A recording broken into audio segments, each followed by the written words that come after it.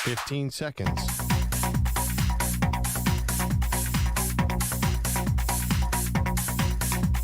Break ends in 5 seconds.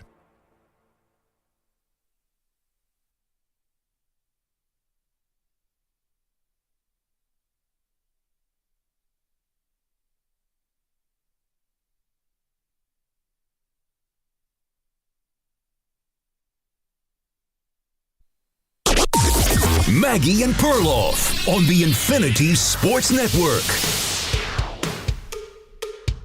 Could we see one of the great quarterback careers wasted?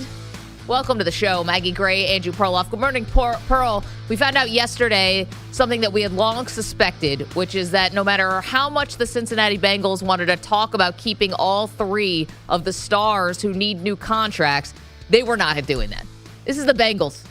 They never do that. They can't find the money. This is not your Eagles where they're creative and fitting all these guys in the salary cap. It's just not happening. And we got further proof of that yesterday when they said Trey Hendrickson, who led the league in sacks last year, you can go out and find a trade. Yeah, it makes, even for the Bengals, this is egregious. I know they have a quarterback and two receivers, but who else are they paying? I do not understand this at all. You look at Trey Hendrickson's numbers, he's arguably the most effective, efficient defensive end in football. If you're not going to pay him, then who are you paying? I know T. Higgins has to get paid, and I know Jamar Chase has to get paid. You can't just have three players, a quarterback and two wide receivers. What's happening to the other 19 spots on the roster? Well, beyond that, I think that we saw this formula last year, and it didn't work, right? Trey Hendrickson had an all-time great season, and the defense was still garbage. They got rid of Lou Anarumo, the defensive coordinator. They brought in Al Golden, if you needed a refresher on that, who just is fresh off a stint as the DC at Notre Dame.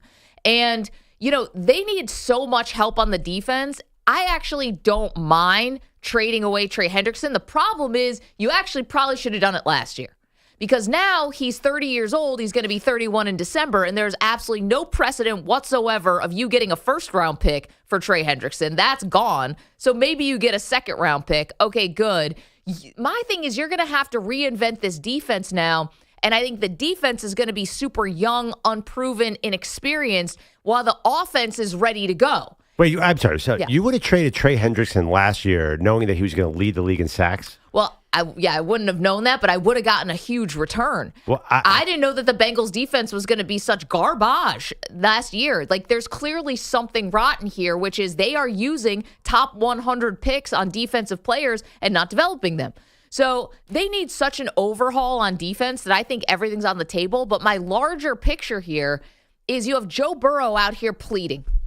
I mean, Joe Burrow doing media tour after media tour, pleading for the organization to try to give him a competent team. And that means offense and defense. And I'm worried that we see a phenomenal career wasted because you already got to the Super Bowl, and we know Joe Burrow is maybe the second best quarterback in the league, depending on your tastes. The problem is that he has had some up and down health. You have missed the playoffs the last 2 years. 2 years ago because Burrow was not healthy, and last year because you stunk on defense. And if you continue to have a combination of you don't have a good team around Joe Burrow and a competent defense around him, and you have to worry about his injury concerns, what is the future of the Bengals? This promising future with Joe Burrow, do we actually ever get it? Or do we see, this run to the Super Bowl they have as remember when? Yeah. It's a disaster. And by the way, this Trey Hendrickson doesn't exist in a vacuum. They let Jesse Bates go.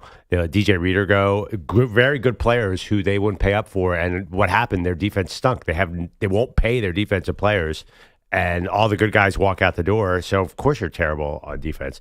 This is a disaster. In my mind, it ends one of two ways. Either they start paying for other players on defense, they start spending some cash, or Joe Burrow has to play hardball and say, get me out of here. Yeah. I mean, is that where we're headed? How is this going to work? Do you see them changing their habits and building a team around them? No way. Do you want to know the other, kind of potentially damaging update here? So we heard at the combine, the guy in charge, I don't even know what his technical term, job title is, a GM, but they give him some other title. Duke Tobin is his name. He's the one who's kind of the architect of the team. So he says at the combine, we're prepared to make Jamar Chase the highest paid non-quarterback in the league. Okay? Max Crosby just took that mantle 2 days ago. Right. But now we're ready. Do you know I read today in the papers? Far apart. Yeah. On a contract for Jamar Chase. So you're out here at the combine admitting we got to pay this guy millions upon millions. We're giving him the keys to the castle. But yet you're still far apart. And we know that Jamar Chase has done hold-ins. They will make this messy. I imagine T. Higgins has got to be pretty ticked off. So not only do you have a questionable strategy here moving forward on how to actually build a team around Joe Burrow, the two guys who you may be air quotes picking out of the three are not happy. Or they might, by the way, there's no guarantee, as you just mentioned, that they actually pick those guys. I'd still be surprised if T. Higgins ends up with a long-term contract. Do you think that's going to happen? Why would you think that's going to happen? I don't have a lot of faith. They have until July to continue to negotiate. And if they don't negotiate and he plays the second year on the franchise tag, say hello to a training camp filled with ankle sprains, hamstrings, phantom injuries that keeps T. Higgins out probably for all of training camp because, of course, he's going to try to protect himself. And then what else you might get? You may get another slow start for the Bengals where they start 1-3 or 1-4 and lose to some ridiculous team and then have to be playing catch up at the end of the season. I feel like I've watched this movie now a couple times and I hate the ending, especially for Joe Burrow if it means that he's missing the playoffs. It just could be an all-time waste, and I don't want to see that. And you're smart to bring up the point, would Joe Burrow ever ask for a trade if he doesn't like the direction of where the team's going? Yeah, no doubt. I think that was the overall reaction to the I've never seen a move it was a crime scene, yellow tape around Twitter on the Bengals move because all the experts are like, the numbers on this guy are incredible. How can you not bring him back? I think he's way more important than T. Higgins to this team. You have Jamar Chase. Do you really need 2 1A wide receivers? Well, probably not. You could have Joe Burrow and Jamar Chase. Do you really need T. Higgins? I think you need Trey Hendrickson even more. I know he's a little older. That is a good point. Yeah. But he's 30. They'll be fine without T. Higgins. They have no chance without Trey Hendrickson. Their defense is so bereft of names. They're going to let up 35 points a game. Well, is that capitulating to Joe Burrow? Now, Joe Burrow said he wants all 3 guys back, and the fact the team says, yeah, we're going to do it, I was like, stop lying to this guy. Stop lying to him. You're outright lying. We all know you're not bringing back all 3, and I still don't believe that. Now, Hendrickson may not find a trade partner, but something tells me he's gonna. Because I think they want to trade him more than they want to pay him. So they'll take a second-round pick. And I think that the Bears and the Commanders and all the usual suspects that we're going to talk about, Pearl, who need a pass rusher who would be in on Myles Garrett, they're all going to be lining up here. So I think they are going to find a trade partner because I don't think it's going to take a first-rounder. And good luck to you. And maybe Al Golden's got the secret sauce here as the new defensive coordinator, but I think this is more likely to end with maybe Zach Taylor gone, maybe Joe Burrow thinking about the future and starts cryptically, dropping hints in the media and stuff like that. I'm bummed. Why would Zach Taylor be gone? I'm just curious. You have a great offense, and he's the offensive guru. We've talked about this before. It's not his fault. They've let all the defensive players walk out the door. How is he going to have a defense? Yeah, I think you and I always disagree about what the head coach is responsible for when they're offensive-minded head coaches, because I think you're still responsible for the team. Right, but the front office is gutting the defense again and again and again. Isn't that on the front office? It's not on the head coach in that spot. I think Zach Taylor is probably doing the most he can with this team. There's no talent on defense. Name a player that anybody has any interest in. Their back four is awful. You ever seen their safeties try and cover a receiver? It's a nightmare. Well, Cam Taylor-Britt's, he's done well against the Bills. I know that. But you're right. I mean, as far as the offense does not match the defense. And unfortunately, in this league, as we've seen the Kansas City Chiefs pivot to more, they've pivoted to more of a defensive-minded team, which is crazy considering, the weapon they have at quarterback. And you're even seeing, the Ravens always have a stout defense. The Steelers always have a stout defense. It has to be part of your DNA if you really want to win. It's the thing that kept the Bills from getting to the Super Bowl this year. The offense was fine. The defense is what let them down. So you got to have a good defense. No one knows that more than the Bengals, and yet it feels like we're not watching that. Here's the bottom line. They are cheap. And in a salary cap era, to be a cheap NFL team, there are 32 of these teams, and it's the most successful league in America. They're printing money. To have this one weird family-owned team that will not spend is nuts. But it's not that hard to spend. They're going to make that money back. These TV deals are massive. If I'm a Bengals fan, I am so upset at this news because, it's just the beginning. I actually don't have faith that they're going to do anything smart with T. Higgins. I forget 2 of the 3. We could end up with 1 of the 3. I mean, obviously, at the end of the day, they have to get Chase done. I believe that will happen. But after this news yesterday, I am a little nervous that T. Higgins is going to walk and Joe Burrow is just going to be standing alone with a bunch of rookies and Jamar Chase trying to win a Super Bowl. It's not going to happen. Yoshavash. And love that Princeton grad, yeah. The other thing, too, and this is like ultimately, I can't say it's a negative because of how good the guy was. But do you see shades of Dan Marino potentially? Because think about it. Marino, all-time great quarterback, obviously never won, but got to a Super Bowl in his second year. And it felt like Dan Marino is going to be playing in every Super Bowl from here on out. And then it never happened. Now, to compare someone to Dan Marino is actually an ultimate compliment. So it's not like a negative or a dig. But in terms of, did you put enough around the guy when you had the Ferrari and you're putting, 87 as opposed to the premium gas in it? Like, what are you actually giving Joe Burrow here besides Chase? That's a great analogy. It feels like a different NFL when Dan Marino was playing. Now there's a little, I look at say there's parity. It's the Chiefs every year. But it seems like there's a little more parity in the NFL, and a Dan Marino situation might not happen. Burrow's 28. I would be shocked if somehow either he didn't get to a new team or the Bengals didn't start to spend money. I don't think that Joe Burrow is never going to get to another Super Bowl. Maybe I'm being naive. Rodgers never did after his first one, but there were extenuating circumstances there. I'd do a show bet. I don't think we'll be around for the end of Joe Burrow's career, but I would do a show bet that Burrow makes another, he's 28. He might have another 17 years left. Okay, but here's the thing. And I know that one thing is not maybe predictive of another, but he has not actually been the pillar of health or the picture of health, and I don't know if that's going to continue. I don't know if this has been some bad luck, but it seems like there are times where it almost feels like it's a wrap from training camp. It's just something that, knock on wood, we have not seen so much with Patrick Mahomes, who has played through so many injuries. Knock on wood, we have not seen with Josh Allen. Lamar Jackson has dealt with his fair share of injuries. It's a brutal position. Even today when they're all really protected, but these guys get hurt. It's one of the least brutal positions. Didn't Eli Manning play 1,000 games in a row? Yeah, he did. That's an issue. Man. But Eli got hit a lot. Right, and he never sat. Brady played 1 million games in a row. I think you can find health. That's a great point. He's had 17 games last year, 10, 16, 16. Definitely 10 is rookie year. Yeah, definitely seems like he gets hurt all the time. But you look at his style of play, he didn't do anything that should make him more injury prone. When you watch him play, he does hang in the pocket a lot, but he should be okay. I don't know why he keeps getting hurt. Yeah, well, he gets sacked a lot. 855-212-4227. I worry. And here's the interesting thing about Burrow, and if he doesn't love the way that they're building a team around him, because he's been vocal.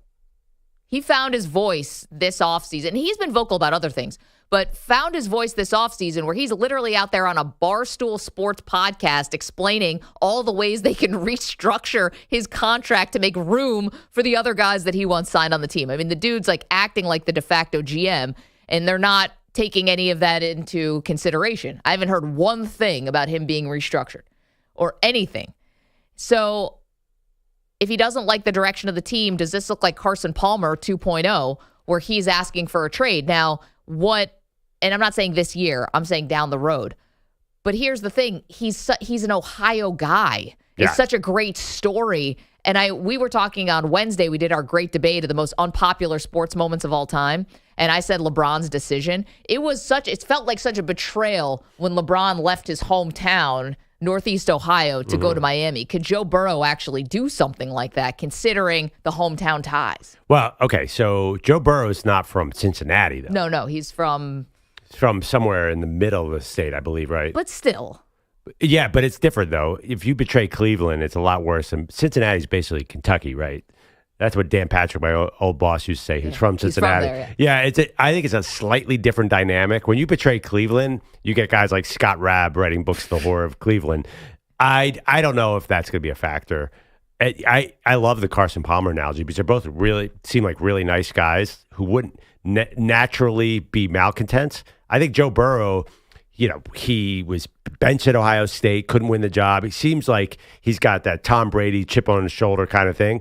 He doesn't seem like he wants to complain about the team, right? You said he found his voice. I don't think that's natural to him. I think he wants the Bengals to be good, but their actions are so cheap. There's no way he can stick through this because he does not want to be Dan Marino. Well, and this is why before he was drafted, remember Carson Palmer even came out and said he should not go there. I mean, which he was never going to do. Joe Burrow grew up in Athens, Ohio, which is like... Is that where Ohio U is? A suburb of Columbus. It looks like a little closer to Columbus than Cincinnati, but not far from Cincinnati. All right. It's local, man. It's hometown. That adds another wrinkle to it. 855-212-4227. Can the Bengals save this? Or could they be wasting one of the great quarterback careers that we've ever seen? I'm not even trying to be like over the top on this. I really think Burrow is one of the greatest. Like, he has an opportunity to be one of the greats. Does he not? I know people love it. I know Josh Allen just won MVP and Lamar's won too. But if you're talking like drive for your life type things, you're telling me healthy Joe Burrow is not a candidate for drive for your life? If not Mahomes, is 2 Burrow? The guy's inevitable when he's healthy. He's right in the mix. I mean, all those guys are so good. Lamar's so good. By the way, but drive for your life, you're not picking Josh Allen and you're not picking Lamar Jackson. Drive for your life. I don't know. Both those guys, Josh did it in the 13 seconds game, and Lamar did it last year. I think drive for your life is Mahomes, Brady, and I think Burrow is a little more in that category. Because I also saw Josh Allen couldn't get past the 50-yard line last year in the AFC Championship game when he really needed it. Yeah, I'm just trying to think of the last time Burrow had a drive like that. Well, they need to be playing a more meaningful game. It's true. Little geography, Melissa. Yeah. Athens to Cincinnati, 176 miles, 3 hours, 3 hours and 3 minutes. So it's not exactly a suburb of Cincinnati. Now, what about to Columbus? Well, here's the thing: Cincinnati to Athens, Greece, which is what my first search revealed, is a 9-hour flight. So think about that. He could really turn his back on Athens, Greece. Yes, that's what he could just jet away and. Right, and then you get the whole Giannis factor in there, and it gets very complicated. I don't think of Joe Burrow. There's no LeBron pressure to stay in Cincinnati. I've never heard that. Like, he has an Ohio tie, so he has to be loyal to the team. I don't think that's a thing. We can put that out there. We have some callers from Ohio. We got to get some scoop on this. I know. Unfortunately, we could have had our great resource, Boomer Esiason, right here down the hall. Won an MVP for the Bengals, but he's out today. Yeah, I've never heard. It's so funny. He doesn't even talk about Joe Burrow that much. He does. Boomer once had a really great analogy for Joe Burrow where he said if you put all the top quarterbacks, Burrow, Mahomes, Josh Allen, Lamar Jackson, Justin Herbert, I forgot who we put all, and he goes, they're all walking towards a car, and you're wondering who's going to be driving, like who gets tossed the keys to the car. He said it would be Burrow. Does that make sense?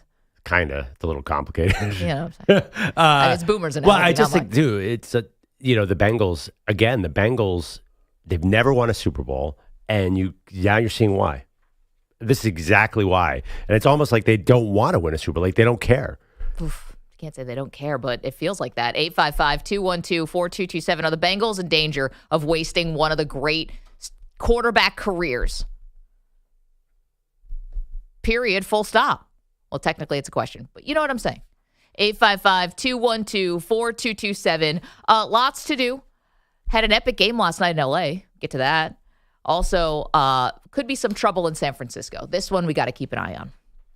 People are not happy. And when the owner's not happy, that's when the heads roll. And the 49er fans know that more than anyone. Again, 855-212-4227. Maggie, I had a very good night. I'm starting to shift my focus towards college basketball. And last night, I was playing Prize Picks like I do every night. And I went to Caleb Glenn, forward for the Florida Atlantic Owls, and he balled out.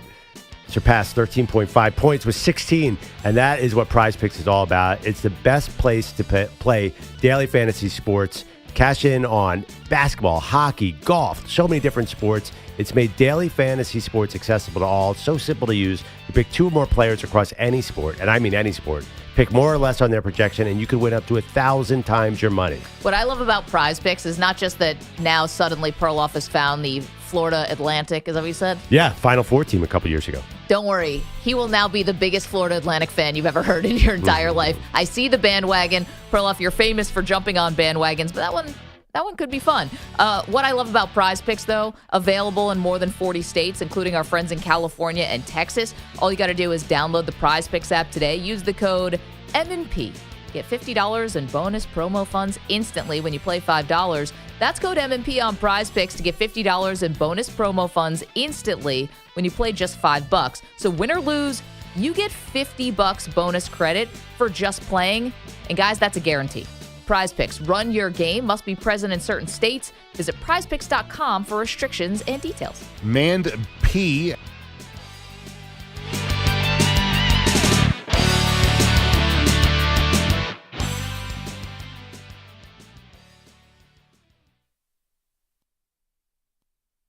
You're in a 4-minute break.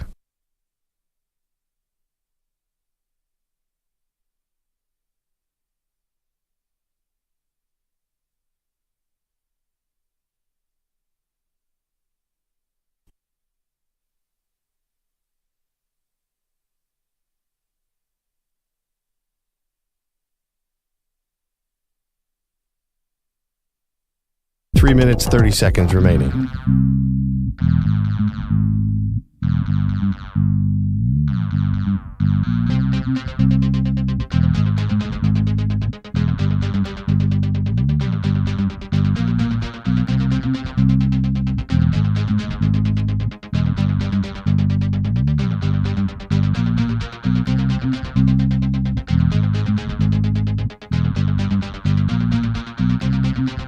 Three minutes remaining.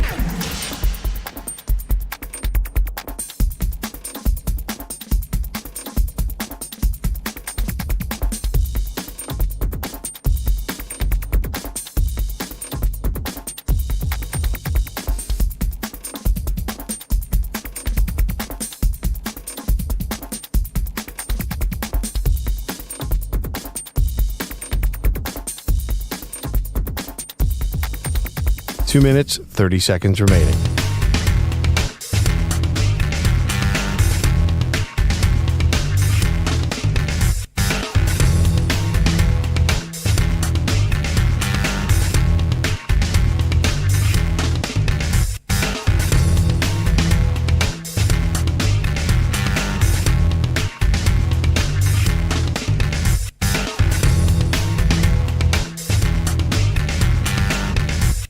Two minutes remaining.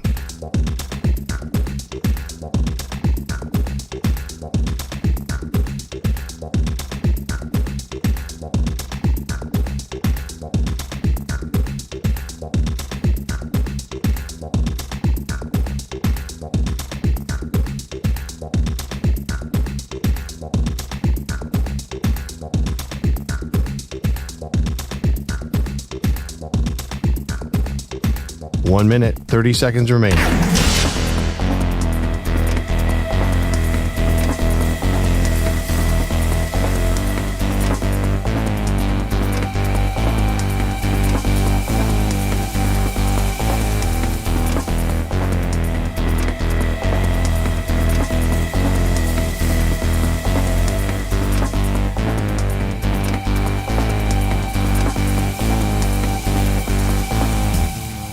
One minute remaining.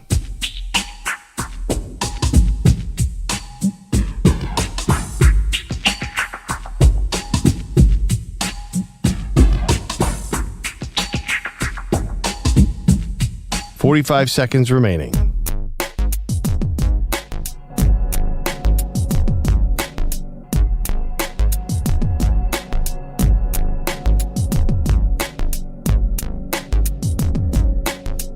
30 seconds remaining.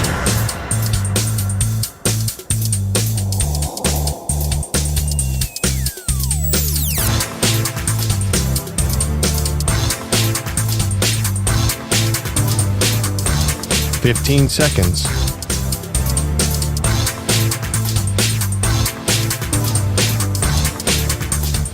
Break ends in 5 seconds.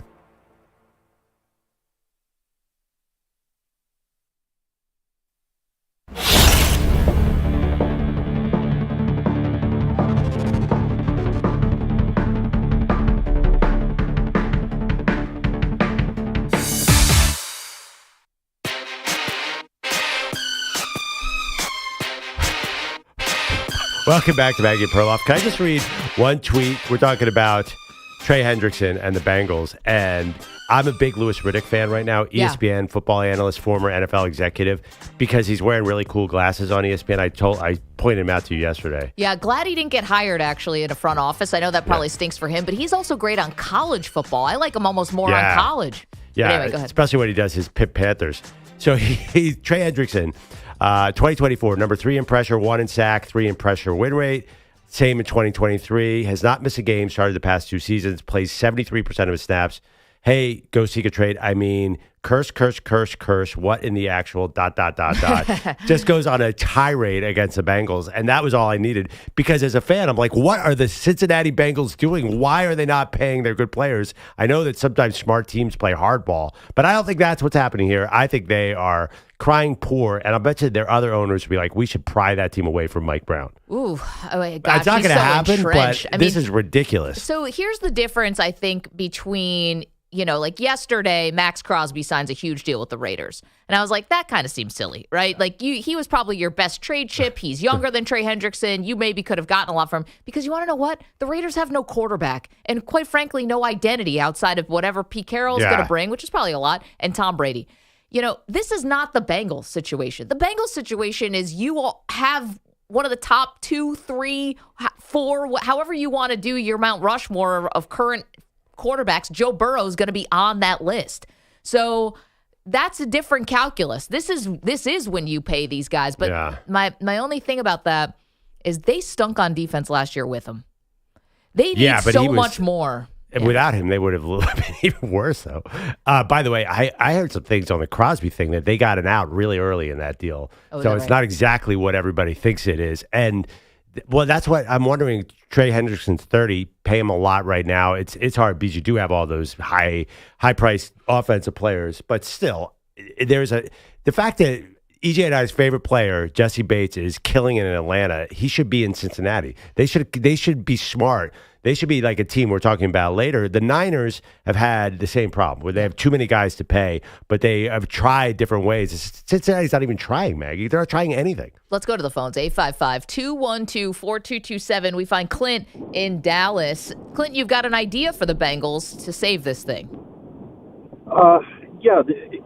The problem is, to save it, you got to spend money. And that's the whole problem.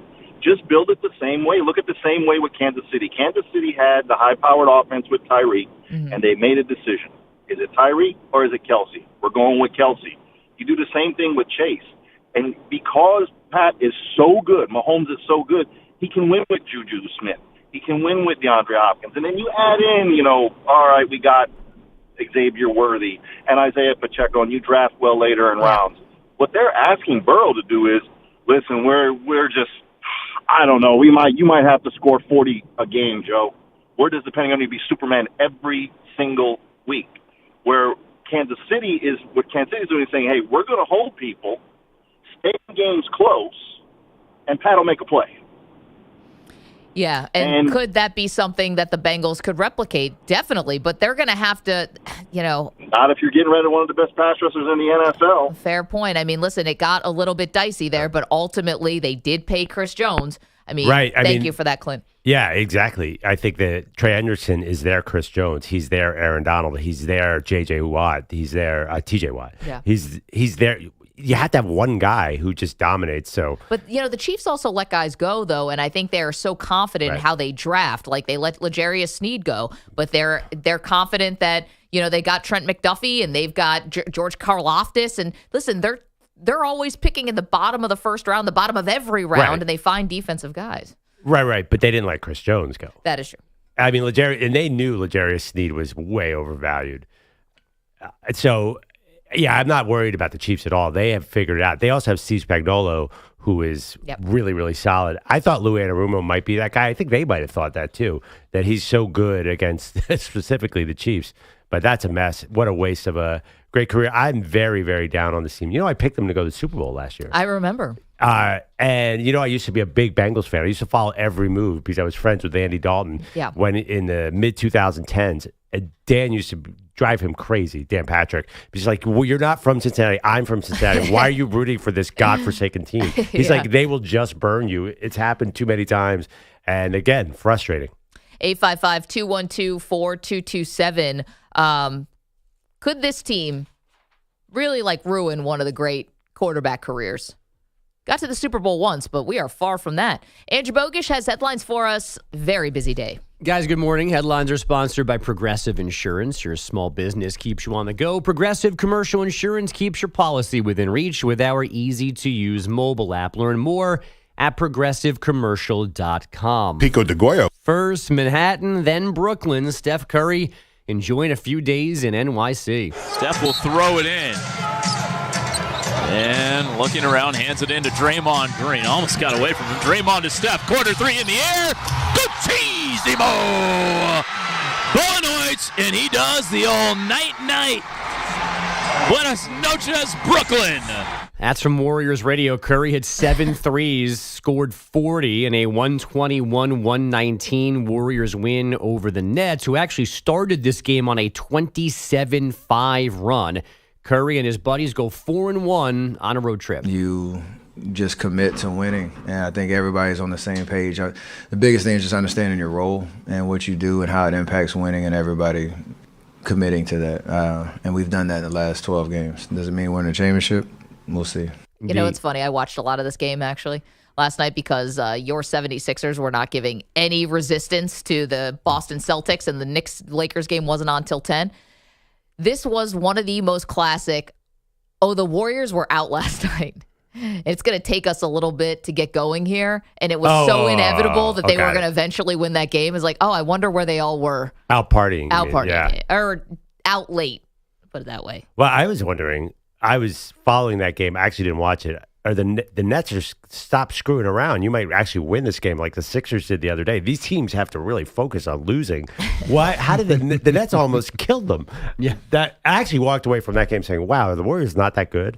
No, but just you're right. all of a sudden the Nets just started missing every shot possible. Yeah, so you think the Warriors just mailed that in? It's nothing to worry about that they have to go down to the buzzer against one of the worst teams in the league. I mean, considering that I think probably half the team was out till 4 a.m. At least that's what it looked like through the first half. I actually think this was pretty gritty. But they did lose to the G League Sixers last week, so there's something going on with these Warriors. That'd be the Delaware Blue Coats, by the way. Yes. With Mac former McClung. Slam Dunk champion. No, he's actually in some other organization right now. Yeah, he's in Orlando. with Osceola, the Osceola Magic.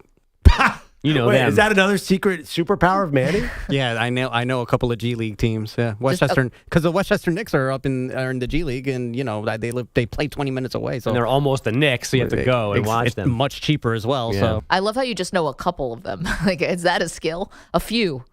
big fan of the Birmingham squad, Fire Squad, I believe is. Let's face it, you are a G League insider. That's Sham Sharani of the G League. That's what they call me. What's that called? Manny 10-day, Manny two-way contract. Manny two-way. That's great. Who were the Birmingham firing squad connected to? The Pelicans. Oh, okay. Wait, they're called the firing squad. The fire battalion. The squad. Something squad. What does the Delaware Blue Coats mean? Is that a Revolutionary War It thing? is. Oh yeah, big time. Can't be the Revolution or the Colonials anymore. So yeah, we discovered that, which is why Bogusch is buying breakfast this morning because my alma mater beat his the other night. Haha. Thank goodness for the A10. I get to get fed because of A10 basketball. What else you got? The Lakers. Thanks, Bogey.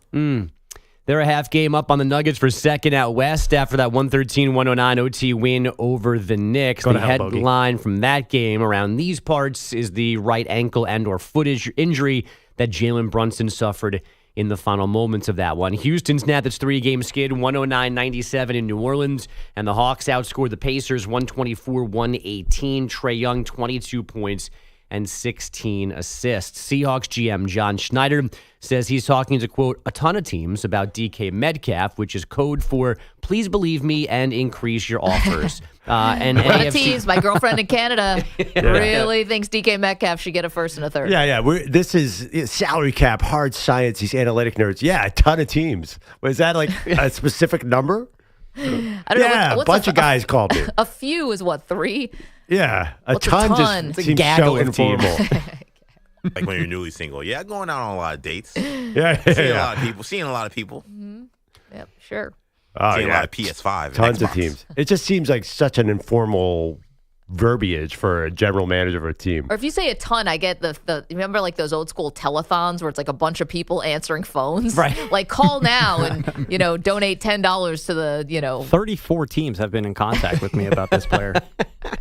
Yeah, some CFL teams apparently getting in the mix. Barcelona Reign as well, or the Reign Fire also contacted me. An AFC South trade yesterday. The Jaguars sending wideout Christian Kirk to the Texans. Instead of just releasing him, Jacksonville takes back a 2026 7th-round pick. Houston needs the help with Stephon Diggs, a free agent, and Tank Dell's health uncertain. Men's number 8, Michigan State, wins the Big Ten regular season title outright with a 91-84 victory at Iowa. Sparty was down 10 mid-second half, went on a 19-2 run. And let's do some overtime hockey in Edmonton. McDavid, a pass, the shot, scores! Evan Bouchard, the overtime winner! And the Oilers defeat the Canadiens 3-2 in overtime.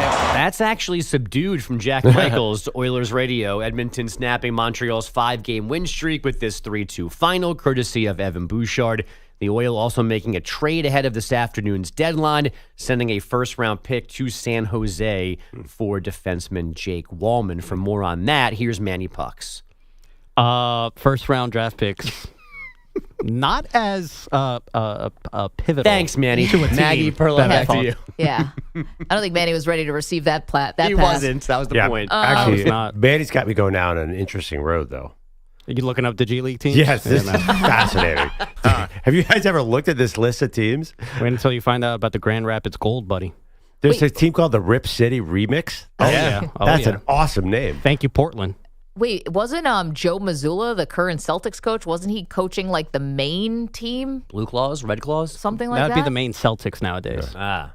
Do you know the Used to be Memphis? the Red Claws. Do you know the Memphis nickname? The 90. No, that's Toronto. The Memphis Hustle. Yeah, I remember that. Yeah, I interviewed a G League player from the Memphis. I should remember that. There's a Mexico City team? Yeah, Los Capitanes. There's somebody from Fordham who you plays know for the that? Capitanes. Wait. Looked at me like he just found Bigfoot. There's a Mexico City. Am I the only one here who did not know about there were 30 G League teams in all these weird places? Iowa has a G League team? Yeah, Tulsa Blue.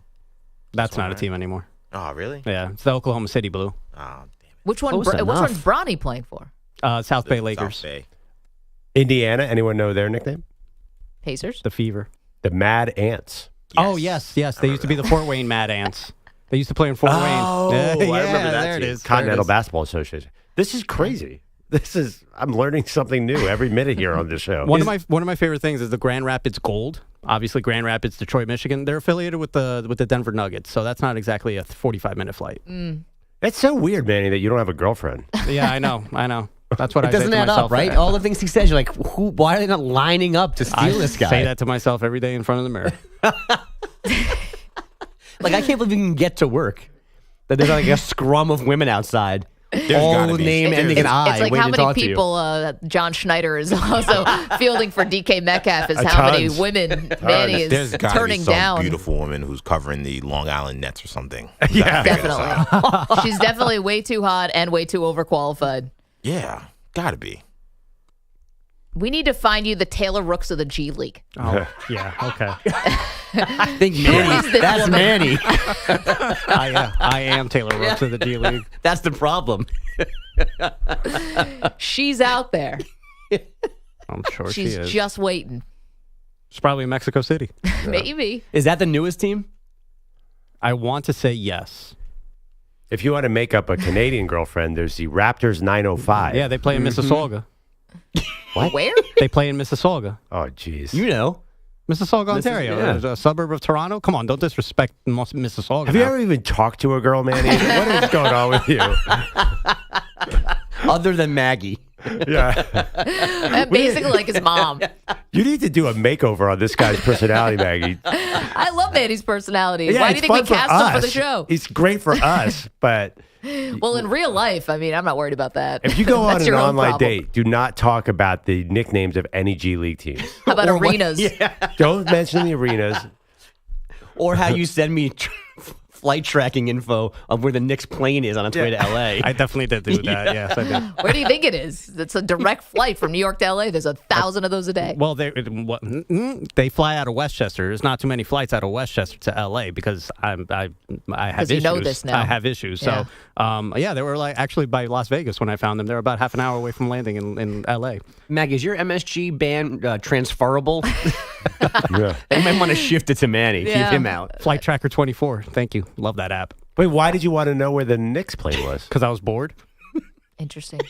I was bored at 4 o'clock on like a Thursday. Interesting. Why are you guys laughing at me? I wasn't sure if this was like, are you trying out for like some role in the FAA? Or I mean, they need people. We need them. Yeah. Well, this is just my brain. Yeah. This is the exchange Wednesday afternoon. It's a picture of a million planes over Southern California. Look, it's the Knicks. And I wrote back, for real, you need help. It's called passion. I'll disagree. Well, here's the thing. I get a flight tracker if it's a free agent, who's going from city to city, a coach. We track flights for that. This is just the Knicks schedule.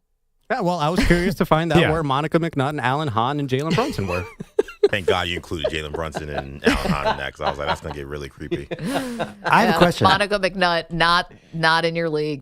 And not on the market. Not on That's the market. true. Yes. She's married, right? Yes. Can you really get a plane out of Westchester to L.A.? But you can't even fly out of LaGuardia to L.A.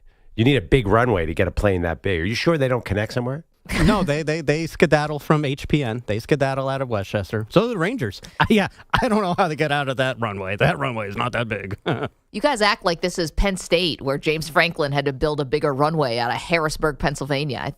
They've been figuring this out for decades. Yeah, and it's not a 747. It's a relatively small. Oh, excuse me. I've been on a charter plane. No, I'm just saying, like, me. But you need big enough to have enough fuel to get all the way to L.A.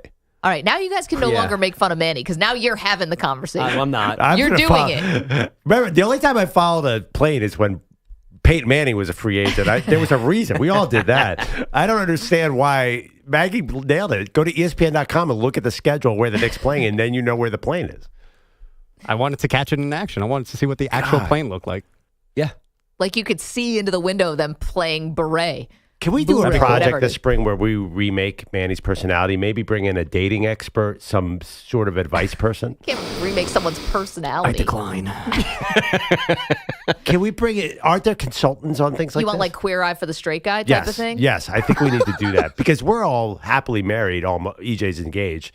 I think it's a project that I think it'd be fun to take on. I know. See, I don't think Manny, some of these like makeover shows, the person's got to be pretty down and out. I think Manny's doing great. No, you don't have to be that down and out. I'm going to reread the text exchange about the Knicks plane. The dude's at 4 o'clock in the afternoon. Listen, I don't think you don't get a fleet of fashionable gay people to come in and fix you when you already have this fun job and a cool life. He was reading the Knicks plane track at 4 o'clock on a Wednesday afternoon. What are you talking about? I'm telling you, you got to have a sadder story than that. I've watched these makeover shows.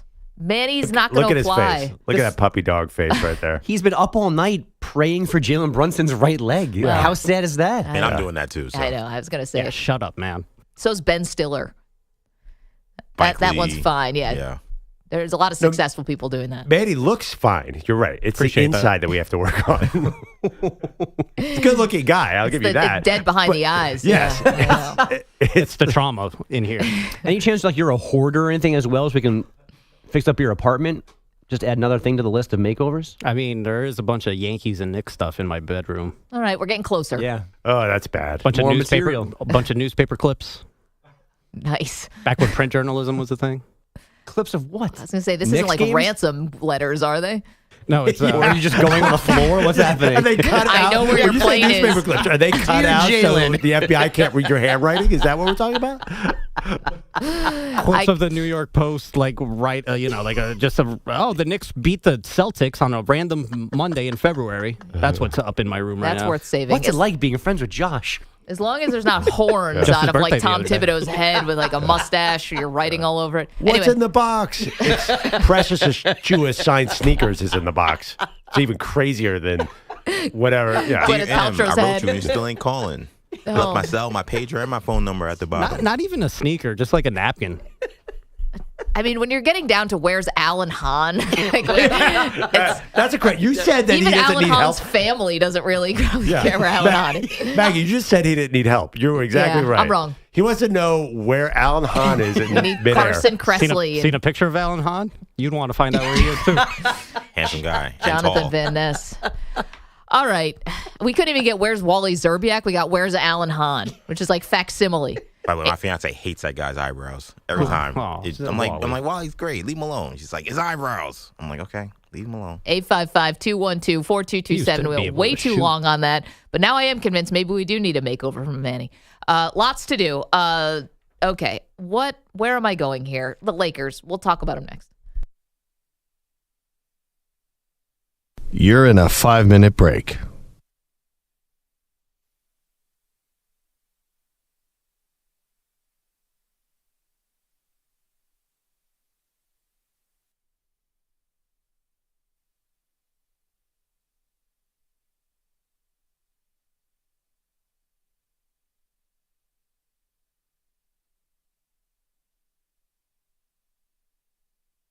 Four minutes, 30 seconds remaining.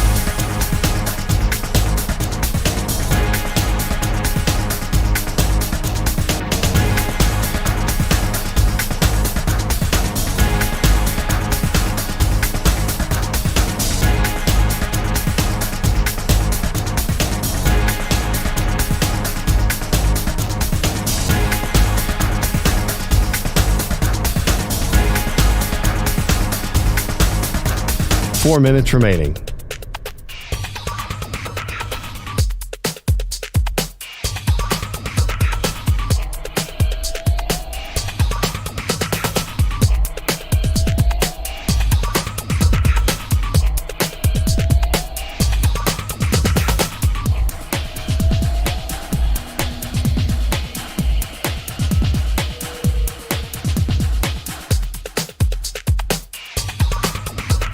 Three minutes, 30 seconds remaining.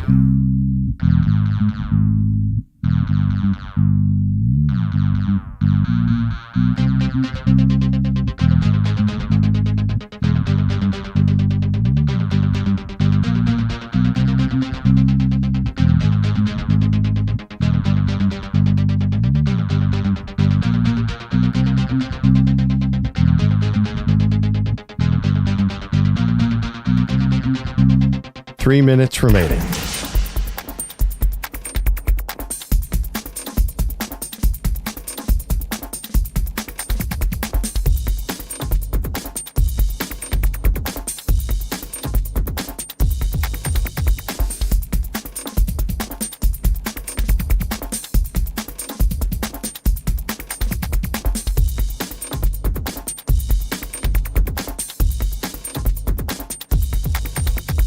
Two minutes, 30 seconds remaining.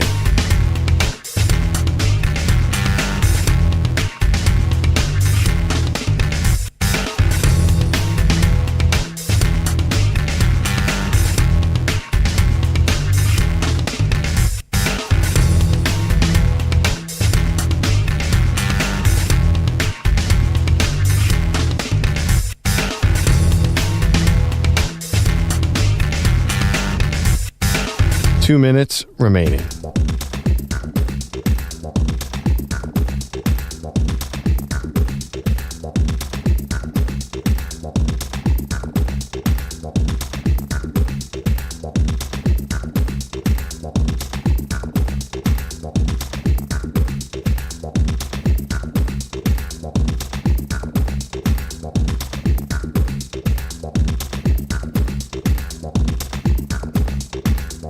1 minute, 30 seconds remaining.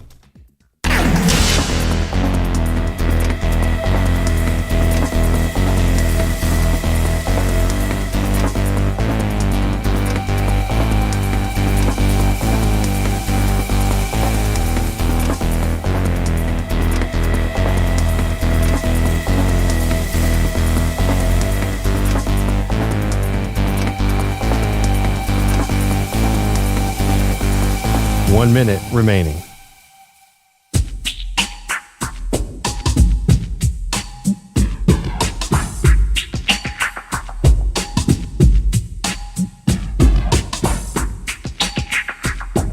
$45 seconds remaining.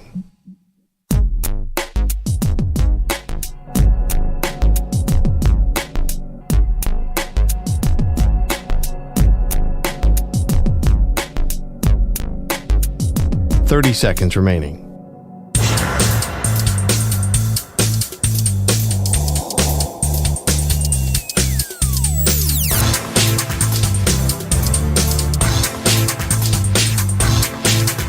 $15 seconds.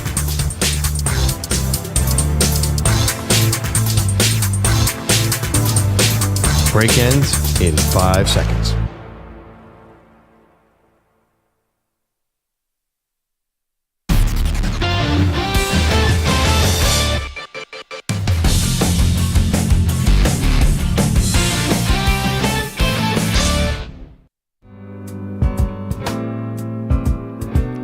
NASCAR race preview is sponsored by WeatherGuard Truck and Van Equipment. They're just as driven as the hardworking pros they serve. All right, Manny Chalice, go ahead. The Cup Series heads to Phoenix for the Shriners Children's 500. Christopher Bell in the 20 Toyota. He's the one to watch. Not only is he last season's winner edition of the race, he's also got back-to-back wins after seeing the checkered flag at Atlanta and the Circuit of the Americas. The Shriners Children 500, green flag waves at 3:30 Eastern on Sunday.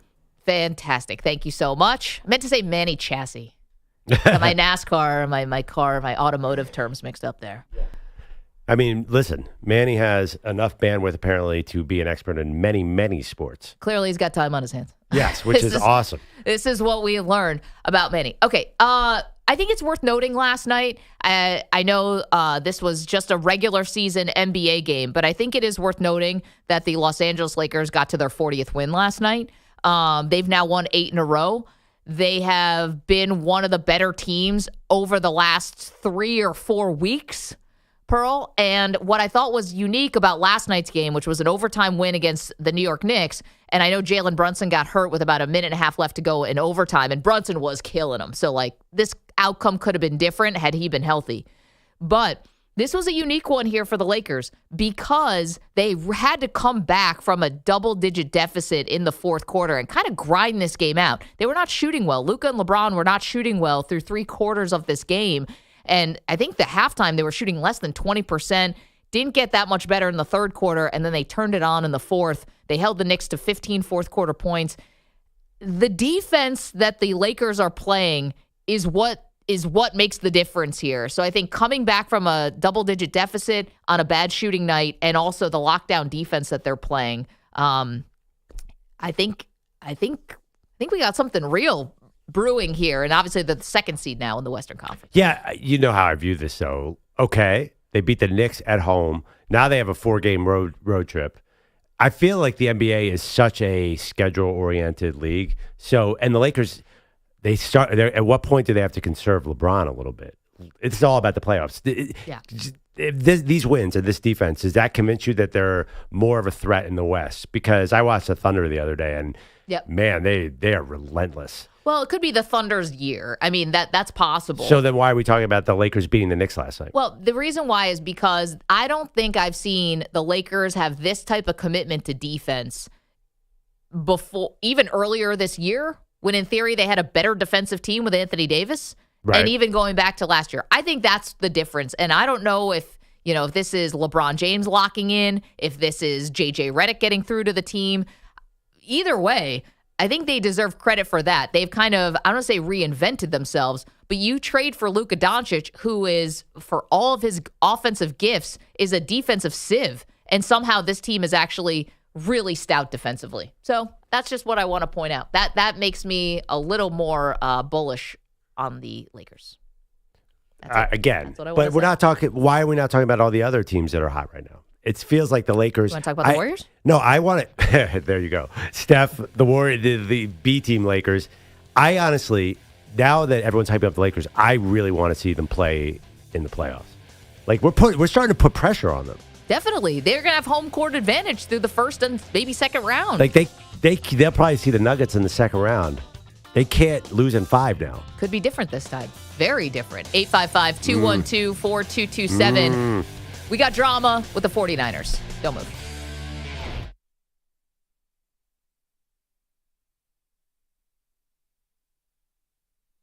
You're in a 5-minute break.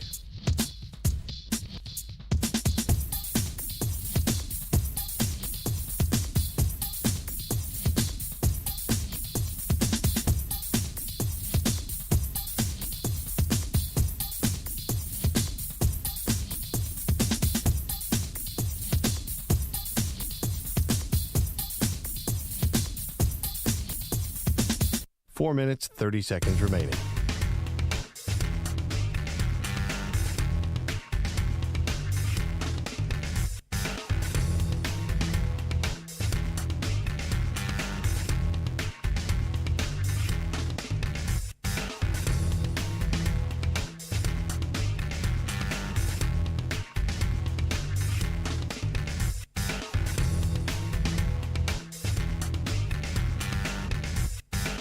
Four minutes remaining.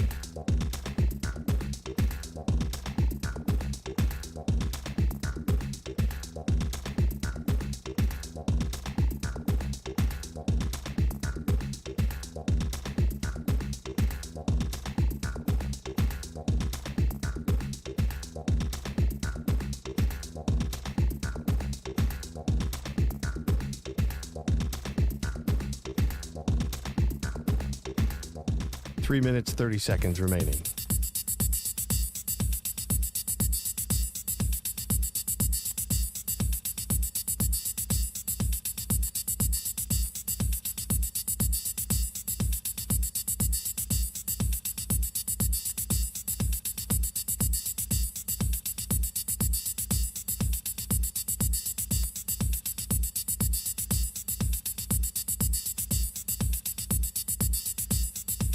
Three minutes remaining.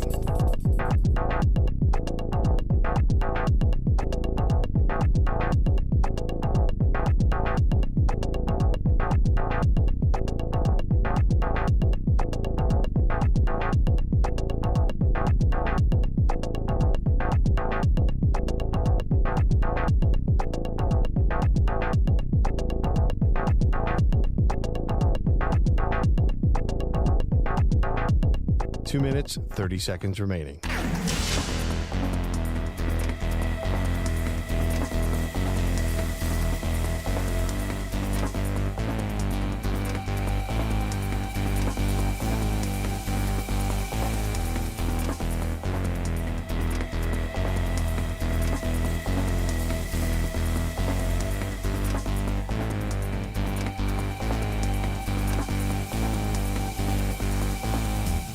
Two minutes remaining.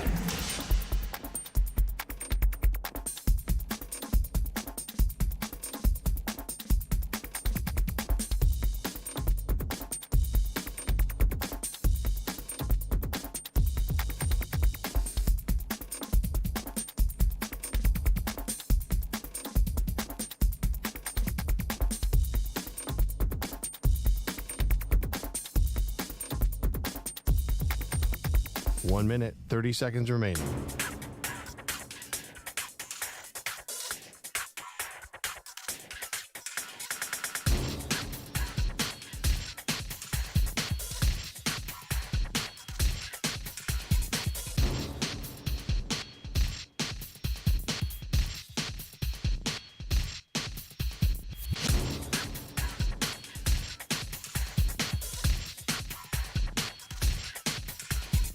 One minute remaining.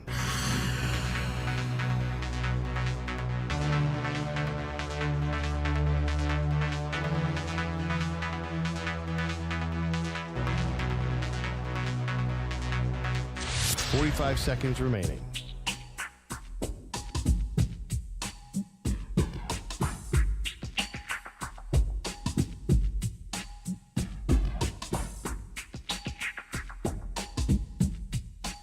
Seconds remaining.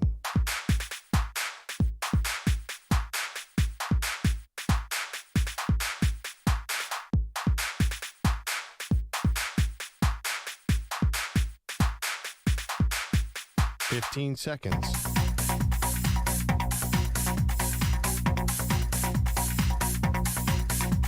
Break ends in 5 seconds.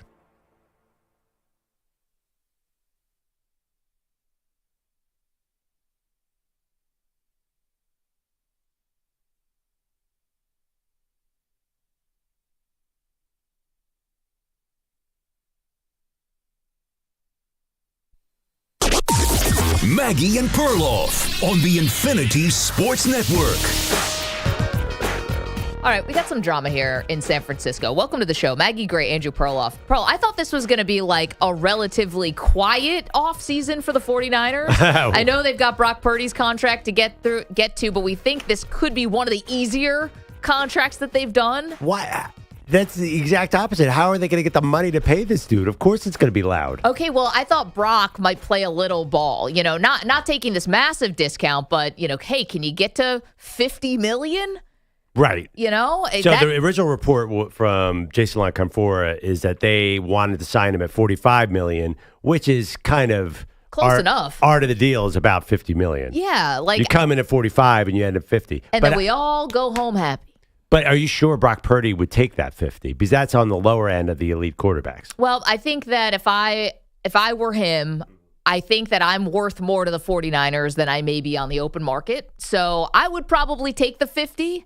Whoa. Explain this phenomenon. You're worth more to the 49ers in the open market. Aren't the 49ers going to say whatever you're worth on the open market, that's what you're worth to us? Well, that's your value. They might, but I don't see an obvious replacement for Brock Purdy because you and I would probably disagree that Sam Darnold could be that guy. Well, that's where we disagree. Yeah, okay. Because there are about 50 obvious replacements. Kirk Cousins. Aaron Rodgers is not one, and I don't know about Cousins. Why not Rodgers? Because they're both old and injury prone. Why not? You know that Kyle Shanahan loved his time with Kirk Cousins. There's a lot of guys. There are a lot of those kind of quarterbacks. That's Kyle why Shanahan was with Kirk Cousins like 8 years ago. He invented Kirk Cousins. That was so long ago. This is a totally different Cousins. I mean, you're getting him 2 teams later and 1 Achilles tear later. Well, it'd be a short-term solution. I think they can play as much hardball as they want with Purdy because I like Brock Purdy. I was all into him 2 years ago. I don't think the market bears $50+ million for him. I don't think who else would sign him for $50 million? If they did like Matthew Stafford and said seek a trade and find a new contract, what team is going to pay $50 million for Brock Purdy? Well, okay, so whether you and I disagree on how much Purdy can get paid, the larger issue here is that there's issues here again. And that's not the only thing with the 49ers. We got a report yesterday, and Diana Rossini has been all over this, that they would like to trade Brandon Aiyuk. Now, Deebo Samuel's already gone. He's gone to the Commanders, 5th-round pick. I don't think anyone was too surprised about that. Yeah. But Aiyuk, you literally just signed, and you gave him all this money, and then he got hurt, unfortunately. So now you're looking to offload him. Here's the new reporting, though. The new reporting on the Aiyuk situation is that the team was unhappy with the contract the moment that pen went to paper. So this is not even, in hindsight, he tore his ACL. Oh, boy, first year of the contract is a waste, and we'll see if he comes back. No. Mm-hmm. This is, they didn't like the contract the moment they signed it. So I want to play you a little bit of sound here. Tim Kawakami is a very respected and well-known journalist in the Bay Area who's been covering the 49ers for a long time. He was a guest on KNBR, which we're also proud to be on. We're excited about that. He said the Niners did not like paying Brandon Aiyuk so much money. They did not like the price that they paid for him. I think it was, let's go for it. We're going for the Super Bowl from the football side. And I think the negotiators never felt good about that number ever, $30 million a year. And there's some, I think they were ready to trade him multiple times last year, maybe even the year before. Okay, more from Kawakami. Says the Niners' top brass is not happy with a lot of the recent San Francisco signings. To say the general theme here is 49ers top not being happy with those deals, not being happy with a lot of deals, not being happy with the money that they've paid, as John Lynch talked about in Indianapolis, top 3-4 in the league for the last few years. Okay, more from Kawakami. Now, who's the most important person in this equation? You may not like it, and I may not like it, but Jed York, the owner, is the most important piece here. He doesn't mind spending for Super Bowls, but is unhappy with the current state of the team, according to Tim. It's fine in, I think, Jed York's mind if you win a Super Bowl. So if you're at least getting there, and they went 6-11 last year, this is a recalibration. This is a reassessment. I don't think they're cheap. I don't think they're saying we're not going to pay any money to anybody. I just think that they're thinking it's going to have to be for value, and they don't feel it right now. Last one for you from Tim Kawakami.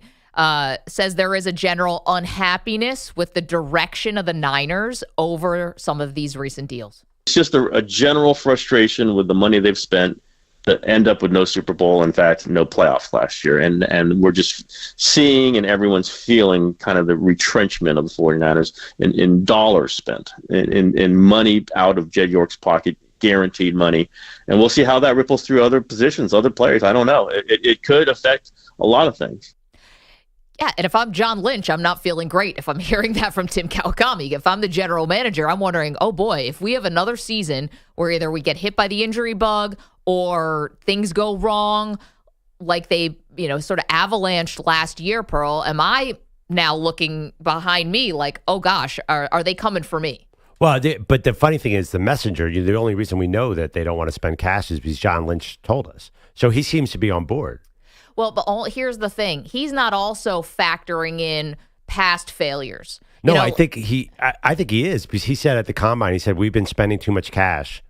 He had this quote that everyone went nuts about. Right. He said, we've been spending too much cash. We have to retrench.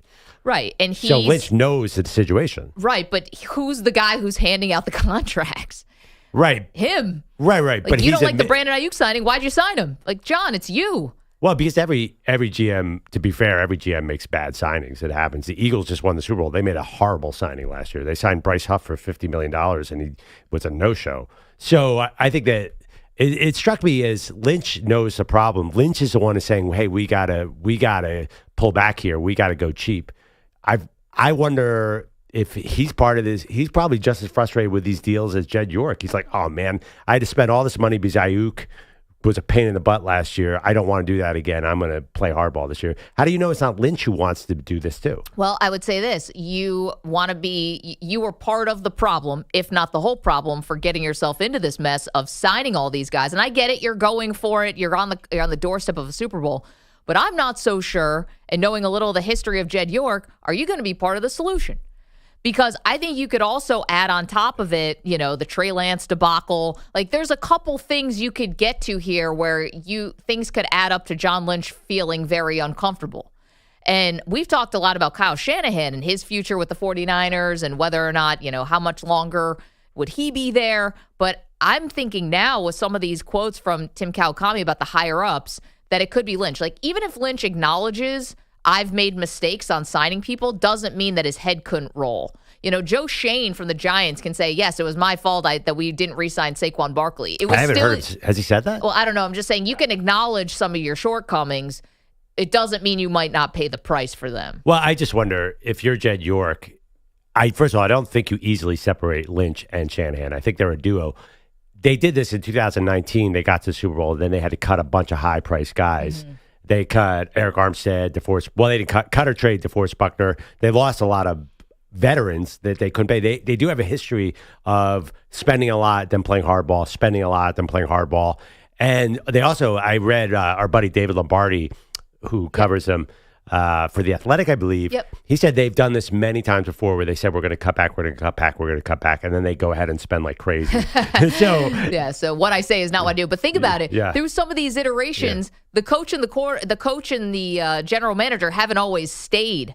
Because well, that's right, about 19 to 25. Okay, Lynch and Shanahan have been. But we could go back to Jim Harbaugh and Trent Baalke. We can go back to, this isn't the first time that we could have some friction here with a head coach who's been successful and then a general manager. Like when they retool, retrench, whatever you want to say, it doesn't mean everyone's safe. Well, I think Trent Baalke would have been fine if Jim Tomsula won more than 2 games. Bad hire. I just don't think. Chip Kelly. I think I have a lot more faith in the Lynch Shanahan team than what was going on with Trent Baalke. I think here's where I think we disagree on actually what's going to happen.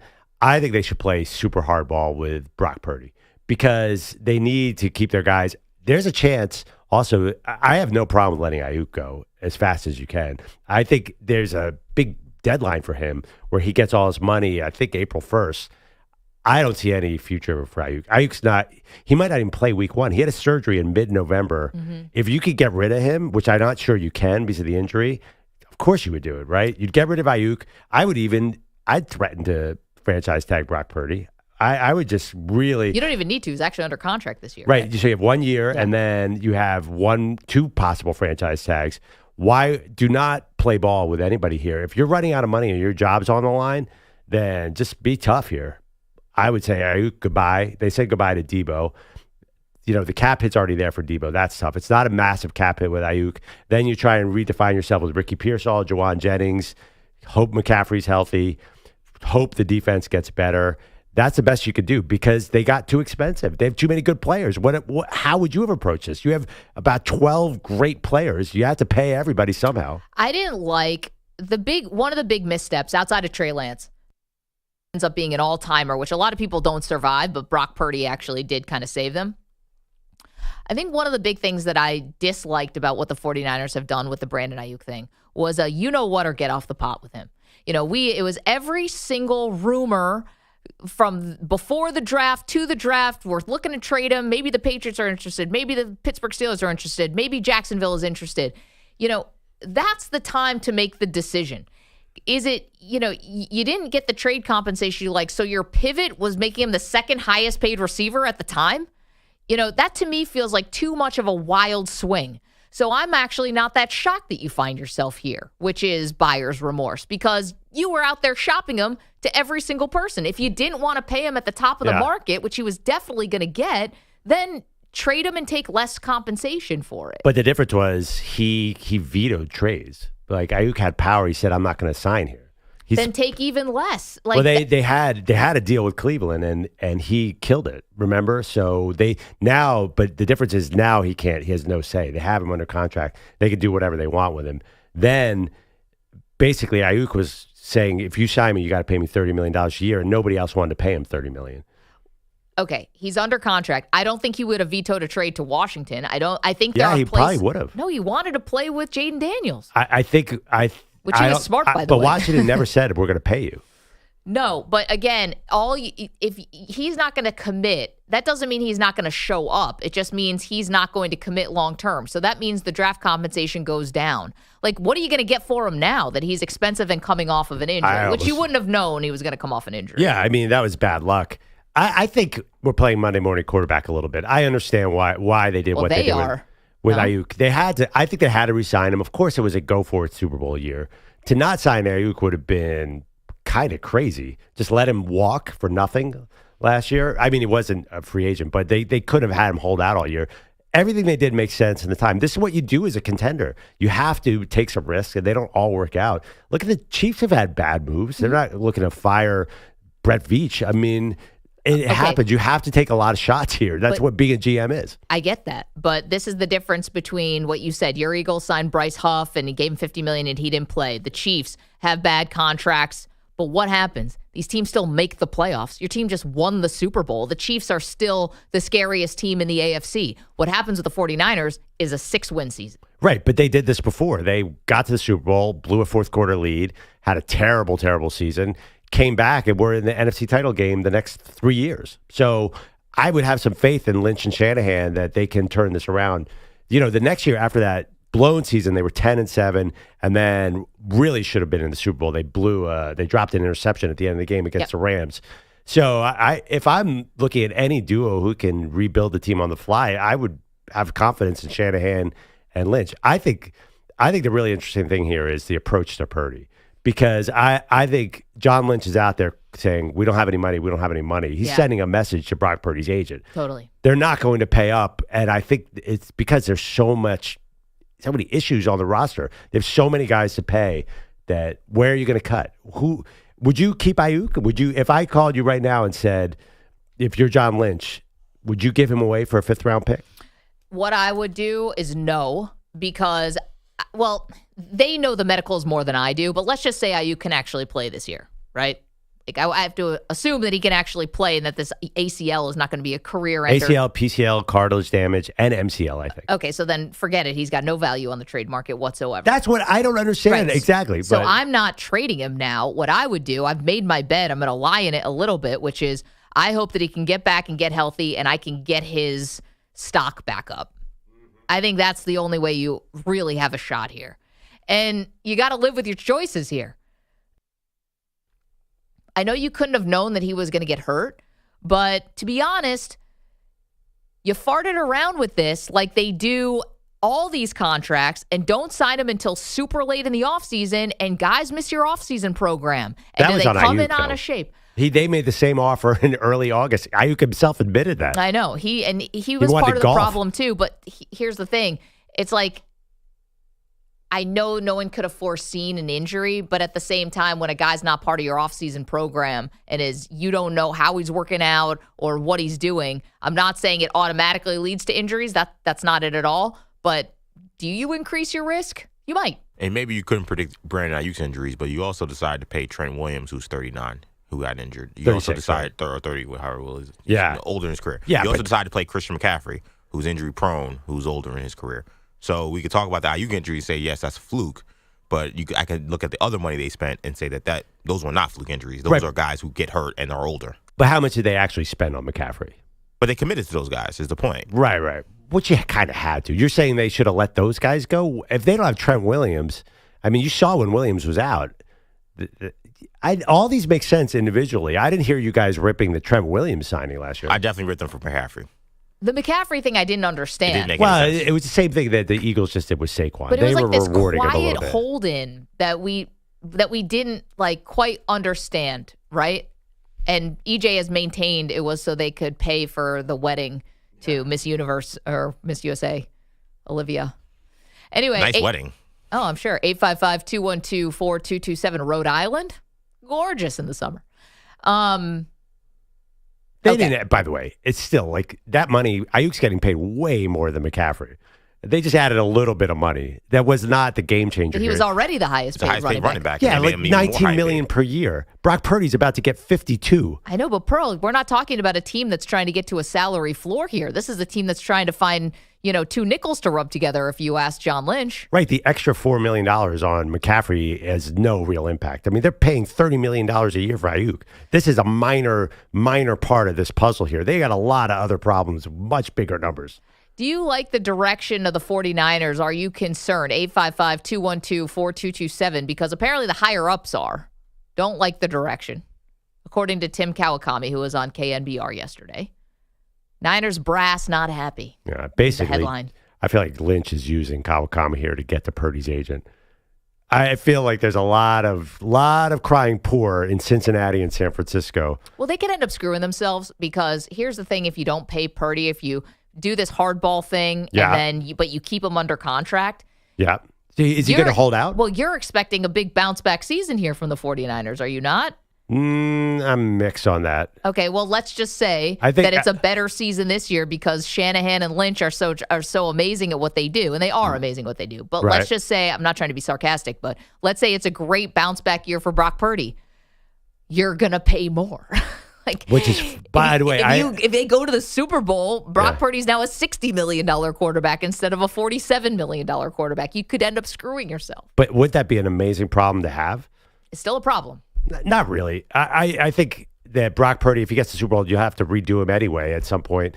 I think you play tough here because Purdy has no options. The guy is a 7th-round pick. He doesn't have any money in his bank account. What's he going to say? Well, have you seen the quarterback market out there? He's not going to hold. What team? You think the Jets or the Giants wants Brock Purdy at $52 million a year? No way. I think they would jump at it. I would take Brock Purdy. I would too. Yeah, for $52 million a year, you think the New York Jets that guy would get destroyed in New York. He'd be murdered behind. They're looking at Tyrod Taylor, dude. Yeah. They've got no prospects. The Giants are all types of screwed. I mean, you're talking about the Browns, Cincinnati, all the teams that we're talking about, the Tennessee Titans, like everyone who needs a quarterback. We're talking about the Las Vegas Raiders.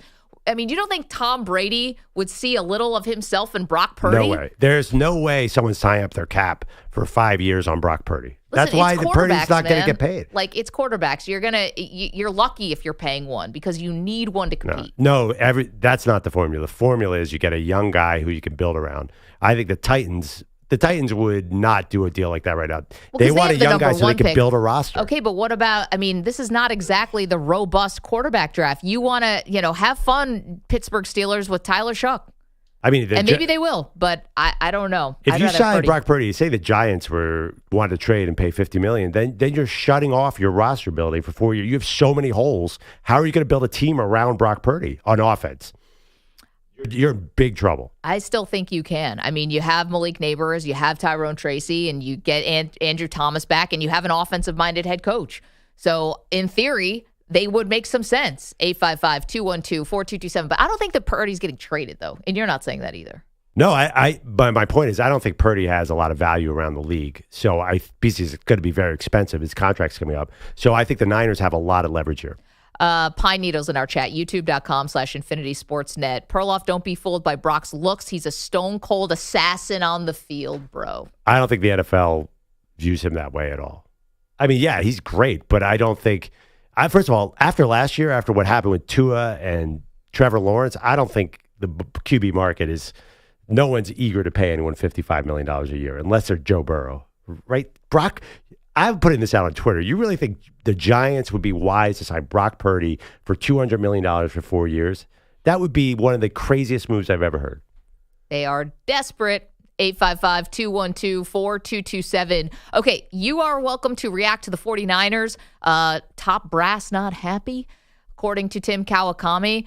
Who's to blame? 855-212-4227. And should they play hardball with Brock Purdy? Perloff says yes. I say no. Okay, we've got a couple different things brewing here when it comes to player-on-player crime. Former player on former player crime.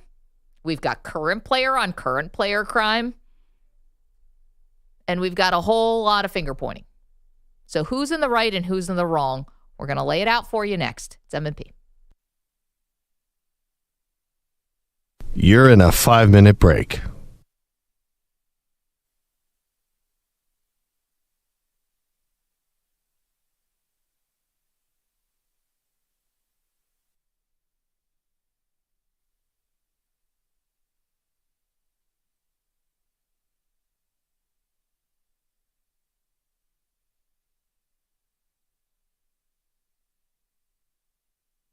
Four minutes, 30 seconds remaining.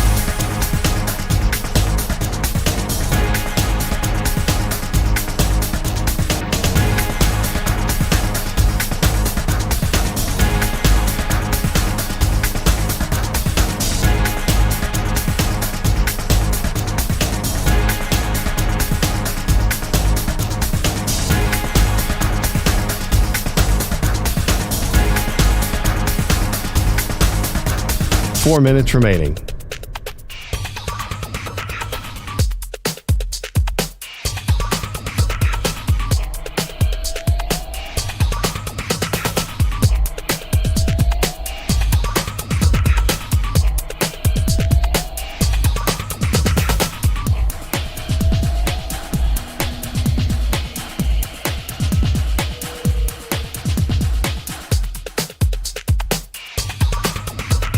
Three minutes, 30 seconds remaining.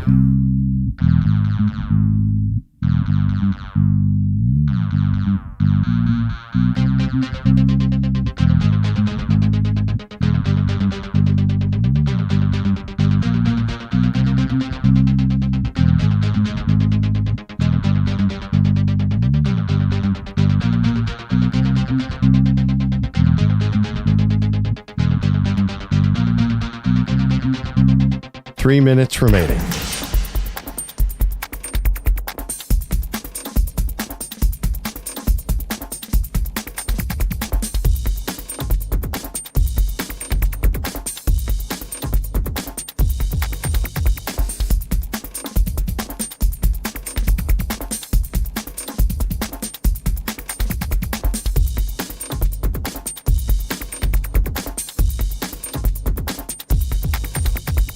2 minutes, 30 seconds remaining.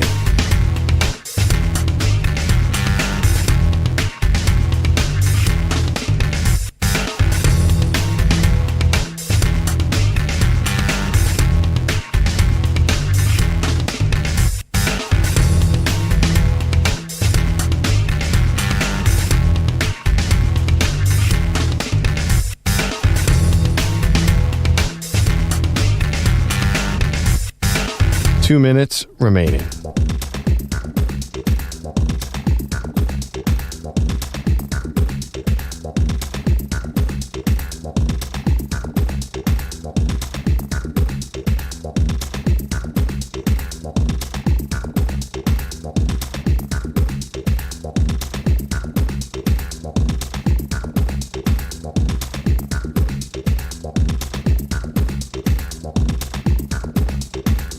One minute, 30 seconds remaining.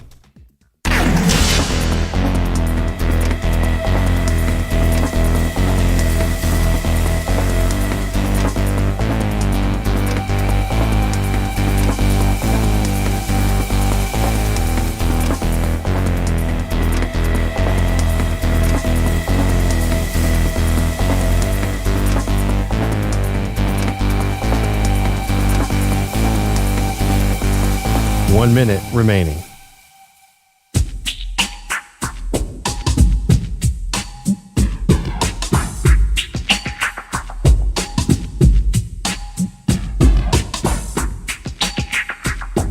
Forty-five seconds remaining.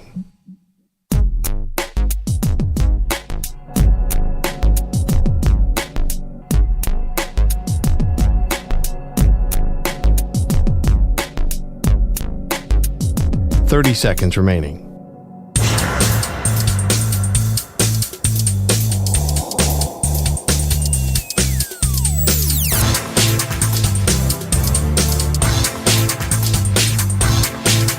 Fifteen seconds.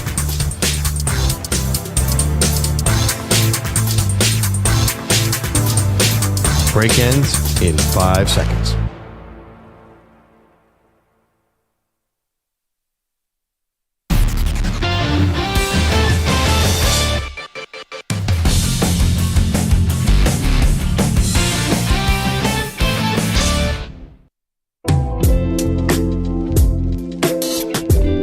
Welcome back, Maggie and Perloff Show. All right, Maggie, I understand we have some drama in the association, per usual. Yeah, I wasn't sure if this was real. I'm always worried that the internet is fooling me and faking me out. But this one appears to be real. It looks like a verbal altercation between LeBron James and Stephen A. Smith from last night. And it's in right on the court. Really?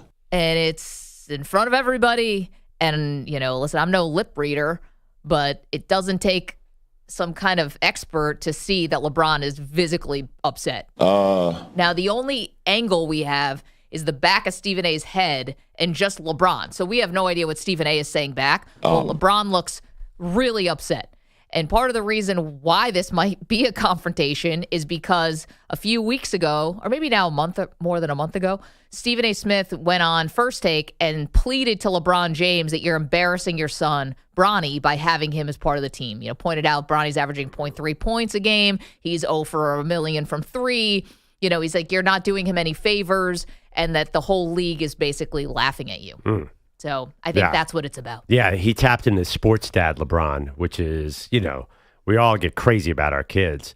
So did it come close to, I have not seen it yet. Did it come close to blows? No. I mean, that would be crazy. And I don't think LeBron has shown so much discipline in his life in the past. I don't know why he would do this now. Although you're right, your kids get you crazy. It does. It seems a little out of character for LeBron. I'm surprised he would give the oxygen to that. And, or I don't know. No, it reminds me a little bit. And I don't remember it personally, but when Howard Cosell would get into like real dramas with athletes, and Stephen A. has compared himself many times to Howard Cosell, sort of a media figure who becomes way bigger than anybody else and becomes a character on the level of an athlete. It's funny. This Stephen A. we were talking about just signed a massive $100 million deal with ESPN. Yeah. This is why he could actually get LeBron to scream at him. This is the first thing on Stephen A.'s reel if I'm him, because this is amazing to have that kind of impact.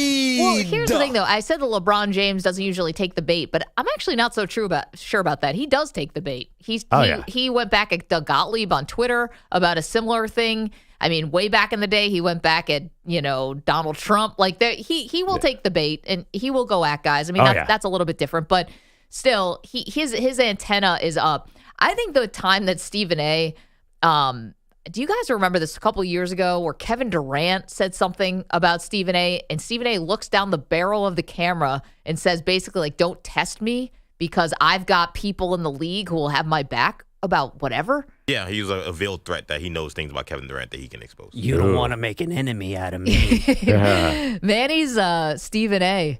I didn't even know you had that in the arsenal. Neither did I. That was Stephen A.? Yeah. Okay. You don't want to make an enemy out of me.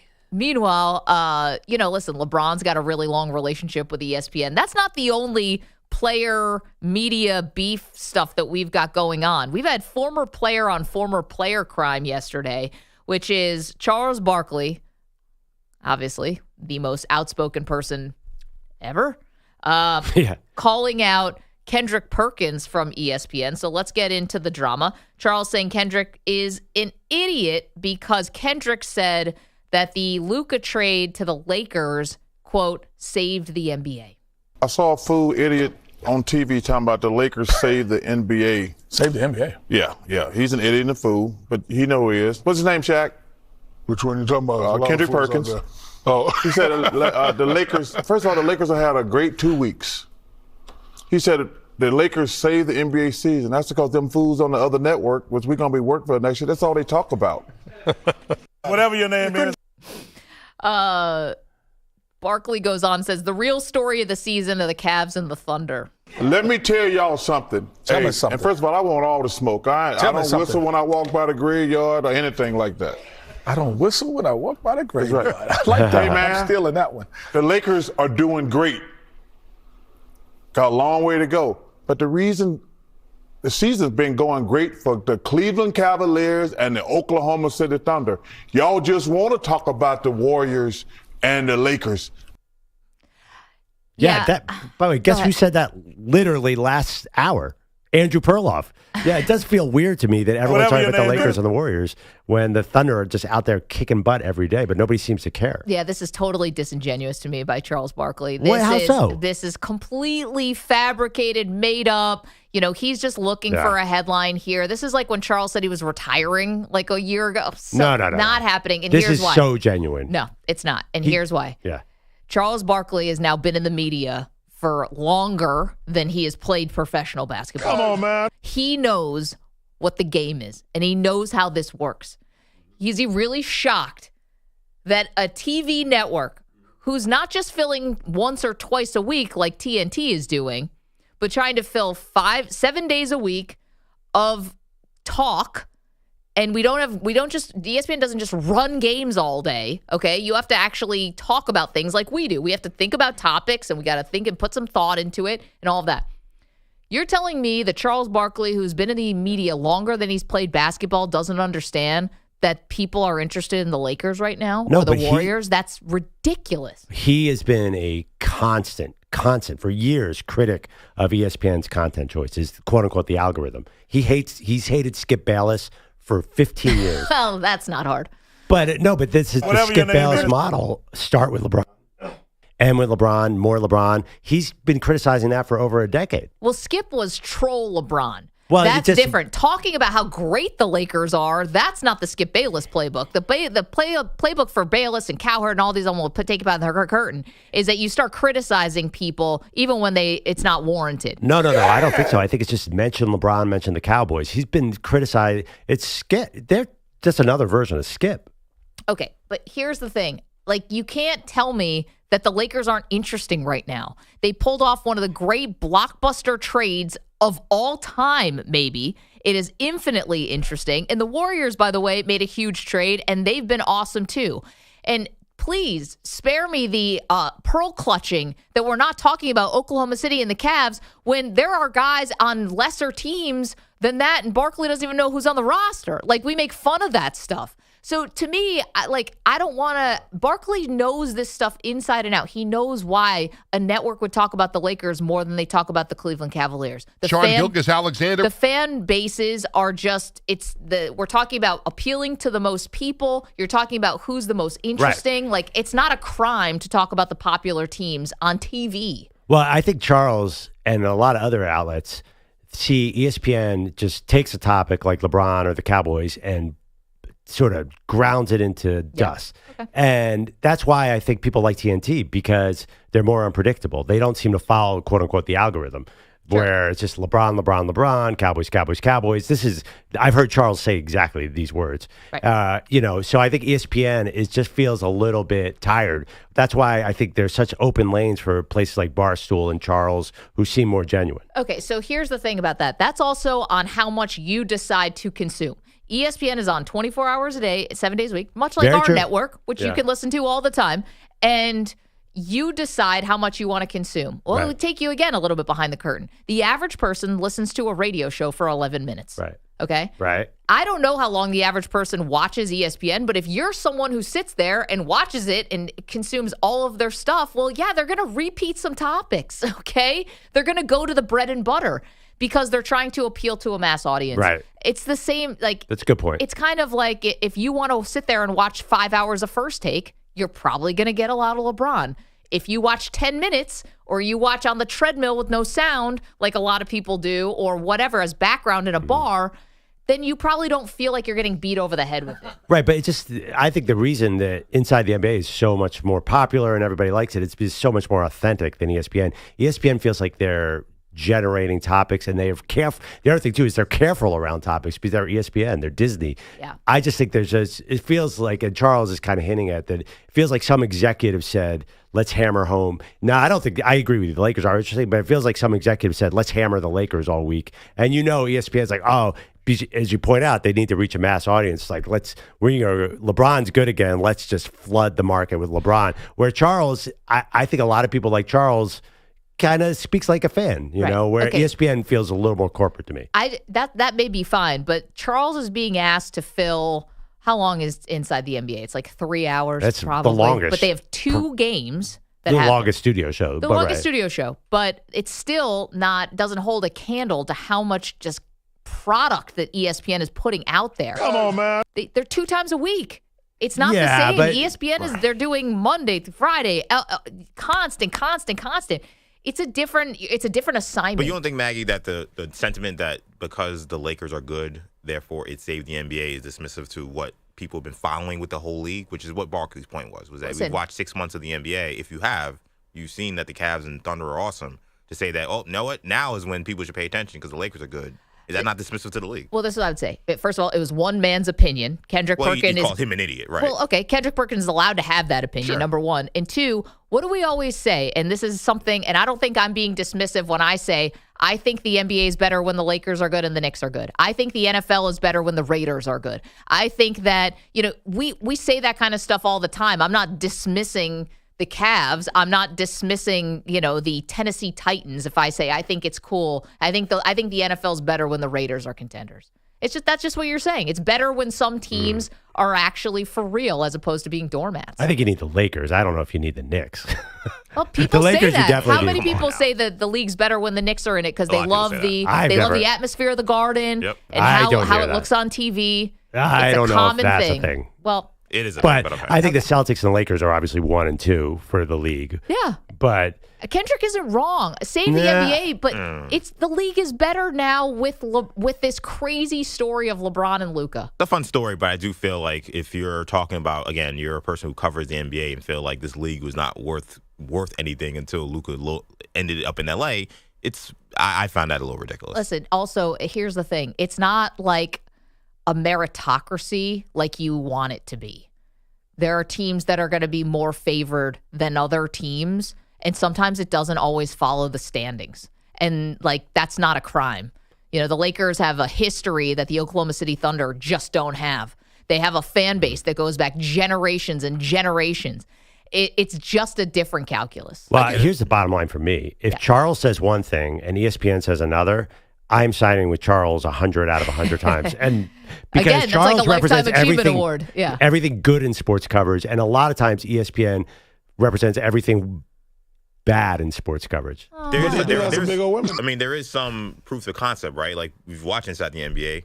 Like they joke on the Lakers, say we're not going to talk about them because they suck, and Right. I complain about it. Man complains about the show, but it's a highly successful show. We would all agree with that. Totally. So It's the best studio show of all time. So they don't follow that blueprint that is Lakers or bust, or it's only talking about LeBron or bust. Like they don't do that. So for him, I think it's maybe personal because he's like, we do a show that everyone loves and people support, and we're not talking about the Lakers 24/7, whether they're good or bad. But here's the thing that Charles would understand because he's getting paid a ton of money to be on TNT and soon to be on ESPN.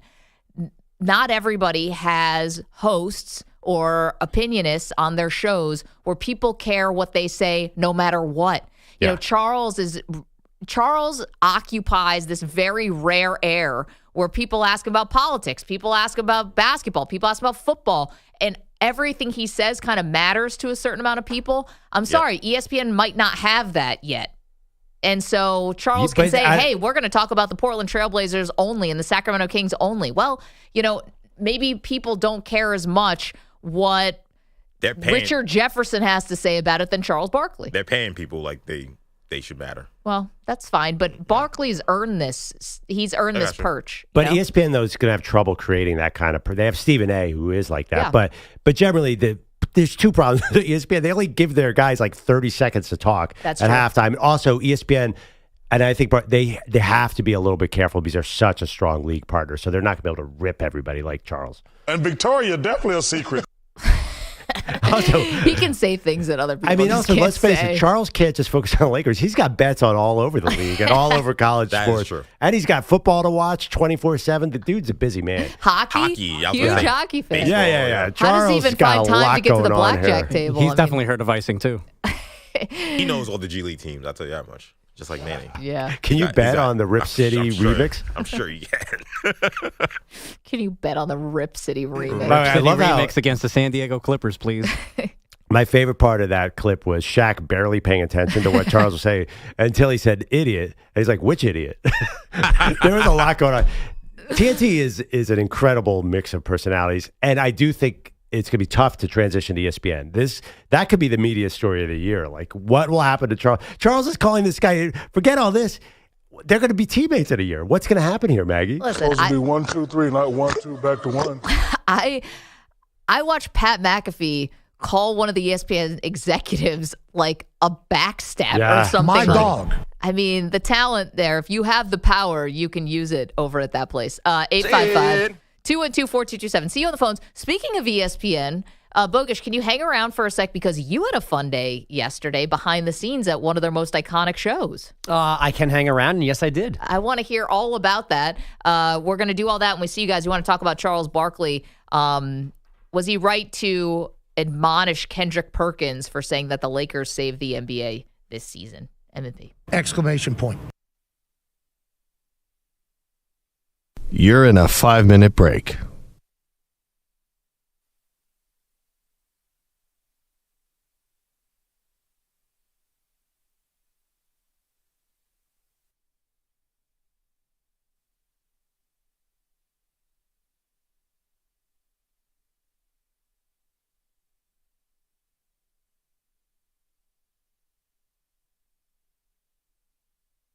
Four minutes, 30 seconds remaining.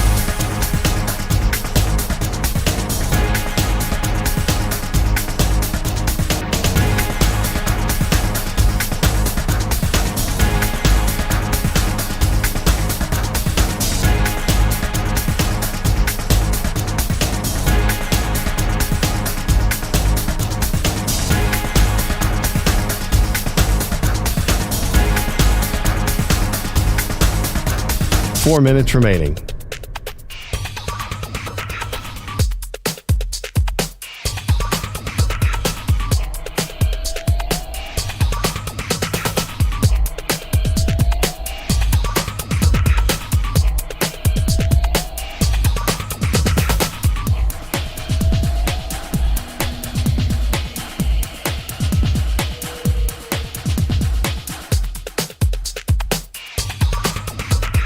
3 minutes, 30 seconds remaining.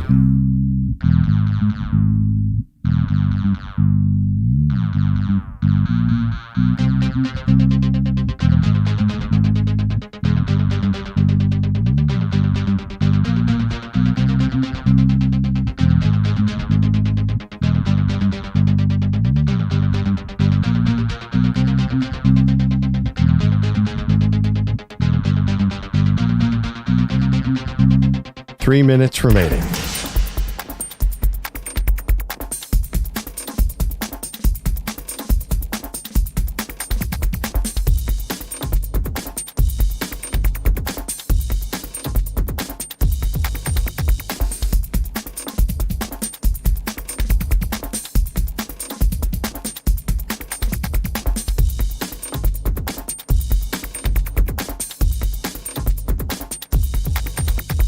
Two minutes, 30 seconds remaining.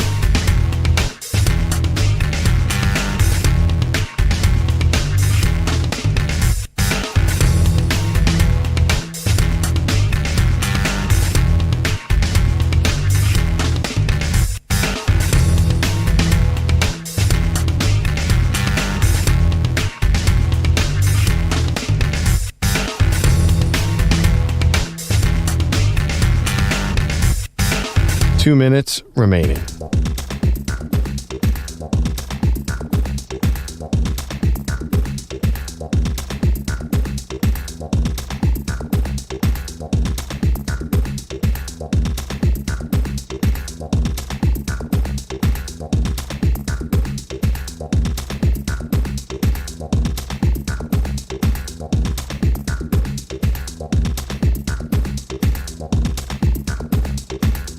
One minute, 30 seconds remaining.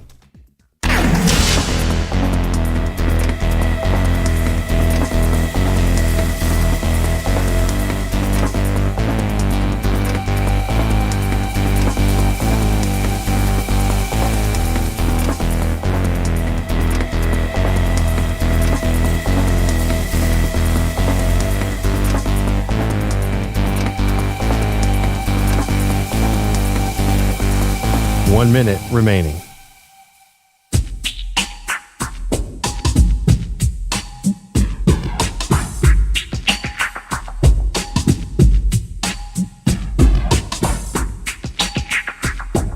Forty-five seconds remaining.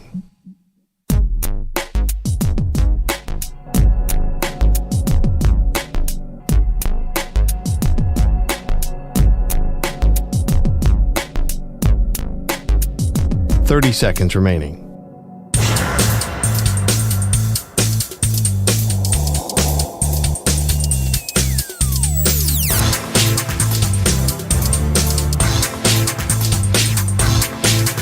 Fifteen seconds.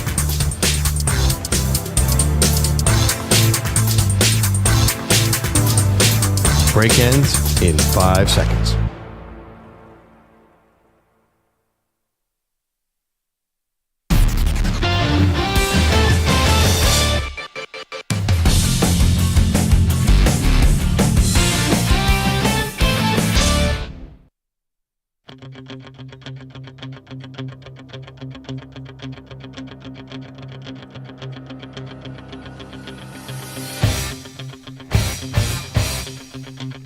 See, Perloff and I will always disagree about this. I think this is the better Rocky theme than the Rocky theme. Eye of the Tiger. Eye of the Tiger? Yeah. And I feel like a product of the 80s when I say that because I was born in the 80s. But I like this. This gets me going more than the original Rocky theme. Okay, but what about the Rocky 2 scene where Adrian says just win? Yeah, I don't care about that. But that's I love better Eye of the this. Tiger. Well, hold on. Let's if Manny can get that up. I think with a little bit of dialogue before where Mickey says, "What are we waiting for?" Yeah. That is to me the ultimate. Eye of the Tiger is great. And what's the one in when he's in Russia when he's yeah, got, that's Hearts on Fire. Hearts on Fire is pretty good too. Yeah, there's something about Eye of the Tiger. I don't know. I think it's the number one pump up song. No? Crickets? No, I would go with the Rocky one. If I had to vote, I mean, we could do it a poll. It's more of a Sounds audio. like a bracket. I'm sitting here. Pump up songs. I'm actually This is a major problem with our show. The What? just win Eagles Rocky thing should be handy at all moments. Well, I mean, I'll just do come it on. for you. No. Adrian, what?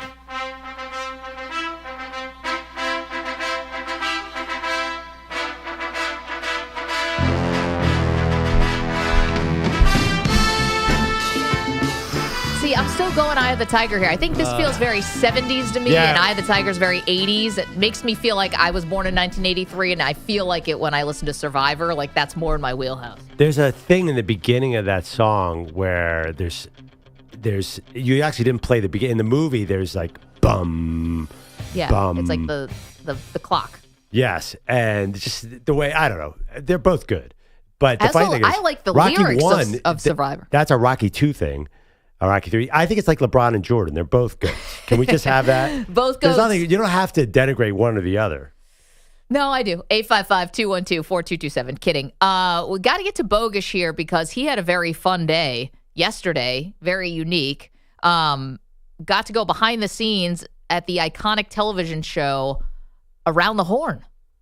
What was up with that, Bogusch? Yeah, it only took me like 18 years to go visit my friend Tony Reale at his job, which I was gonna say they just announced the show's ending, and now you show up. That was the impetus. Got to get in what I still can. So they're accepting reservations through late May at the moment. Wow. But yeah, I mean, and they're very close to us, and I still never made time to go see Tony. And then I saw him randomly. I'm like, dude, we should get some coffee. And then we couldn't find a date, and then we found a date on Monday of this week as he was finding out officially that the show was going away. Canceled. Your timing here is Impeccable. awful. Impeccable. You basically walked into a funeral. Yeah. So what was it like? It was interesting because they're heartbroken. I think that's obvious. Tony's done a couple of interviews. Like there's a lot of people that have worked on that show for a long time, and as we know, like almost every day can be a weird day. You don't know. Our company went through a bad day yesterday. Like things can change in a heartbeat. So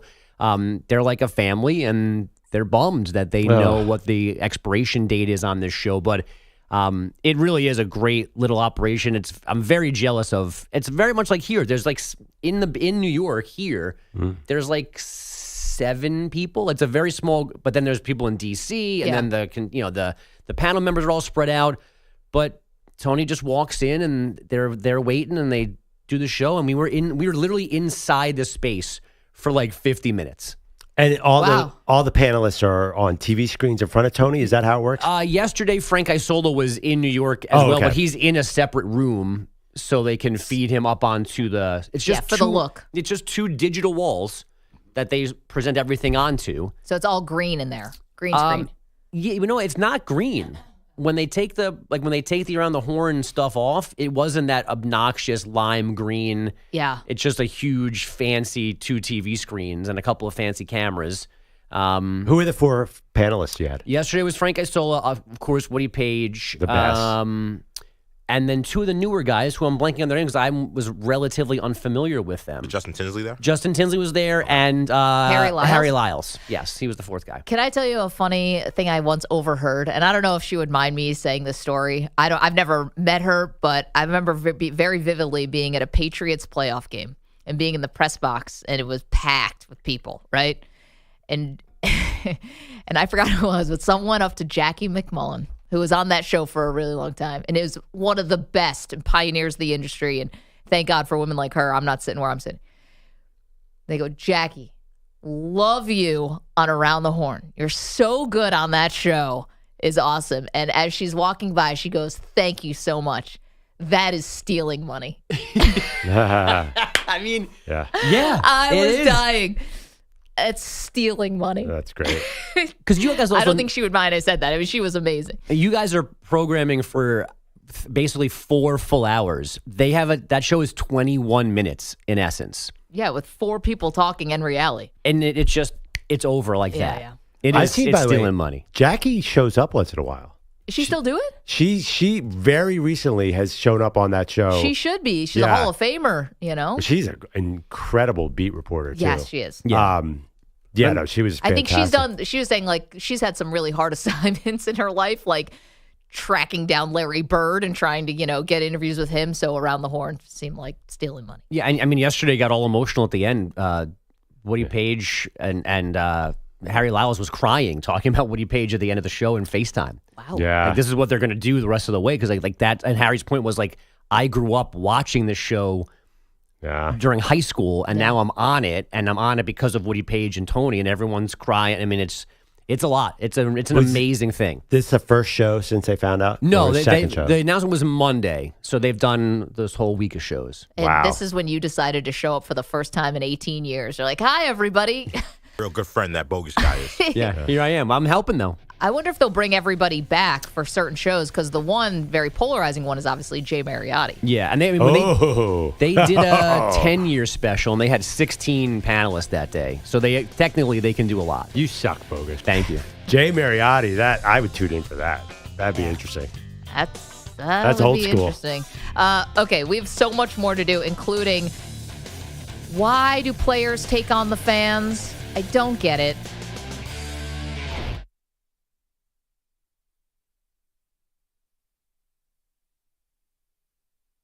You're in a 5-minute break.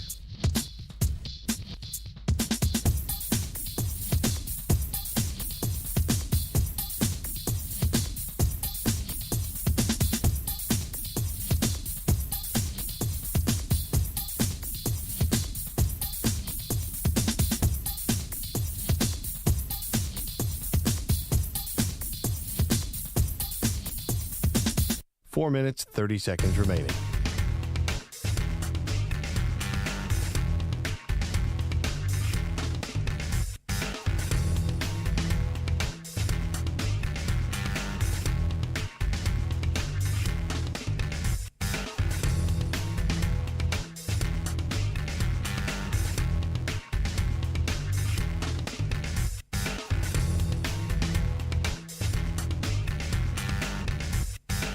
Four minutes remaining.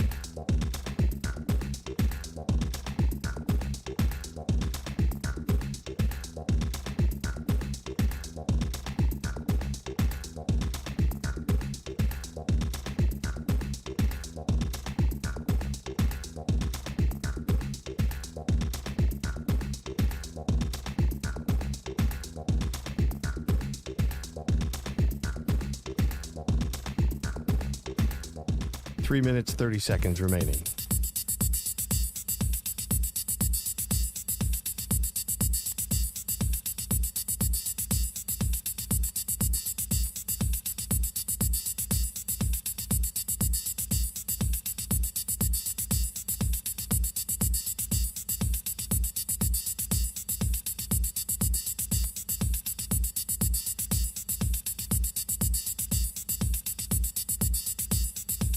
Three minutes remaining.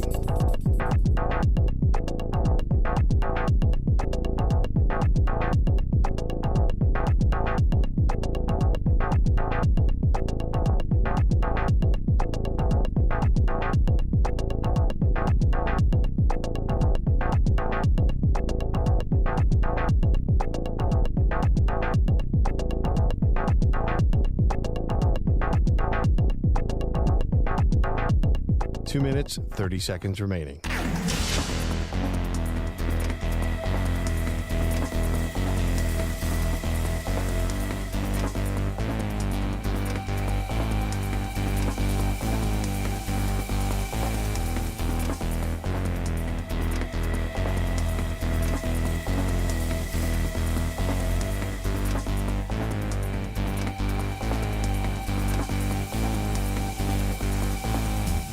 Two minutes remaining.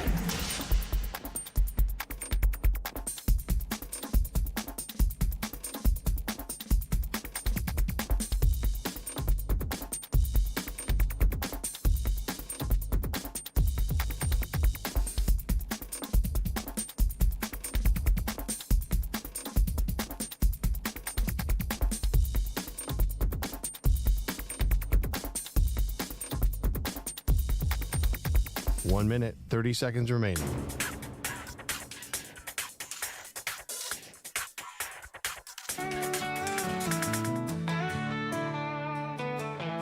Many had the tickets, strangers on the ice. Said, Perloff, my guy, it's gonna be nice.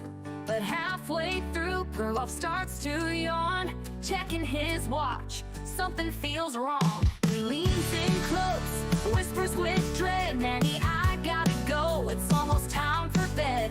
Manny said, wait, the game's still tight. Hey, Robin, how you doing? Yeah, I'm doing fine. My name is Robin from San Francisco, not San Fran. I know you sports people do that. Did I say San Fran? I think I said San Francisco. No, you said San Fran. That's what set me off to call you. The name of our city is San Francisco.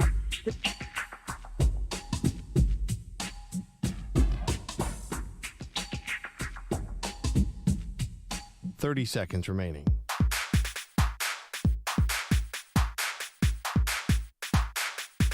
It's the bottom of sneakers. He's guarded by Lawson. Play in action.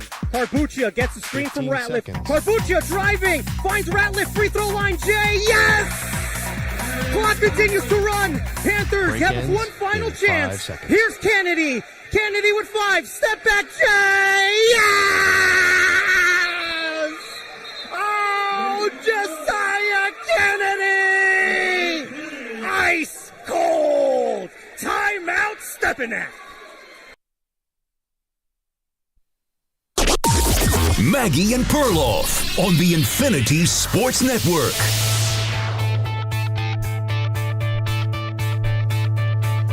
Chalk this up to things I will never understand. Welcome to the show, Maggie Gray, Andrew Perloff. Probably most complicated math concepts. And also when professional athletes go after fans. I never understand it. You will always lose. You will never come out sounding good, right? You're talking about verbally going after fans. Going after. Not mouths at the palace. Oh, yeah, no. Yes, that's everybody loses I understand. there. Yeah, no, you can't go after fans and, punch them in the face. No. I'm saying when you go after the fans or you criticize the fans for being fans. Now, listen, I'm going to put some caveats here. European soccer, sometimes the fan base is chanting like really abhorrent things. I'm not talking about stuff that crosses the line in that way. Right. What I'm talking about is when fans, according to some athletes, have the audacity to boo, that all of a sudden now you're part of the problem. And I don't love that. And here's Kevin Durant. Maybe the worst messenger for this, but here we are. Kevin Durant, after the game, what was this, yesterday? 2 days ago? 2 days ago. Questions the effectiveness of home crowds booing their own team. Yeah, I always wonder what booing is going to do for your team. Like, it actually makes no sense. If you really wanted to make your voice be heard, just get up and leave, and we'll feel that more than you booing.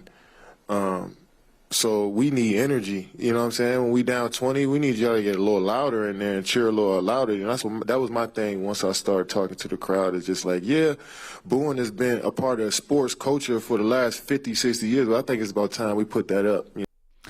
More from Durant about how fans should just leave the building, as he said. He expands on that if they're not happy. And just get up and leave if you don't feel like watching this team play. It's bad basketball. And we will understand.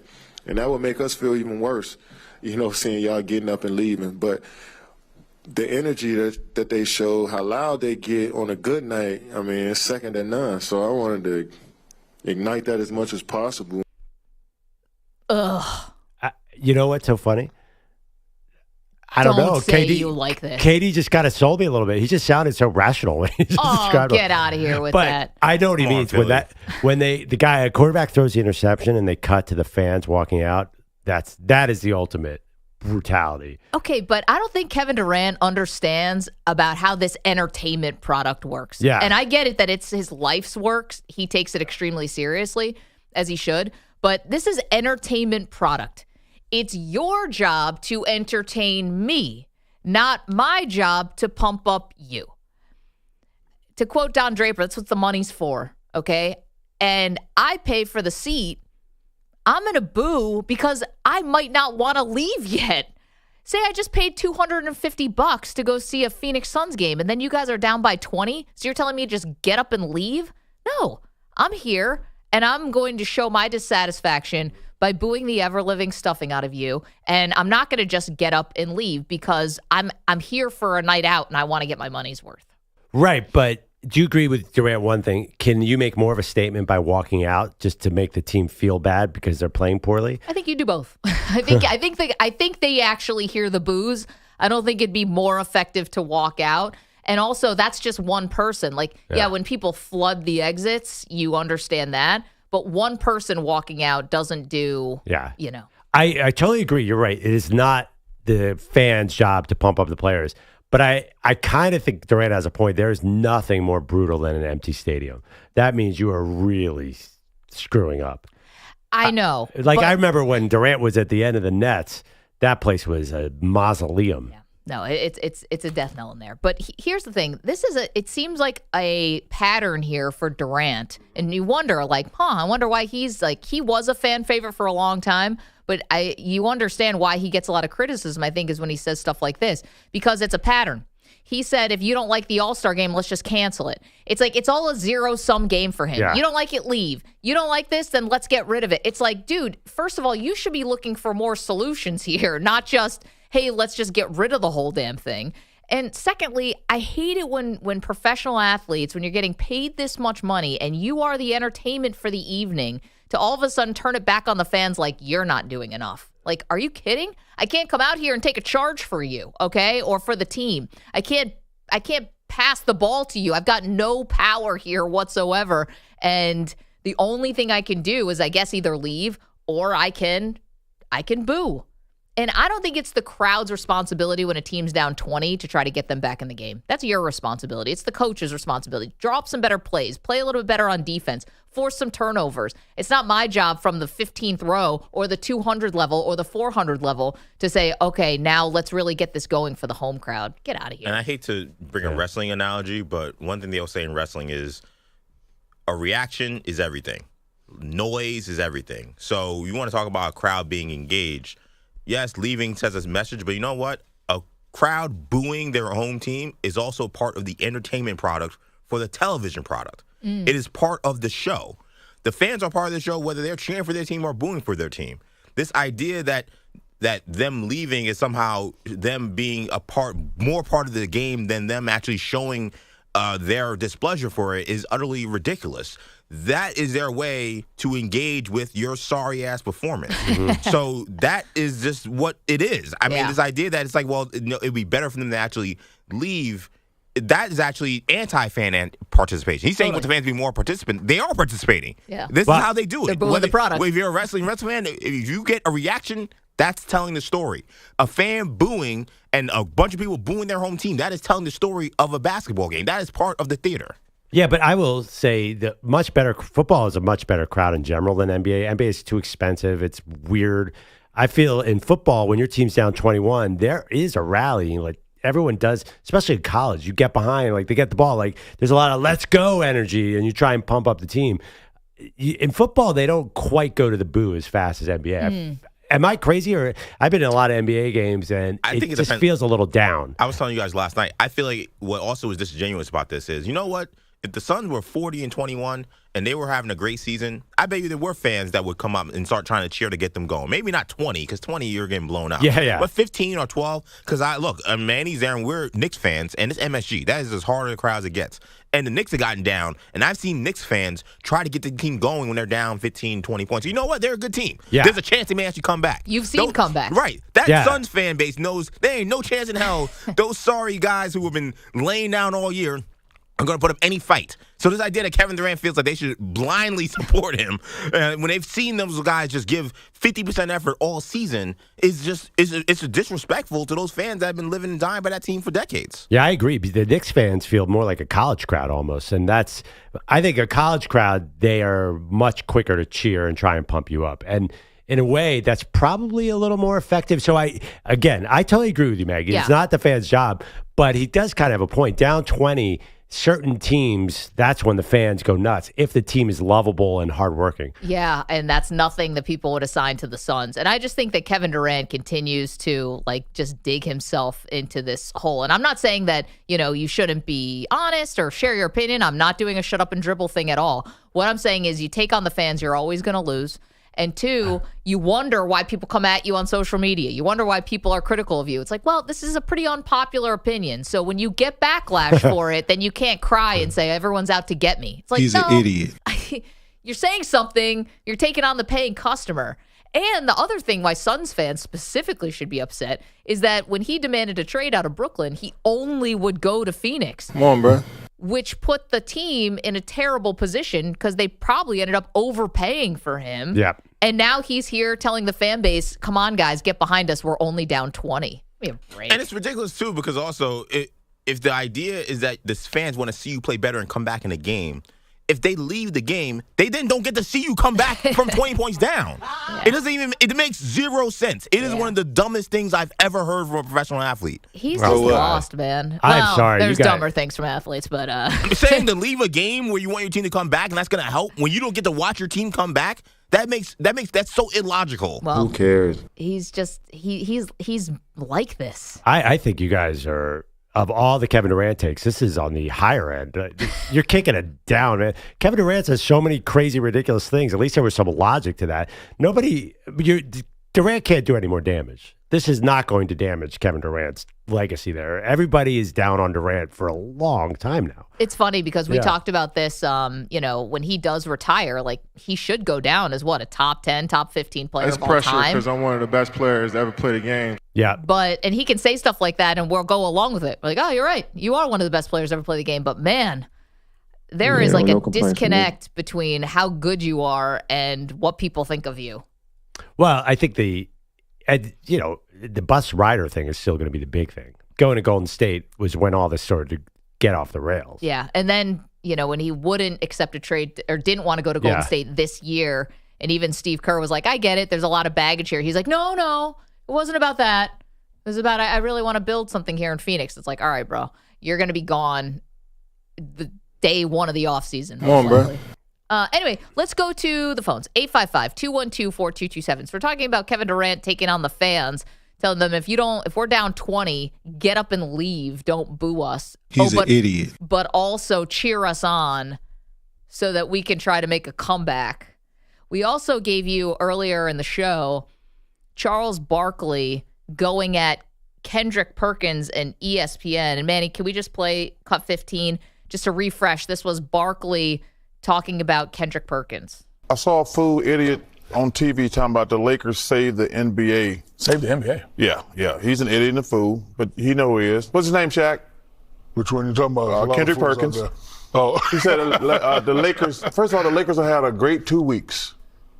He said the Lakers saved the NBA season. That's because them fools on the other network, which we're going to be working for next year, that's all they talk about.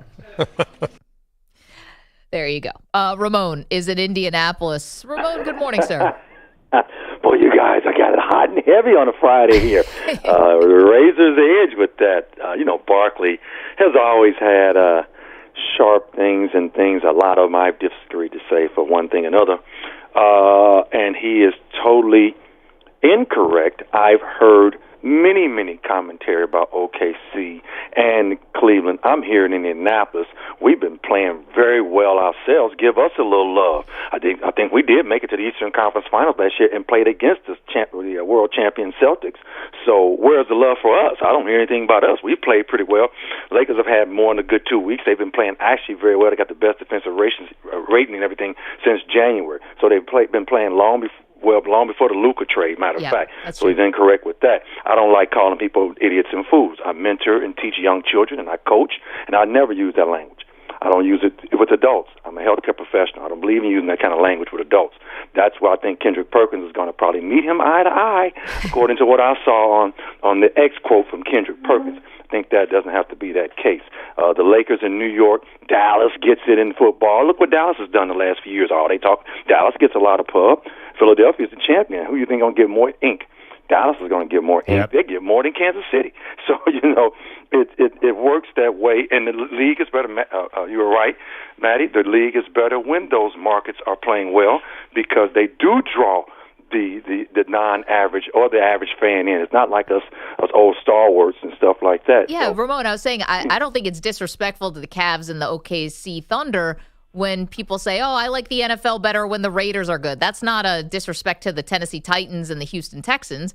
You know, people say, I like the league better when the Lakers have stars and are playing well. I don't see that as a one-to-one knocking down OKC. And he doesn't like LeBron. He's never liked LeBron. Barkley's got some issues there. He said it years ago about he didn't know if it was about the rings. He would have did something different. Well, you did. I'm 60 years young. I know what you did. Yeah. You left Philly, and you went out to a Phoenix team that was strapped with Kevin Johnson, Richard Dumas, Dan Marley, and everybody else. It wasn't their fault that y'all waited 3 games to play against the Bulls and show up against the Bulls. It wasn't their fault. So, you know, he sometimes he needs to check himself and look back at himself. It's still better when all these teams, I want to see OKC, but OKC got put out last year in the second round. They haven't proven anything yet. Cleveland got put out by us last year. So it's a fair commentary to say. Thank you. Appreciate it. And Ramon, thank you for the phone call. I think it's fair. Like, I'm not going to ever say you can't, you're talking about the stars too much. Well, Ramon, by the way, if he's showing any Charles Barkley clips to his kids that he's mentoring, that's a mistake for him. He's an idiot and a fool. Moment one. I don't care about the idiot fool. Yeah, it is. Charles says he's not a role model. He's an idiot I and love a fool. the fact. Have you ever heard anyone in the media called someone else openly an idiot and a fool so casually? Like, Charles is just got a hall pass to do whatever he wants. He's an idiot and a fool. Jay is our pal in Nashville. Jay, what do you think about Barkley? Well, before I get to Barkley, let me explain the Rocky thing to you. The 70s Rocky anthem, it's almost like a world champion pimp is about to step in the room. The whole crowd's going to part like the Red Sea as soon as the door opens. Now, as far as the 80s version, that reminds me of some dude with a mullet and some really tight acid wash jeans tucked in a pair of moccasins. You're ready to walk down the street and punch some bully named Chet in the face because he called his whole fam a bunch of losers or whatever.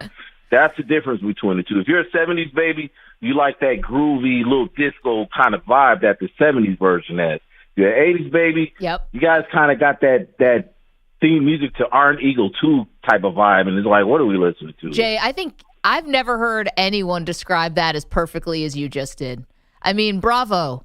Like, that's, you're absolutely right. The Gonna Fly Now is a 70s groove where Survivor's Eye of the Tiger is an 80s, like, kind of coked up jam. And I love it. No, I'm sorry. Go ahead. I think you just nailed it. It's like, it's the perfect different, it's like the different vibes of the 2 decades. Yeah, the 80s version reminds me of Jack Burton from Big Trouble in Little China. You know what I mean? He's just dude dressed like that. You know what I mean? You're ready to go down the street and with a crowbar and do some damage. But as far as the Barkley thing, so far as Charles, and I know Charles is gamesmanship with him. It's the fact that we're talking about him right now. But I think he's touching on a bigger issue with ESPN, and he knows he's getting ready to go over there. And he's already said, and the president, you're not going to freaking do us like you do them and tell us what we're supposed to talk about. I think that's really what he's doing. And then on top of that, and he's right, because I was just listening to ESPN came on my TikTok feed, and they were talking about the DK Metcalf trade. And the dude, I'm not going to mention any names, I don't want to, you know what I mean, but they were talking about the trade, and this dude talks about, if he goes to Kansas City, they're automatically going to the Super Bowl.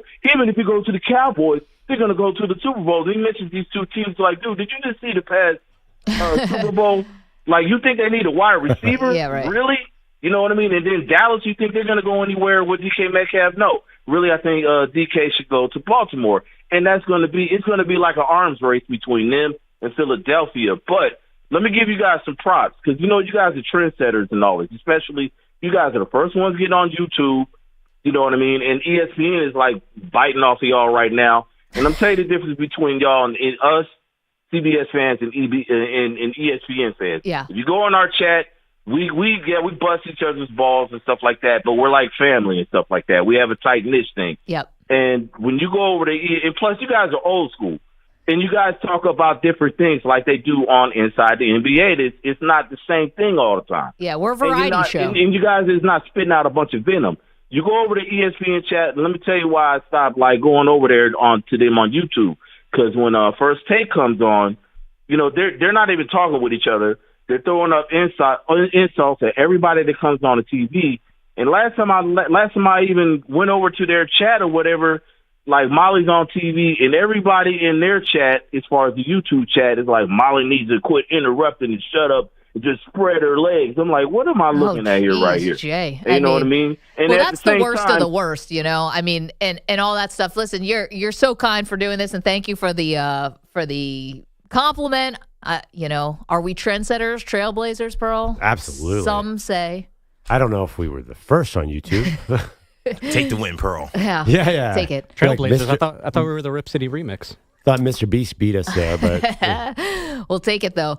I mean, listen, like everyone's got their different cup of tea. I think that I'm with Jay on this, that I think Barkley may be sending a message here. Don't mess with me. Pat McAfee has done this where he has called out executives and like called them rats and like really bad names and sort of this leave me alone. Let a naysayer know. And I wonder if Barkley et al. Are worried that going to ESPN that they're going to get a lot of notes. You know, like, hey, can you talk about this a little more? yeah, because that's how Charles Barkley works. He thinks long term and is sending a message. Get out of here. Whatever just popped into his head just came out verbally.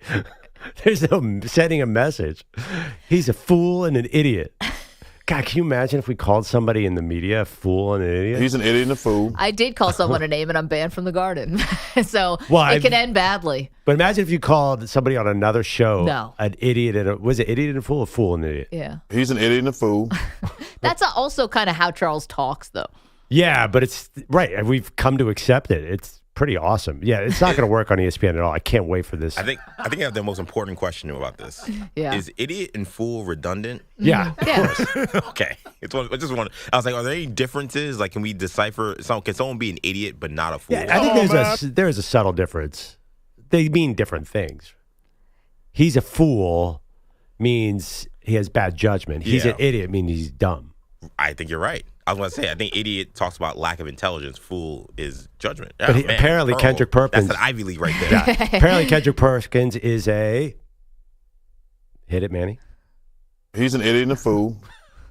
I got this bracelet from a guy in the steam room. It was not Kendrick Person, we now learned. Man. It's going to end with the two of them on a show together.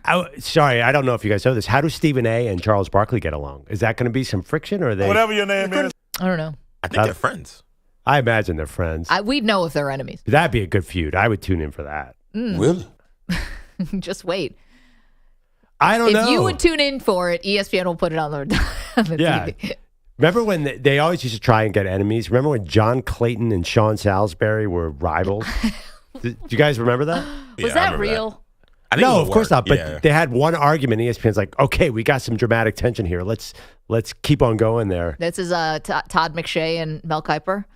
Todd. Yeah, I think they're a little bit worried that all those NFL people get along too well.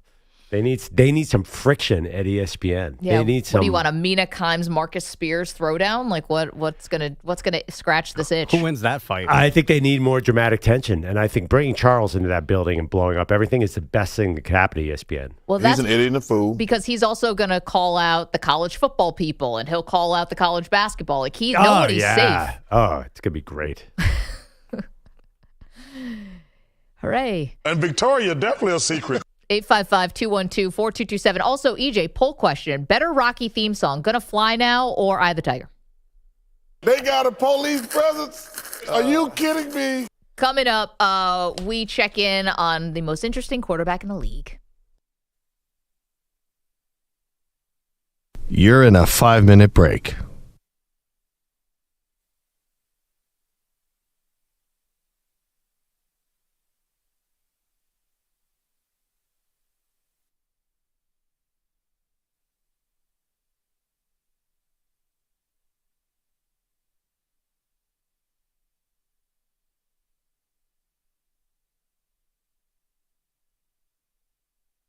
Four minutes, 30 seconds remaining.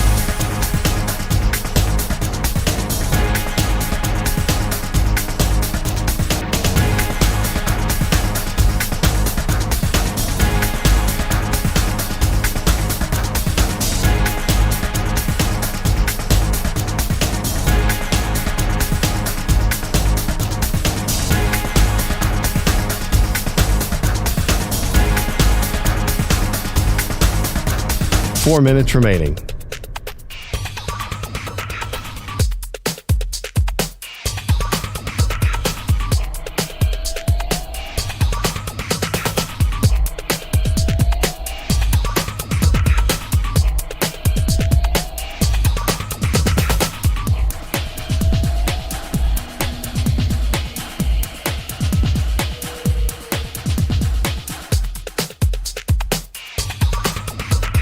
3 minutes, 30 seconds remaining.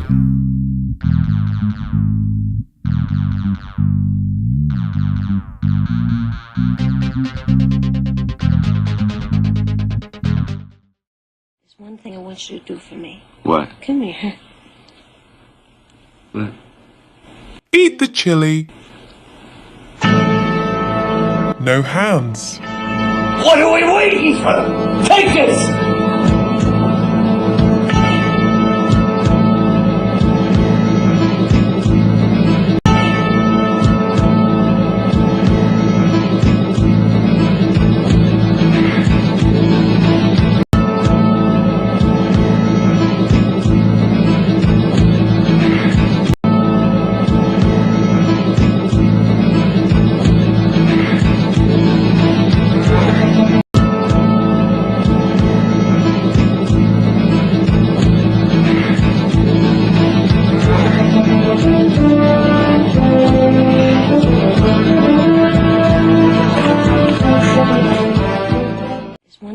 You do for me. What? Come here.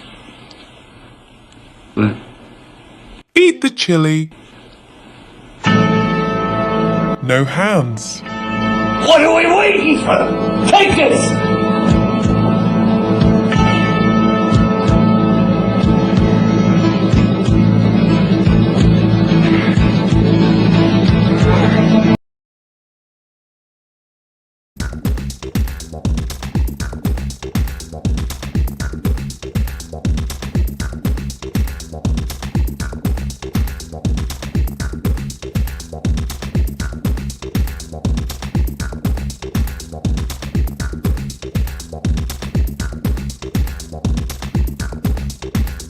One minute, 30 seconds remaining.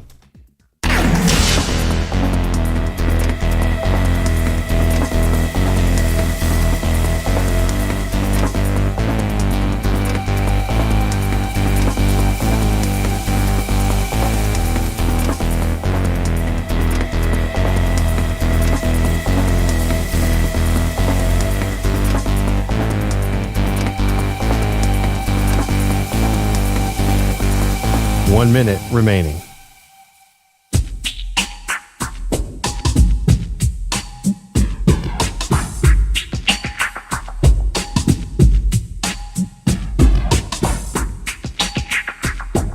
.45 seconds remaining.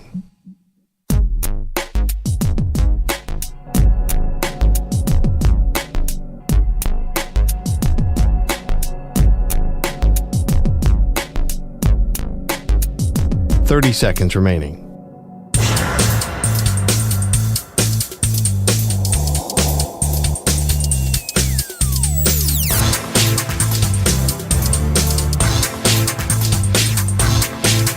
.15 seconds.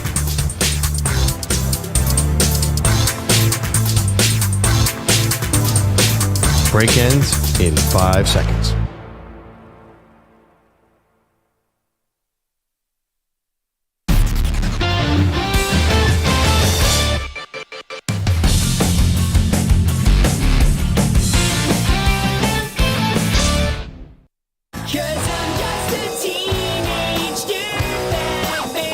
Welcome back, Maggie Perloff Show.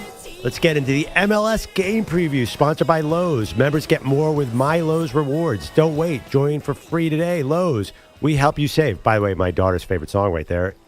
Manny, what do you got? MLS preview. Eyes turn to David Tepper's team, y'all. Charlotte FC. They visit Inter Miami this weekend. Lionel Messi, he should be fit. He has missed Miami's last 2 games, citing fatigue, but 2 wins for Inter Miami in those games he's missed with a combined 6-1 score. Charlotte FC at Inter Miami, kickoff Sunday, 4 p.m. Wow. David Tepper has a soccer team. I didn't know that. Are they better than the football team?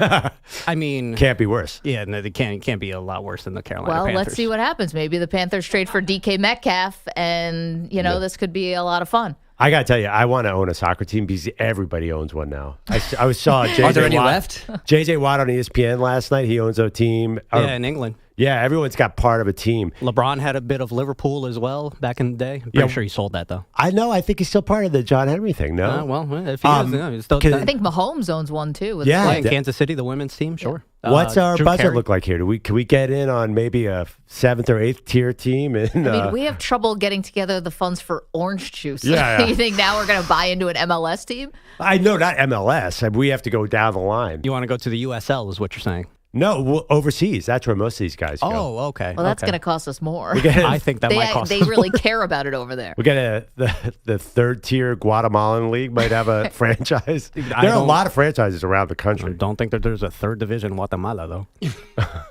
And he's like, even that's just By the way, Manny's like, well, I mean, listen, the second division team, you probably follow that. Look, league. if you want to get some Ascencio MX teams from Mexico, some of the second division teams, maybe we're talking, but I don't know if there's even a third league in Guatemala. I feel like they're packing 100,000 people into the stands for La Liga Bay. Probably more like 100 people. But Oh, my Spanish isn't that great. No bueno. Okay, so we got some news for you. Bogusch is here, so I'm just going to trample all over you for a second, Bogues, and tell you that Tom Pelissero has tweeted this, that Myles Garrett recently requested a meeting with Browns owner Jimmy Haslam, who declined to speak to him about his trade request, according to sources. More from Pelissero. Both sides are dug in. Cleveland refuses to even discuss a trade while Garrett is preparing to miss games if he is not traded. Woof, woof. Can you imagine being the owner and the guy says, can I request a meeting with you? I'm your best player. Yeah. And you just say no? I'm sorry. Do you have somewhere else to be? Some rich people convention that is what does he own? The Flying J? No, Pilot. Pilot? You've got some convenience store convention that you've got to get to and not He's an talk, idiot in the food. to talk to Myles Garrett? Actually, I get it because owners and GMs, you can't form relationships with these guys. You can't get suckered in because you got to play hardball. And I actually wondered this because Howie Roseman was at the Eagles party after the Super Bowl. I'm like, you can't be hugging these guys. You have to cut them in a week. You have to play hardball. I would not get in a room with that guy because Myles will charm him and he'll be open up the pocketbook. You got to play hardball here, man. How about have a little discipline, or it's rude? It's rude. No, you can't. I don't want to negotiate. I would say, like, I'm not doing that. Right? Because then you have like your personal feelings into these discussions, and you can't do that in the NFL. What if you can get him back, though? What if you have this conversation and you there's no convince getting Myles back. He's under Garrett contract. he should stay? The money will keep him. That's what the money's for. He's got to take the money. I don't think if I run the Browns, I don't want Jimmy Haslam in a room with Myles Garrett. That is not a great idea. See, I love that you think that Myles Garrett's going to come in like and just charm the pants off of this guy. Like he's a cold-hearted business person who's been part of multiple federal lawsuits. Like he's not just going to all of a sudden get wooed by Myles Garrett. No, you start talking dinosaurs. Like he's going to be fine. He can still $1 billion. He can still be a cold-hearted person, whether it's in front of somebody's face or behind their back. No, also it's Jimmy Haslam. Trust me, Andrew Barry, the GM, is probably trying to keep the two parties away from each other. Who knows what Jimmy Haslam would say to him? This is a good idea. This is not a one-on-one meeting with Jimmy Haslam and Myles Garrett. Do you think that's going to have a good result, Maggie? I just think it's rude to decline that. You're in the middle of this thing. It doesn't mean just because you meet, all of a sudden he gets access to the bank account. Like you can talk to a guy like he's an adult human being. I think it's beyond disrespectful not to take the meeting. By the way, Jimmy Haslam also owns an MLS team. I'm sure he does. Columbus Crew. How are they doing? I don't know. Also, is it not rude to request And that's your MLS. I'm sorry, go ahead. Isn't it rude to request a trade in a sense? He's like, I'm not playing here, so why would the owner meet with him? Well, now he wants to maybe at least offer an olive branch, and you're going to set it on fire? When Lamar requested a trade, did Steve Bisciotti have him in his office? I think he would have. I don't think he would have because he got to play hardball here. Trust me, I'm a horrible negotiator. Don't bring me. If I was Jimmy Haslam, I would give him the whole franchise. Perloff walks in. He's like, whatever you want. Myles Garrett be like, I want $40 million a year. I'm like, you're not walking out of here with a penny less than 45, my friend. Perloff comes in. The papers are already signed. Jimmy Haslam's got so many problems. So Myles Garrett's number 10 on the list. Tyler's in Portland. Tyler, you got a plan for Myles Garrett? Absolutely. So, look, if you miss games, you're playing right into Haslam's hands, who is a fool because he makes really bad decisions. But I would just play so poorly that they bench me. That way you still get paid, man, and they got to trade you. Interesting. The insider tank, the quiet quit. The sit-in, kind of? Sure. The sit-in, absolutely. Why not get a paycheck while you're not performing? Tyler, that's interesting, and thank you for the call. Does that mean you refuse to go into the game or you play half speed? How do you execute that? Quarter speed. Quarter speed. Honestly, no one's going to notice because unless the Browns get a quarterback, they're going to be 1-16 anyway. He could be sitting in. Would 1/3 of Myles Garrett still be the second best player on that defense? Could still probably get around the Giants' offensive line. Yeah, even at a quarter speed. 1.5 sacks against the Giants. Wonderful. By the way, Columbus is second in the Eastern Conference right now. All right. Because he probably leaves that team alone. Mm-hmm. David is in Dallas. We're talking about Kevin Durant calling out the fans, saying, when we're down 20, that's when you really got to cheer. And if you don't like that we're down 20, then also get up and leave. David, what do you think? So here's my thing. I think it's an overall sports thing, and I don't think it's ever going to change, but I think this is going to be a continuous thing going forward, and I'm not sure what the answer is. But with the fans knowing that these guys make so much money, and I know you're going to get 8 callers yelling and screaming, he's a hater, he's jealous. But even if the guys made $100,000, that's more than probably 60-70% of the society of what people make. But when you get into $50 million and $60 million, I'm sorry, but people are going to have emotional reactions. And I know I've even heard this on other shows on your network. People say, "Well, the TV contract pays it, it just pays it." But when you pay that.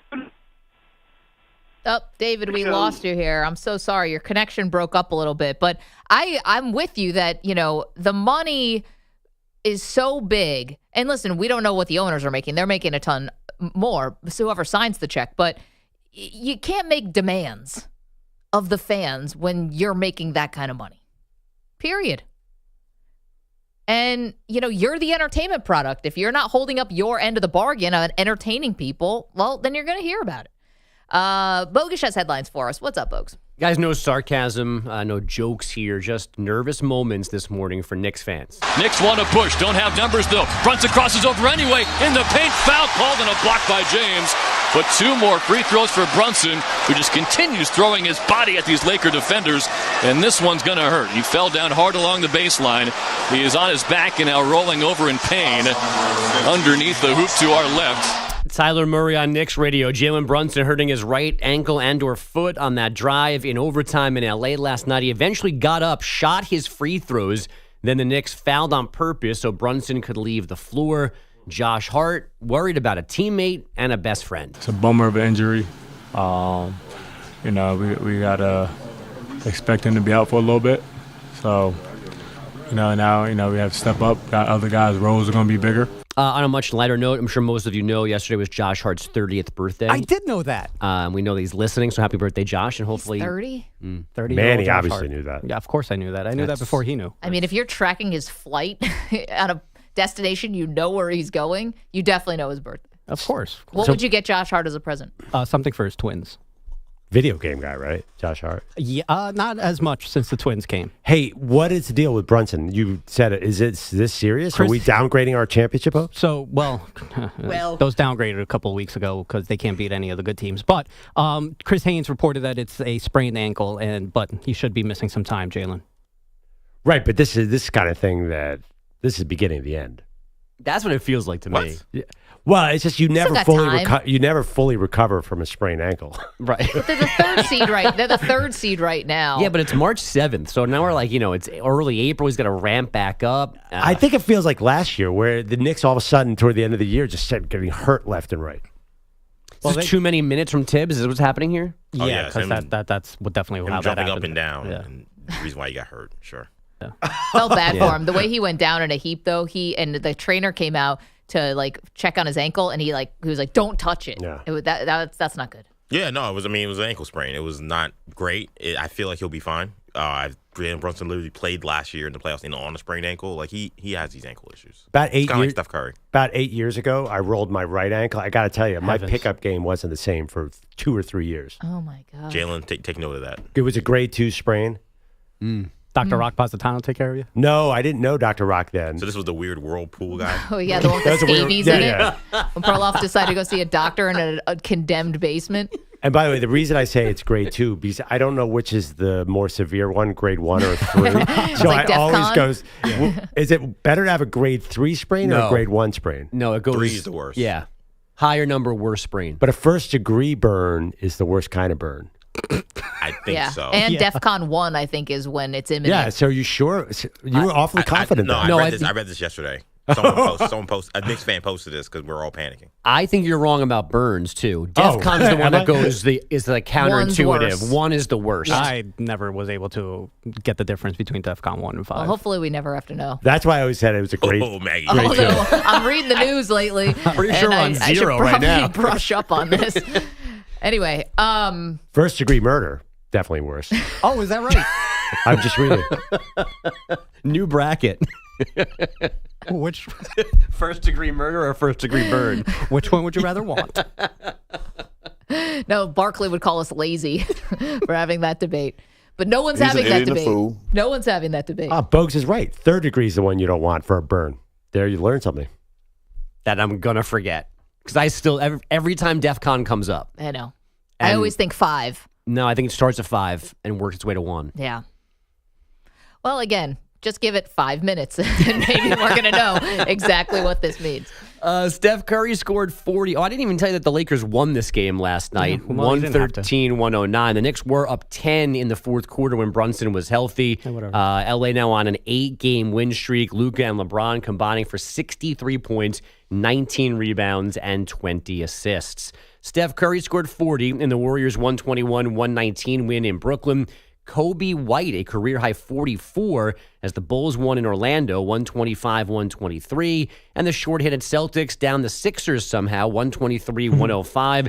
Jason Tatum scored 35 in just 3 quarters. No Jaylen Brown, Drew Holiday, Al Horford, Kristaps Porzingis, or Sam Hauser last night. Celtics play? The Bengals doing Bengals things. Stud pass rusher Trey Hendrickson has permission to find a trade right now since he apparently doesn't want to pay him long term like I thought they said they were going to like 4 days ago. 8th ranked Michigan State rallied for a 91-84 win at Iowa that clinches them the Big Ten regular season title outright. Fast forward to next season, Duke and Arkansas are going to play college basketball on CBS on Thanksgiving night following their NFL game and, of course, up against another NFL game. Today is the NHL trade deadline. The Avs are getting veteran center Brock Nelson from the Islanders. Earlier this year, those Avs sent forward Mikko Rantanen to the Hurricanes. Rantanen might be in play again today because he won't sign an extension in Carolina. A reported overnight deal to Dallas has apparently fallen through at the moment. Can you remember the last time a guy got traded twice in a season? Certainly not a good guy. Yeah, I mean, what's-his-face got traded twice this season. Dennis Schroeder in NBA, but I mean, Mikko Rantanen is pretty good. Somebody else in the NBA has gotten traded more than that this year. So you see what's happening here. Created a hockey monster in Manny. Look at him. You did. Yeah. That was all you bringing him to Madison Square Garden. I was impressed. I didn't see the video until after the show, but Manny really, except for the huge pane of glass and the actual Rangers, Manny did challenge Tom Wilson of the Capitals to a fight. I definitely did. I definitely called him words that I cannot say on the radio. You couldn't You're definitely have been glad safer. that he didn't take you up on that. We definitely made eye contact, Maggie. He definitely saw the mustache and was immediately intimidated. Oh, that's your version. That's Tom the factual Wilson would version. break every bone in your body. Not if I have a bat. Did you have a bat last night or Is he 2 wearing nights ago? pads? I was going to say, he's got a stick. Is he wearing pads? No. Okay, yeah. In this fantasy where you kick his ass in an alleyway or something? I have hockey gear on, like a goalie, and he is in his underwear. Okay. He's walking down a dark alley, just full hockey goalie gear. Like one of those guys complete with the Freddie mask. You're Old fully school. padded with a bat versus Tom. I still take Tom Wilson I know. 10 out of 10 times. I take 10 Mannies dressed up in all that hockey gear versus one Tom Wilson. Yeah, he would just go, ooh, Josh Hart. And you'd go, where? And then he'd just deck you. Ooh, the Knicks plane. They're about to taxi out in Westchester. Can Jalen see me? He definitely can. I'd pay to see this, by the way. I would too. Manny Pucks. I'd beat his Okay, ass. thank you, Bogusch. We'll talk to you next hour. Again, we've got to check in on our favorite NFL quarterback. We'll do that next. You're in a 5-minute break.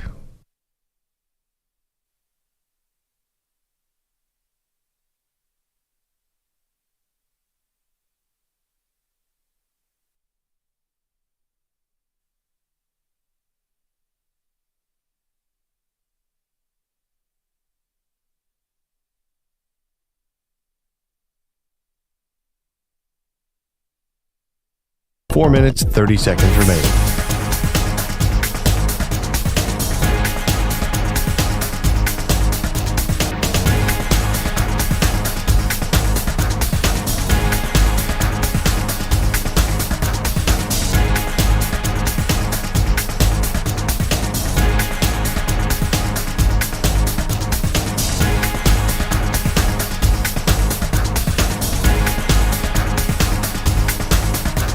Four minutes remaining.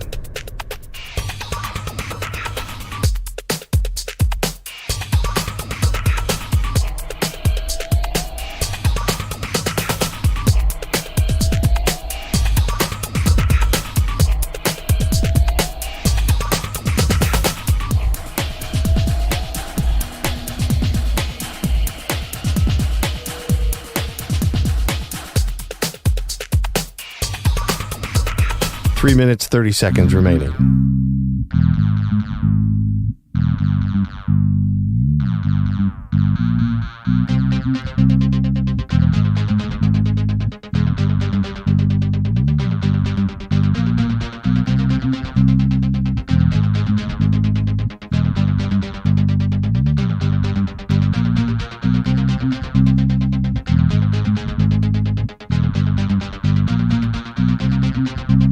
Three minutes remaining.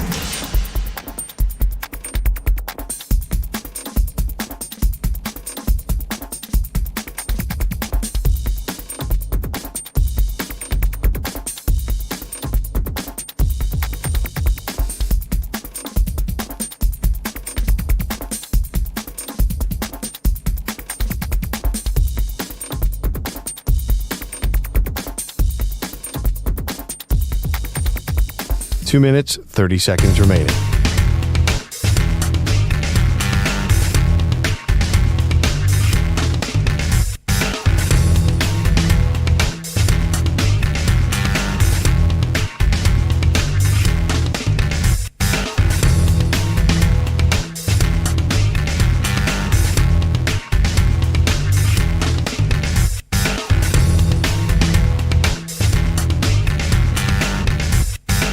Two minutes remaining.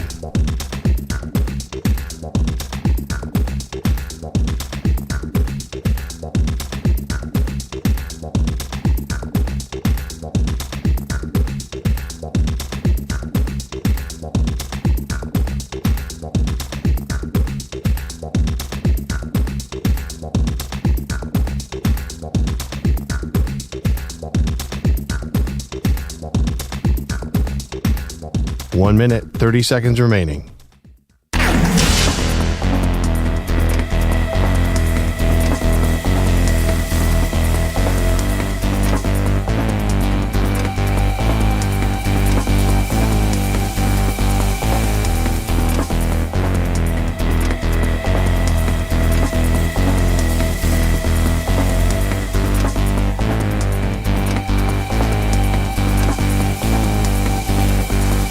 One minute remaining.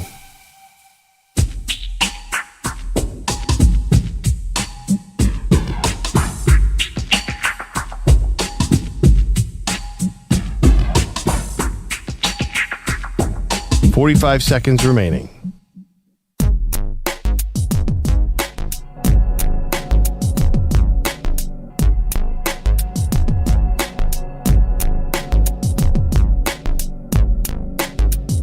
Thirty seconds remaining.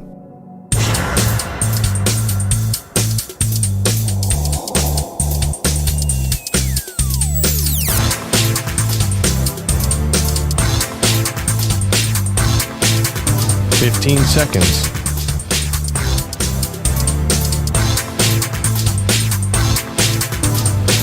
Break ends in 5 seconds.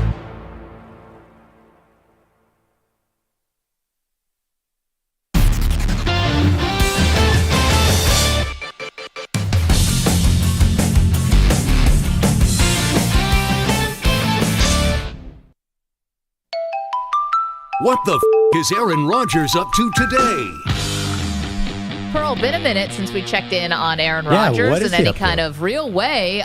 What's he been up to? Having some dialogue with the New York Giants. I thought he was out of the country. Okay. Well, he or someone associated with him. I have not heard this. Give me the scoop. Having some dialogue with the New York Giants. So obviously the whole Rams thing fell through. That would have been pretty sweet for Rodgers. If Matthew Stafford decided to go to the Raiders or the Giants, it would have left this opening at this tailor-made, contender with an offensive-minded head coach in a warm weather place. I mean, really would have ticked all the boxes, right? Well, that didn't happen. Matthew Stafford and the Rams got back together. So now Aaron Rodgers is looking for a new home, and the Giants are so desperate that, they are seriously considering Aaron Rodgers, according to one report. Seriously considering. So here's the thing I would ask you. We're going to know pretty soon whether or not this is real because free agency is going to start. Yeah, we'll probably have our reports by Sunday night. Because we also have reports that the Giants want to trade up in the draft. But Tennessee could wait until the night before the draft before trading that pick if they traded at all. Right. Although, but usually this trade happens during free agency week, the up to one. But right. Yeah. There was a report Tennessee's not in a rush. So yeah. Because their GM just got there. Exactly. Yeah. So here's the thing. Yeah. What would you take? Would you take the sure thing of Aaron Rodgers if you are the Giants and then figure out the draft thing from there? Or would you just let it ride and maybe bank on the fact that no one else really wants Aaron Rodgers and maybe I could get him after the draft? Maybe I could, wait on this thing a little bit. Oh, that's a great question. So the thing about Aaron Rodgers is there's no risk. He's 1 year and you're done. And I think he's the perfect fit for the Giants because there's a chance he gets hurt early on and you just lose the season and boom, Giants fans are gigantic winners because you're into the pool of next year's quarterbacks, which is much better than this year's. So I think more losing. Yeah, I think Aaron Rodgers is a great idea for them because there's no long-term commitment as compared to, say, a Sam Darnold, who you might have to sign for 3 years. Rodgers is perfect. Take a gigantic risk on a guy for 1 year. Nothing's happening this year with the Giants anyway. They might be at best their wild card team. They're not going to be a contender. They need to build out their roster. So signing a guy like him doesn't hurt anything long term. I like it. Okay. Well, the only thing about the long term part is if he plays really well. Well, then that's a great problem to have. Well, okay, but then you have a lower draft pick for next year. You're still kind of back at square one where you don't really have a long term answer. I understand, but there's no perfect solutions here. So I would take that problem. Say really well, they go 11-6. Yeah. That's pretty exciting. No, that would be, Giants fans would kill for that. I think their win total is something like 4.5. I don't know if they're getting to 11, maybe 5. 11 wins for who? The Giants? Well, what's Maggie said, if he plays really well. That was optimistic. But I guess, this was Art Stapleton, who we all know well. Art's a great guy. He's been covering the Giants for a really long time. Went on Pat McAfee's show and said the Giants are pretty significantly down the road with regards to Rodgers joining their team. My dog. He said, my understanding is, yes, they've talked about what it would take to get Rodgers here with the Giants, and his understanding is that at every turn, the Giants have yet to be scared off from like a football fit. Mm-hmm. So it's something they're really considering. Makes sense. And clearly they're not scared off by any of the other Rodgers quirks because perhaps showing up every week on a ESPN show. Well, clearly they don't care. Well, they're so desperate to save their jobs over there, they would probably let him run for vice president and be like, you can play part-time QB. There's nothing to lose there. There's no doubt. What's the downside? Manny's already given up on him. Damn right. It's a great fit because there's nothing to lose. The problem for Rodgers is you could look at that team and say, I might be setting myself up for a really bad season.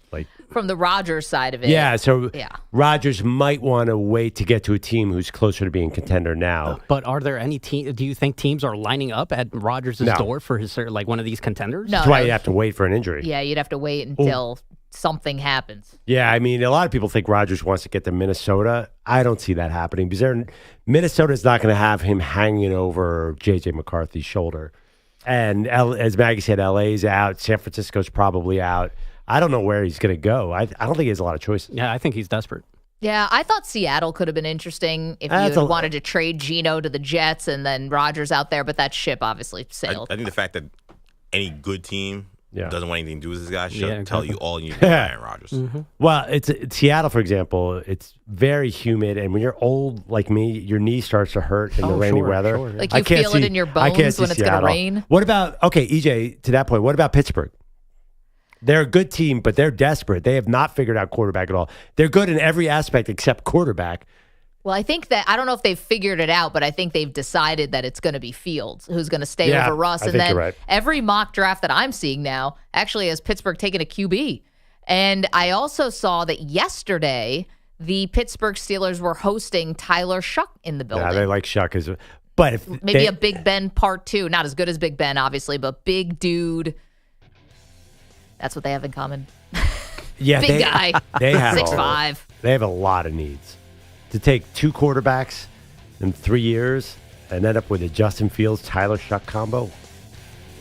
No, I'm not saying it's awesome. I'm just saying that's what I'm hearing. 855-212-4227. Okay, Aaron Rodgers and the Giants. Do you like that as a fit? And coming up, let's talk about Shedeur. Because he had something to say yesterday.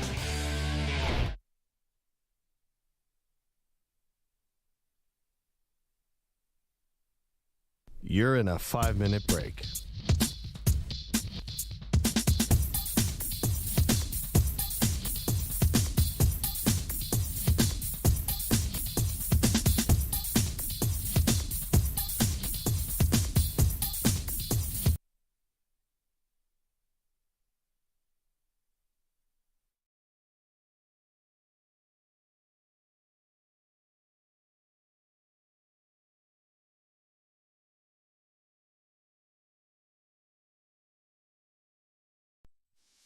Believe Bilatti's got something to say. Infinity's mice. He's feeling the dismay. No NBA on NBC.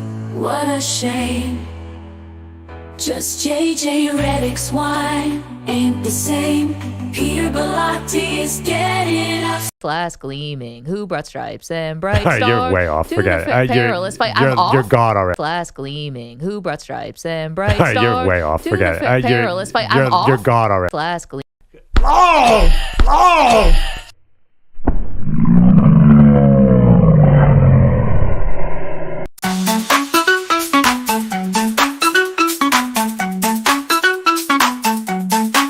Aaron Rodgers kicks back, puts a bolero on.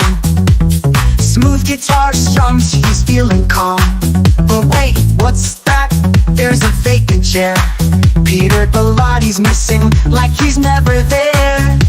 Oh, Peter's not at work again, no surprise. While Aaron's dancing beats out in disguise. Skipping shifts like it's his full-time career. Bellotti's gone, but Rodgers is still here.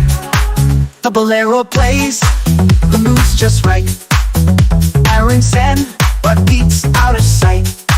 Maybe he's on a beach, or maybe in bed. Anywhere but work, that's where he's fled. Oh, Peter's not at work again, no surprise. While Aaron's dancing beats out in disguise. Skipping shifts like it's his full-time career. Bellotti's gone, but Rodgers is still here. The bolero plays, the mood's just right. Aaron's zen, but Pete's out of sight. Maybe he's on a beach, or maybe in bed. Anywhere but work, that's where he's fled. Oh, Peter's not at work again, no surprise. While Aaron's dancing beats out in disguise. Skipping shifts like it's his full-time career. Bellotti's gone, but Rodgers is still here. So as Rodgers sways to that Latin beat,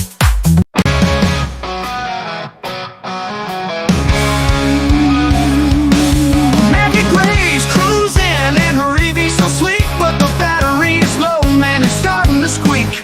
She's stuck. I gotta wait. I know that.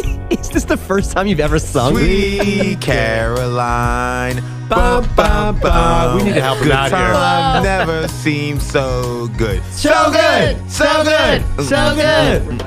I've been inclined bum, bum, bum, to believe now you failed it. They never would.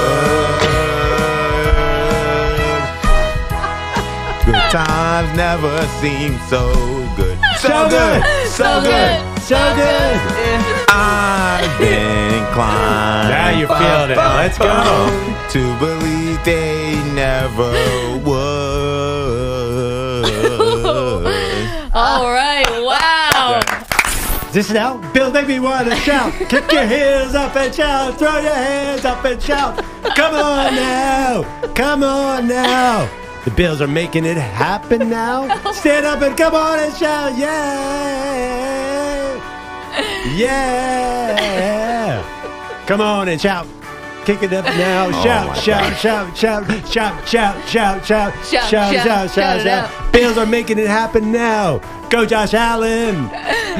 Freddie Jackson. Eric Moulds. Makes me want to shout, shout, shout, shout, shout, shout, shout, shout. I can't follow all the lyrics here. Bills, Bills, Bills.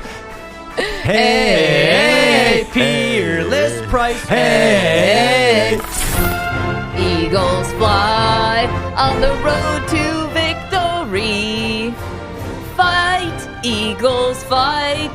Score a touchdown, 1, 2, 3. Hit 'em low, hit 'em high, and watch our Eagles fly.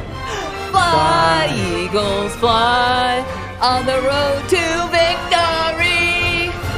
E-A-G-L-E-S, Eagles! I gotta wait. You gotta wait. It's just that pre-draft stuff that happens. The narrative out there, Pearl, is that Shedeur Sanders' draft stock is falling. And welcome to the show, by the way. Right. Maggie Gray, Andrew Perloff, Infinity Sports Network. So glad to have you on this Friday. So whether this is the entire NFL world descended on the combine and actually got together and put heads together and said, do you love his tape? I don't really love his tape. Do you love it? I don't love it. And people said, wow, we really don't love this guy's tape as much as we thought. That's not how it works. That's why it's dropping. You mean the reporters got there and they finally got to ask the team, hey, is this guy good? And they said, no, he's not as good as you think. Right. The tape's not They as didn't good say, as you think. do you love it? I don't love it. They're not like... It's not a conspiracy. It's just sharing information. Yeah. But I would hope that the Titans scouts are going to be like, hey, you don't like this guy, right?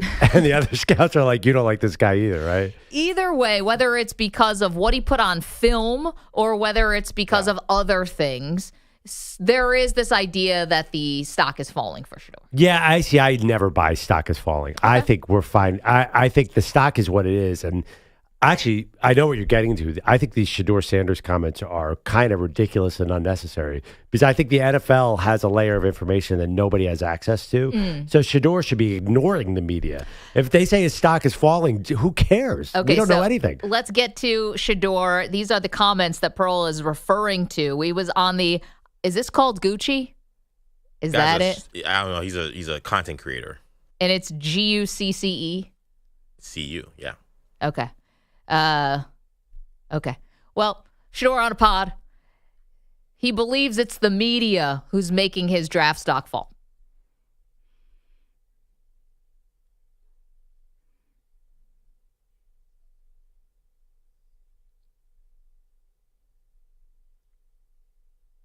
Okay, I don't think it's the media, to Perloff's point, and I'm glad you made that distinction before. I'm not saying the media gets together like some kind of cabal and like we all decide like, hey, let's get together and tank Shedeur's draft stock. No, believe me, if the media had their way, Shedeur would be going number 1 overall. Like, you don't understand how the star system works. We like talking about stars, and Shedeur's a bigger star than Cam Ward, and a bigger star than Abdul Carter, and a bigger star than basically anybody. So, no. If the media was for this, we'd make Shedeur the next commissioner of the league. Like, that's how the stars get the better treatment. But he's saying it's the media who's tanking the draft stock, and you say what to that? Well, I think he's definitely got a point because it's a good headline to say Shedeur is falling. The media might want to go number 1, but if you're at a sports website and you need clicks, what better way to get clicks and say Shedeur fell out of the first round of my mock draft? So I think that's what Shedeur is saying, that he gets a lot of hype, so it's kind of fun to say teams don't like him. And he's saying none of that's real, which is probably true, that it's probably not real. Because right now there's a lot of smoke that goes around draft season. Even the negative reports about Shedeur, that could be a team tanking. I mean, a team trying to get a false narrative out there so he falls to them. You have no idea what's going on. I kind of agree with Shedeur. There is a fool's gold element to the media coverage because a lot of this comes from agents or teams, both of who have their own incentives. It's really hard. Draft season is lying season. Yeah. I really believe that. So I kind of understand. Shedeur, I think, was offhandedly comment. I don't think he was saying the media is conspiring to tank to drop my draft status, I think he was sort of implying like, oh, this is all just hype, right? Or was he saying, do you think he was implying the media is actually collaborating to make him fall? Well, maybe not collaborating, but it's this idea that that it's only media driven, that there's and that it has nothing to do with the tape. Because I don't think Greg Cosell is a hot taker out here who went on Ross Tucker's pod, and he's like a well-known draft analyst, to say that, you know, he doesn't look like a first-round talent and compared him to like Geno Smith and Teddy Bridgewater. I don't think that people like Greg Cosell are hot taking. I really don't. You know, every Tom, Dick, and Harry who's got a mock draft, okay, I don't know what their motivations are. But for guys who really stake their reputation on being right about tape evaluation, I don't think that they're lying about it. I'm sorry, EJ, you have another piece of audio for us or what? No, we just want to play that clip again because we might have an issue with our audio board, so you can hear Shedeur Sanders' comments on this streamer's workout that they had. Okay, let's hear it again. My bad, YouTube stream. Well, everybody trying to make my stock drop right now, so who knows, man? No, hell no. We're ready trying to make it drop. You know just how life get. But it is what it is. It's fool's gold. It ain't real. Don't believe media. Okay, so there's one part of this when we came out of the combine and Shedeur was now being mocked to like 18, 21, you know, clearly falling out of the top 10. And we thought, and I'll give you credit for it, I think you thought this is Shedeur, like they're putting this out there. Like they want him to fall or that he already knows where he's going, I think is what you said. Like it's already preordained where that Deion has a hand in this and where he's going to go. And so, like, Shedeur being unserious was the quote, or being disinterested in some of these interviews was actually purposeful because he already knows, hey, I'm going to X team. Or he just doesn't want to go to certain teams. I don't think I was wondering, is his dad saying no to Cleveland? Well, I'm pretty sure Cleveland was one of those teams. So, Shedeur saying this on that stream, saying, like, don't believe any... I don't know if it seems so obvious that he already knows where he's going is kind of where I'm getting at this. I think I don't know. Now hearing that made me think, does he really know exactly, hey, my dad and Tom Brady have this back handshake deal that I'm going there. I think it's still really up for grabs. And well, he sounded pretty confident that it was a false narrative. So maybe he is going to Cleveland. Well, you know, by the way, you said one thing I wanted to note about Cosell said that he viewed him as like a second round kind of talent or whatever. Yep. Tom McShay said he's definitely a first round talent, but that there's so top much. 10. But he said there are other issues with Shedeur. I mean, there's the fact that he has his own podcast, his rap career. In reality, those are obviously not an issue, but old school NFL types. There's a huge factor of his dad. A lot of teams don't want him in the building. This was something you said. What coach wants Deion Sanders, a successful college coach, looming over his shoulder, could take his job in a heartbeat? I heard something interesting the other day, and I forgot about this. Shedeur threw some of his teammates under the bus at one point. That is a cardinal sin for a quarterback. So Scouts do not like that. I think I know what you're referring to, and he was asked by Mike Florio and Chris Sims, I believe, about the offensive line. I think it was those two guys. And he said, yeah, you know, we didn't have a great line, but he said, you know, I love those guys. They were trying their best. Like if that's what we're talking about, I think he did acknowledge, yes, they weren't great, but they were trying. He did also throw them under the bus in the loss against Nebraska. Yeah, it was during college. During the season. Yeah, famously when he was like, well, yes. Raiola looks good because he's not getting touched. How many times did he get touched? How many times I got touched? Yeah, I think we covered that. Yeah, we did. That ain't good. But that's part of...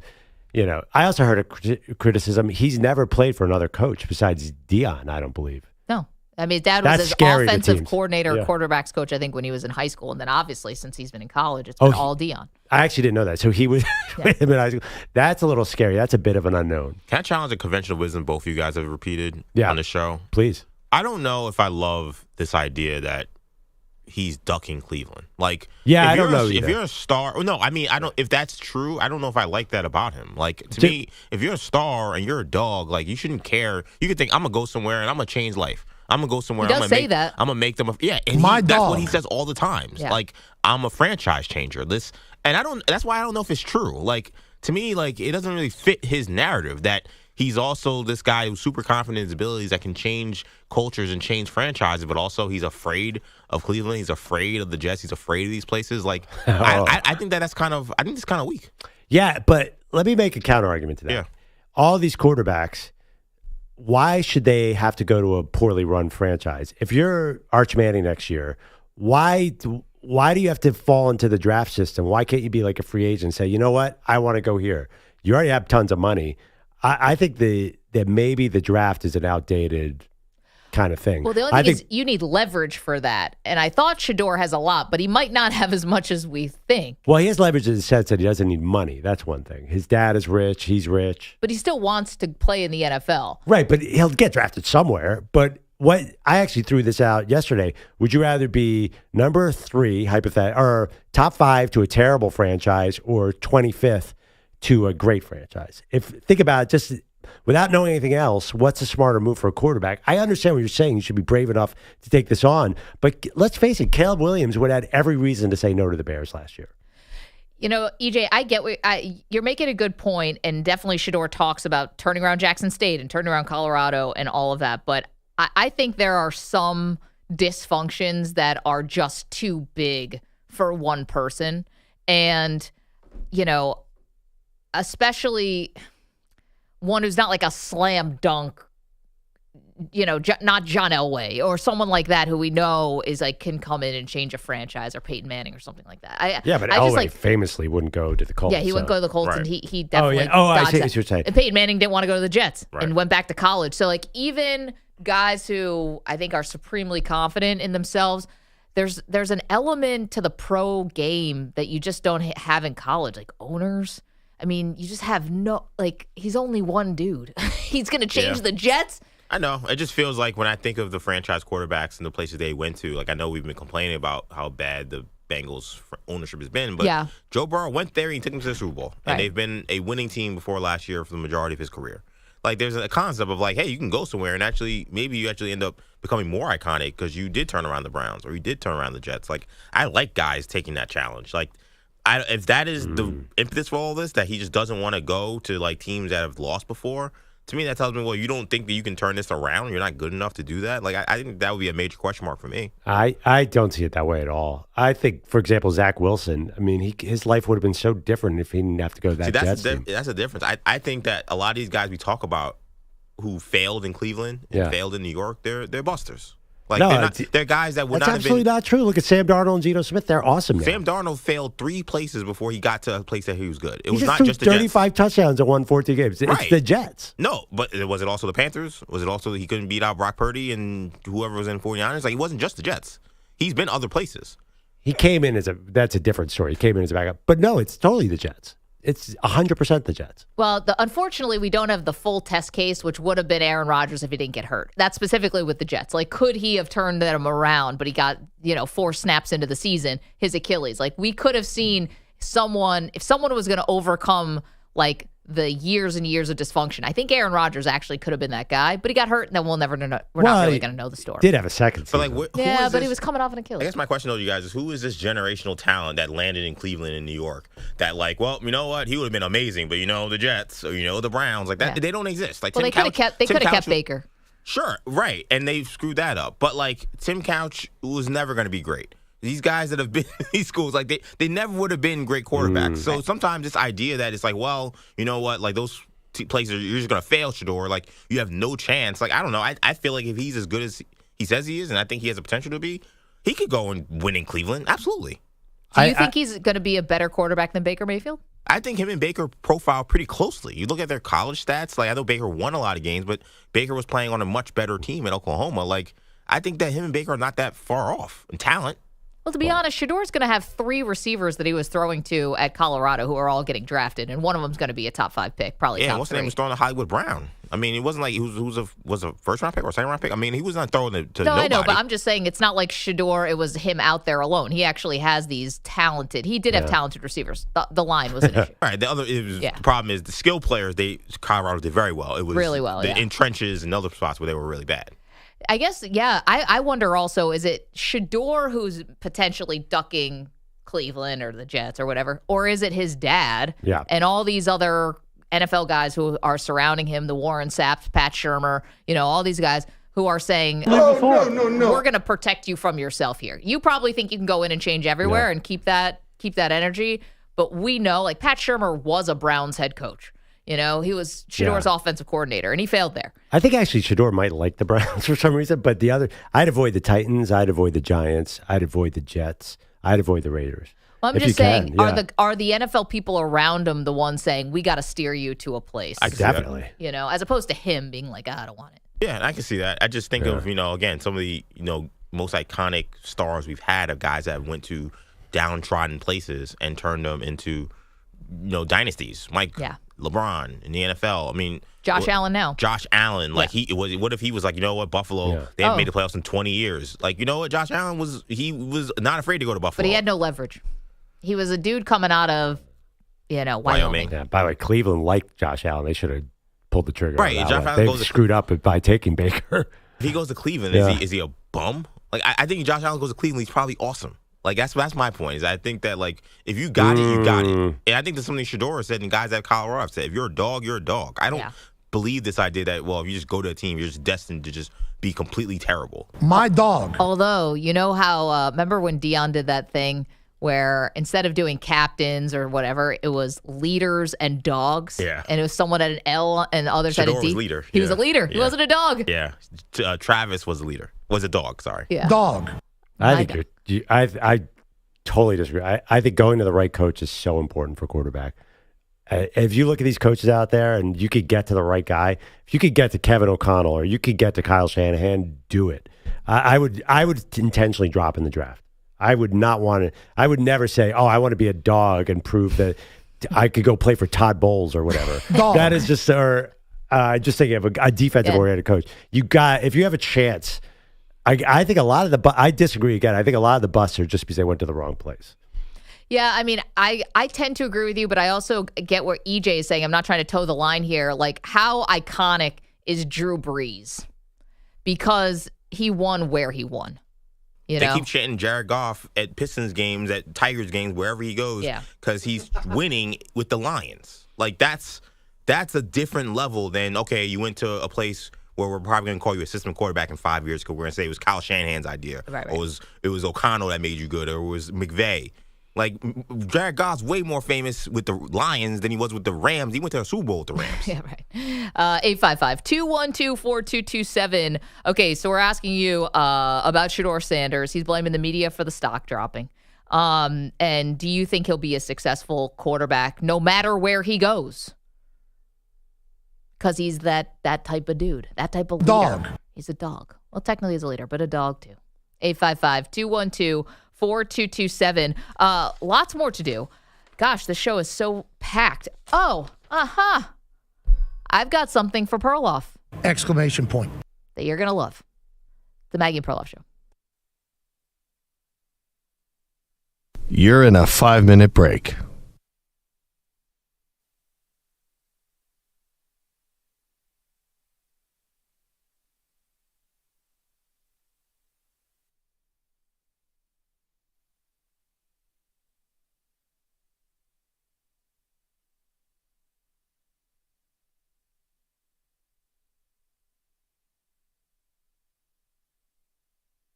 Four minutes, 30 seconds remaining.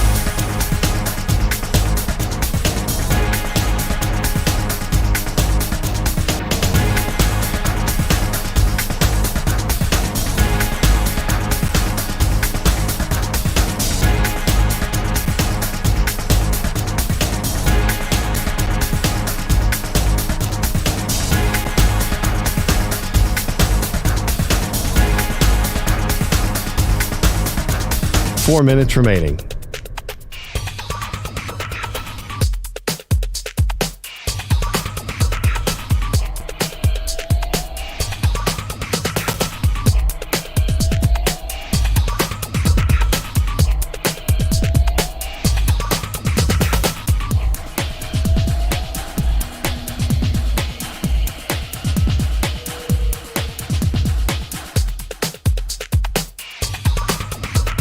Three minutes, 30 seconds remaining.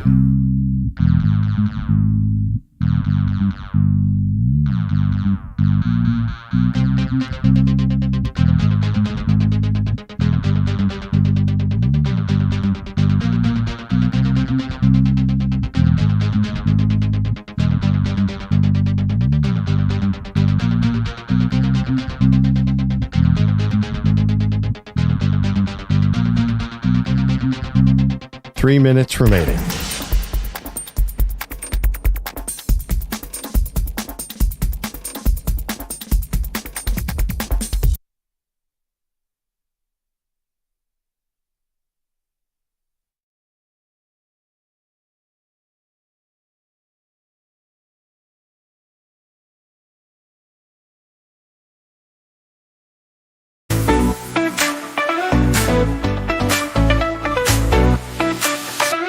EJ's on the court, his knees in pain, but he's still hustling, bringing the game. Peter Schwartz, slow and bumbling by, with a hip replacement from an old Studebaker ride. Oh, EJ, with his injured knee, still crushing Schwartz so easily. Pickleball champ, he's on a spree, while Melodi's home, as usual, absentee. Schwartz is swinging, but he's out of tune. That Studebaker hip creaks like an old cartoon. EJ's finesse got him looking stuck. Melodi's still missing, so what the duck?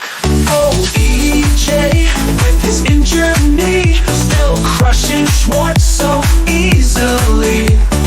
Pickleball champ, he's on a spree, while Melodi's home, as usual, absentee.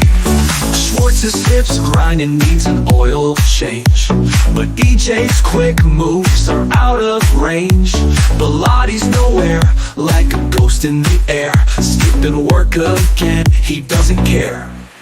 After the match, Schwartz hobbles around, off to the doctor for another round, haggling hard for that discount deal, for his hip that's more rusted than steel. Oh, EJ, with his injured knee, still crushing Schwartz so easily. 45 seconds remaining.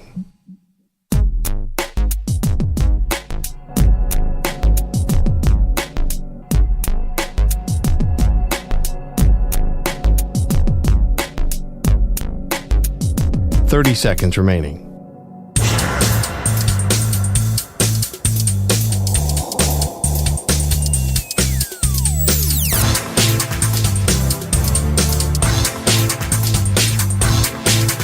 Fifteen seconds.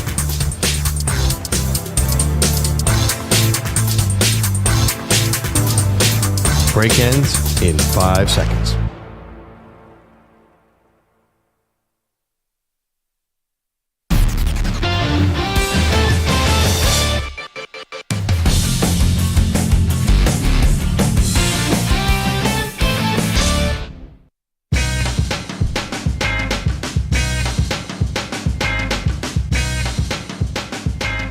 All right, this MLS game preview is sponsored by Lowe's. Members get more with My Lowe's Rewards. Don't wait. Join for free today. Lowe's, we help you save. What do you got, Manny? Perloff, the highest scoring team in Major League Soccer, your Philadelphia Union. 8 goals in 2 league games. They sit atop the Eastern Conference with 6 early points. They are on the road this weekend visiting Gillette Stadium in the New England Revolution. The Philadelphia Union at the New England Revolution. Kickoff is tomorrow, 7:30 Eastern. I mean, all these championship parades are going to start to take a major toll on traffic in the city of Philadelphia. I assume the Union are headed that way. You guys. Gosh, it's tough to be a winner like this. And now I know how Boston felt. Yeah, well, I was going to give you a nice compliment, but now I'm going to read the results of this poll question instead. What is the better Rocky theme song? My vote of Eye of the Tiger is winning 59% to 41% of You're Gonna Fly Now. So I feel pretty good about that. Oh, yeah. So good. And the lyrics are good in this song, too. Yeah, I love Eye of the Tiger. Eye of the Tiger. Well, Manny. Soprano. But Manny, you screwed up because you didn't play the full clip from Rocky 2 when Adrian, you have to understand the context. She had just lost the baby. Oh, wait, hold on. I do want to get to one thing that I want to give Perloff's Philadelphia Eagles some serious credit for. You guys are the biggest boogeymen now of the NFL, even more so, I think, than the Kansas City Chiefs. Go Birds! And I meant to tell this to you when you locked up Zach Bond and, Saquon Barkley gets the extension and no one even thinks that's a bad idea. Like, it's an objectively terrible idea to give that money to Saquon Barkley, but nobody cares because it's the Eagles. And this is now the space you occupy. And as we're sitting here with free agency and Trey Hendrickson wants a trade and the Browns owners won't meet with Myles Garrett, and we're not sure if Brock Purdy is going to get a deal done with the 49ers, and everyone's got this agita. Here are the Philadelphia Eagles, who you think can sign everyone back under the sun. They found money for Barkley, and you guys you're the boogeyman. You're like the gold standard as far as front offices are concerned. You've taken this away from the Kansas City Chiefs. So I just want to give you a nice attaboy of being a fan of a team that is doing it smarter than everyone else. That's so funny. After the Super Bowl win, a lot of people said, congratulations, great, you did a great job. I didn't block anybody. I didn't sign anyone. Why are you giving me an attaboy? Well, to be honest, you didn't even really, you faded the team. You rooted against them. Well, that was it. Actually, you bet against them. I did deserve that. I did bet against them against Washington. Yeah, I think this is a Super Bowl. They won the Super Bowl. Next year, it'll be another boogeyman. Everyone's so caught up in the moment. I don't think the actual NFL works like that. I do think Howie's super aggressive, and he's been aggressive the last couple of years. But think about it. You draft well. You had 2 rookies starting in the secondary. You won the Super Bowl. That Bryce Huff contract didn't even matter. Right, but we always do this. Whoever wins the Super Bowl is treated like a god until next year when they lose, and then it all goes away. Remember when Les Snead was bleep those picks was the top of the Mount Rushmore of GMs? This is temporary. Let's see if they go 8-4 or 8-8 next year. Will you say this? Of course. Right now, they just won the Super Bowl. Of course, they're the boogeyman. Yeah, I guess I've seen it a lot lately where other teams and players are talking about the Eagles and what they do. That's why they signed Saquon, to get on every player's favorite list. That was purely a symbolic move. Well, it's just kind of like Joe Burrow's see, the Eagles do this when he's talking about this tour. I've never, even with the F them picks or even with what the Chiefs are doing, I don't think anyone said, we got to go do that. They look at what Howie Roseman's doing with the Eagles and think, because it's all either paying your own guys, drafting and developing, being strategic about free agents, it's the perfect combination is what I'm saying, or it appears to be. And everyone's comparing themselves to that now. So congrats. Boogeyman status achieved. Unlocked. I'm not sure, again.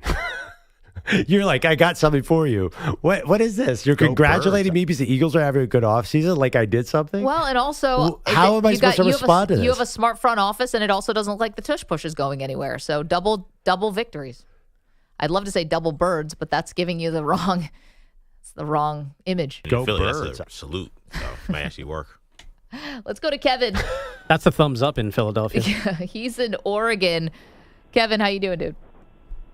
Good. Good morning. Thanks for taking my call. Hey, I know you guys have been talking about Shedeur Sanders, whether he would prefer to go high in the draft or lower in the draft. Yeah. And I would think he'd rather go higher in the draft because that way he's going to play. If he goes lower in the draft, he better hope he gets hooked up with a team with a quarterback that's old. Right now, there's only 3 quarterbacks over 33 in the league that have jobs: Derek Carr, Matthew Stafford, and Geno Smith. You've got Aaron Rodgers, Kirk Cousins, and Russell Wilson, who don't have jobs right now. But, if he goes to a team that's got a younger quarterback, he may not play for a while. Yeah. So I would think if I was him, I'd rather go early in the draft so I'd know I'm going to play. Yeah, Pearl, set up the question that you had asked and why you asked it. Thank you, Kevin. Well, he's been linked to the Rams before. Shedeur and McVay. I don't know why. Remember that was a thing? Wait, so the reason why Pearl asked that question is if you're Shedeur, would you rather go top 5 but go to a bad team, or would you rather fall to 25 and go to a good team? Right. And I think that scenario they just played out was great. If you sign with the Rams, that's the ultimate perfect spot for Shedeur because you get Stafford probably 1 year. Honestly, the Stafford contract does not seem definitely to be 2 years. That'd be ideal, wouldn't it? Would you rather go to the Rams with McVay than say the Titans? Yeah, 100 times out of 100. I also a little bit disagree with Kevin. I know he's saying that's normally how it is. If you get drafted behind a younger guy, you're likely to sit. But if they're drafting you, clearly they don't think a ton about the younger guy. I'm thinking about when your Eagles drafted Jalen Hurts when you had Carson Wentz, who was still young. Right. That I'm was just saying. Mid-second round. But Jalen Hurts was a very known commodity. Right. But that was a flyer in a sense. I think he was talking about late first round. I think that's a great. I think he was saying, you don't want to get drafted. That's a perfect situation, right? Would you rather be 1 year behind a 38-year-old? There's only a few of them. Mm-hmm. Yeah, definitely. I would like that spot. Especially if the guy's going to be generous and actually, teach me things and show me the ropes and wants to be a mentor. Not all guys do, but if you get lucky and a guy's willing to share the trade secrets with you, even better. What do you think of the Rams and Shedeur? Where are the Rams picking again? I don't have it up right now. I'm assuming 25, somewhere around there. Rams are picking 26th. Yeah, why not? How about that? Well, I think if you make a commitment to Stafford, the rumor is it's 2 years. We don't know the money yet. But don't you use that 26th pick to get him a weapon? Cooper Kupp's probably going to be gone. You need help on defense. I guess so. I just think that's very interesting because they're obviously not super high on Matthew Stafford. They just said, go seek a trade. But they were going to bring back Aaron Rodgers to fill the void. That's, I'm curious. Another vet. I'm curious, have they been scouting? Will they have visits from quarterbacks? They'll definitely in the second round. They got to take a quarterback at some point, right? They have Jimmy G behind him. Remember, they love Jimmy G. If it hadn't been Stafford, it was going to be Jimmy G and that load of crap they were trying to sell to us. I just wonder if a fourth round, fifth round, I think that they have to have a young quarterback in that building. You're into developmental quarterbacks. There's a lot of fifth round picks this year. I don't know. I don't think that's what Kevin meant at all. Again, I'm waiting. Maybe I'm a wimp, but I don't want to go in the top 3 anymore. If I'm Arch, I'm very, very careful about what's happening next year. I am not going to a bad franchise. Andrew Bogusch is here with all the latest headlines for today. And Maggie, I got big news for you. Your weekend is now set because the Bills are locking up Terrell Bernard long-term for the linebacker, 4 years, $25.2 million guaranteed. There you go. Let's go. I mean, draft and develop. Khalil Shakir got extended earlier this week. Geez, 4 years, $24 million? That's a long snapper money. Kind of a bargain, actually. They let Tremaine Edmonds go all those years ago, and he landed with Chicago, and he got $50 million guaranteed. What's the guaranteed on this? Did they say 25? Yeah, this is smart. The kid who runs out and gets the tee off the kickoff makes more than that money. Don't kill her buzz. Did I ever tell you my Khalil Shakir story or our Khalil Shakir story? We've got a Shakir story? When DA's show went to Boise to do shows, we had him on the show. He was still playing for Boise State. He was coming on the show. We were doing the show that morning from this tremendous restaurant just called Bacon. And somebody mentioned that his girlfriend was a server at the restaurant. So we pulled her on to the show to talk to him. And then someone, as it was all last minute, all rush, a surprise. And then they came back and said she thought that he was going to propose to her. This was a big thing. No. Now, Boise State and your crazy proposals. Now, good thing is, they're married. Things are great. Yeah. He was very nice about her the other day. It made a separate write-up that he almost came to tears talking about her and thanking her for everything. But yeah, they almost got married on this network. Man, that would have been awesome, right? Have you guys? Did DA ever have a marriage? No. A divorce? Yes. At least one of Pete's. Yes. Sorry, Pete. I wasn't even thinking about you there. And I think there have been... I think you're an idiot. There might have been more temporary connections made by the show. I don't know any long legally binding ones. Man, if we could get someone married on our show, Pearl. Manny! So first we got to get the Manny makeover. A proposal, you mean? A proposal, a marriage. I'll take whatever. I'll take a second date. But first we got to get Manny's makeover, and then we're going to find the G League reporter of his dreams. I don't think we need the makeover. The makeover is soul, not his... Can't fight that. It's happening. I mean, who doesn't want a guy with a Corona t-shirt on and a New York Rangers snow cap? Now it's getting mean. No. Manny, your look is cool. I'm all about your look. I zoned out. Are you guys bullying me again? Yep. It's okay. Management told us we have the green light to bully. It started as Queer Eye. For the straight guy. Then it turned into a psychologist. Here's Dr. Freud. Quickly got into, I think Manny's look is great. I just think Manny needs to reprioritize his life. The dude knows every G League nickname, every arena in the world. Save some space for other parts of your life, dude. And what are you going to talk to women about anyway? Yeah, hockey trades, obviously. What? You had all the financials on the latest hockey trade. You got to pull back a little bit on all these different sports. We're talking about two-way contracts and Mika Raitanen, man. And then the appetizers come. Then the appetizer comes, and then we talk about PNC Park, PNC Arena. We talk about all the naming rights. Yeah, then you're not getting to the entree. I'm so mad that I'm married. I know you are. Look at what you're missing. I know Trying to you think are. of some topics for Manny on his next date. I mean, you know a lot about music.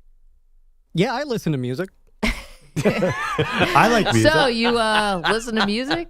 I like music. Does the Knicks theme song count as music? Go New York, go New York, go. Of course, that's Can I ask you a question? Are you drunk? When you're talking to a date or someone your age, because Manny, you're 27. Do you guys actually talk about like your favorite TikTok influencers and stuff? Does that make it into the convo? No. Okay. No. Maybe favorite pages and what's on our, TikTok feed. Like for me, I'm a big dog guy, so yeah, lots of dogs, and there you go. Women love dogs. We love dogs. Women can't get enough of dogs. Some of us. Gotta have to have the dog with you. Rent one. You see, that's the issue. I don't have a dog. I love dogs, but I never had one, so. I think you could rent a dog and like go to Central Park and just wait. No, I think you just go around Central Park and just talk about dogs. That'll get the ladies. I don't know. Now we're kind of getting back to the arena thing. Yeah, that's such a cute golden retriever you have. Yeah, where's your dog? I don't have one. Just videos of strangers' dogs. I just like dogs. And then the pepper spray comes out. Yeah. Oh, I like peppers. Spray right in my mouth. How about the Cleveland Browns, guys? NFL Network says Myles Garrett asked to meet with Jimmy Haslam about his trade demand, but the owner declined. Reports out of Cleveland now say Haslam told Garrett he should meet instead with GM Andrew Berry. Across Ohio, the Bengals have given elite pass rusher Trey Hendrickson permission to find a trade instead of a long-term deal. The Lakers are now 9-2, including 8 straight wins with Luka. LeBron to Luka. Luka dribbles left. Three-pointer by Luka. It's good! 5 straight points for Luka Doncic. Timeout, New York. Lakers 104. Knicks 99. John Ireland on Lakers radio. Luka 32 and 12 assists. LeBron 31 and 12 boards in a 113-109 OT win over the Knicks. Meanwhile, great, Bogusch. More Lakers, you idiot and fool, as Charles would say. Talking Lakers all the time. No one's paying attention to He's them. an idiot and a fool. Back in Dallas, the angst continues over this Luka trade. Mark Cuban telling WFAA-TV yesterday the return for Luka remains his biggest problem. If the Mavs are going to trade Luka, that's one thing. Just get a better deal. No disrespect to Anthony Davis, but get 3. If I still firmly believe if we had gotten 4 unprotected number ones and Anthony Davis and Max Christie, this would be a different conversation. The follow-up question was, would you have traded Luka if you were still in charge? And Cuban laughed and said, I'm not going on that. I'm not going on that. He still has that end of the bench seat. Yeah. If he starts criticizing the current ownership, do you think they yank that from him? I would think that that's contractually obligated to be there. Oh, he's written it in. I bet. Also, Too smart, right? Part of the sale deal. Yeah. They're so bad, they're going to need someone to fill that seat. Kevin Durant had it his way. No one would be in the seats at all. Yeah. They might fly you and Dr. Rock to games. Yeah. Needing fans that badly. He's an idiot and a fool. He's an idiot and a fool. One more thing about Lakers Knicks, by the way. Earmuffs, guys. Jalen Brunson, a suspected sprained right ankle in the final minutes of the loss for the Knicks. This is great. Rockets snap their 3-game skid, cancel all dates, 109-97 in New Orleans. Damn the right Warriors go 4-1 on a road trip thanks to a 121-119 escape from Brooklyn, 40 points from Steph Curry. The Dodgers and manager Dave Roberts said to be close to an extension that's expected to surpass Craig Counsell's record deal of 5 years and $40 million with the Cubs.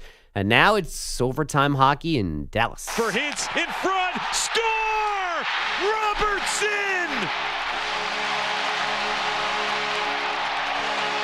It went off his stick and found the net.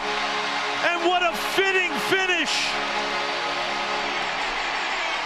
The Stars Bombers come back and sweep the homestand. 3-2, they beat the Flames in overtime.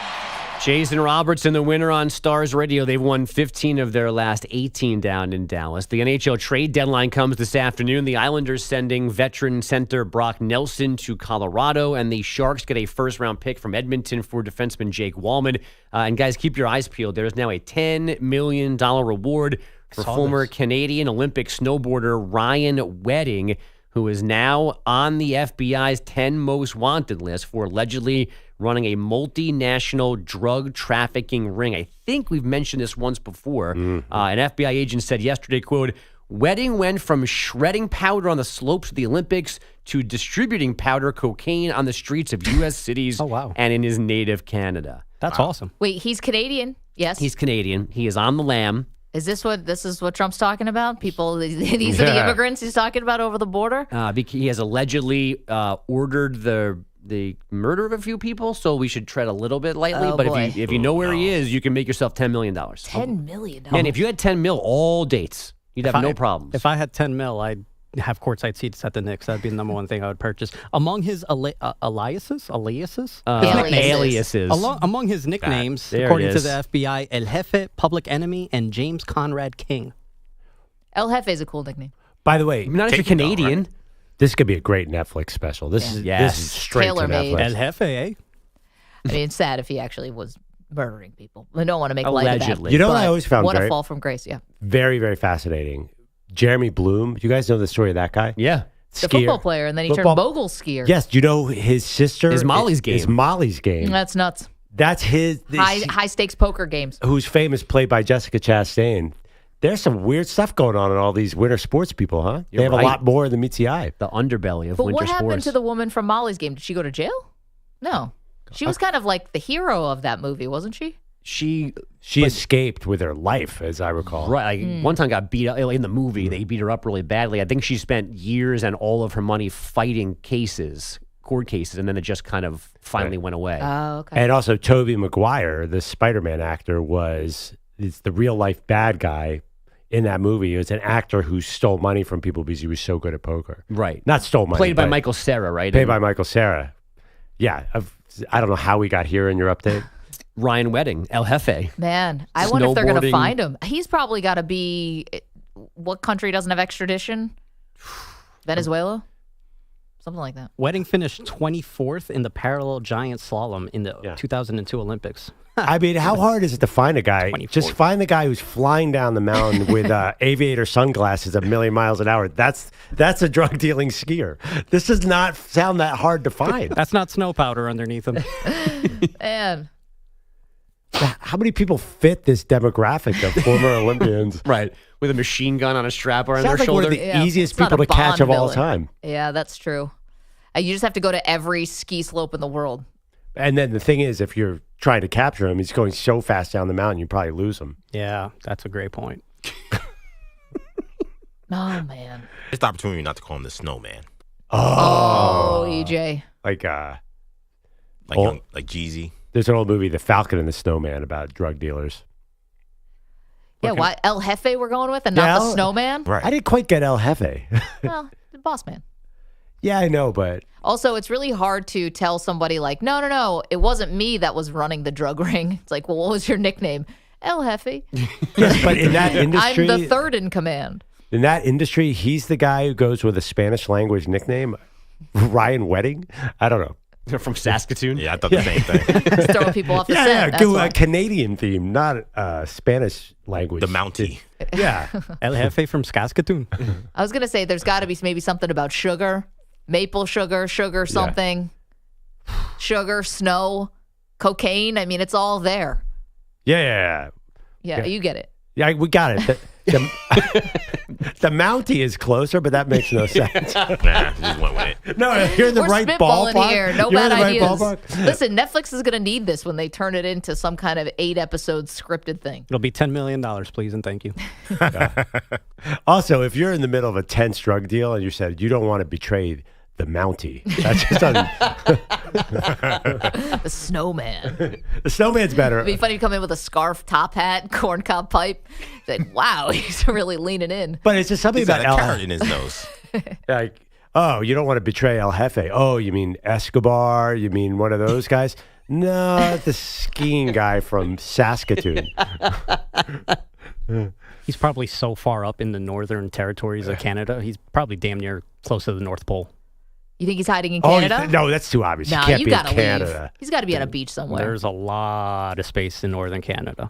Actually, wow. it's true. There was a cold case from around my town that just recently got solved, and they found the guy in Canada. Yeah. He murdered someone like 22 years ago. He's been living up there ever since. That's where I would go. Yeah. I've thought about that. If I kill someone, where am I going to hide? Yeah. Let's get the top 3 places, Pearl. Northern Canada. See, I can't go to a beach like Maggie said because of the sunburn. So I'm definitely going to go to Canada. And Perloff, if he's sitting on a beach as a fugitive, number 1 fear, sunburn. Number 2, getting caught. Spending the rest of your life in jail. Sharks are 2. Getting caught is 3. Confident in your crime. Third are zip lines. Have you thought about the murder or the victim that precedes your move north? No, I've actually been more I have a lot of different fantasies. What happens when, the apocalypse hits? Right. How am I going to get away from that? It's all the same kind of thing. You It's never not thought about really. it? It's not. You guys have never thought about how do I get away with a murder? It's never No. crossed your mind? No. And thank you, Feds, if you're listening. By the way, the FBI exists? I thought they were gutted. Oh, sure. 855-212-4227. Okay, thank you, Bogusch. Lots to do, including we will answer the unanswerable question. You're in a 5-minute break.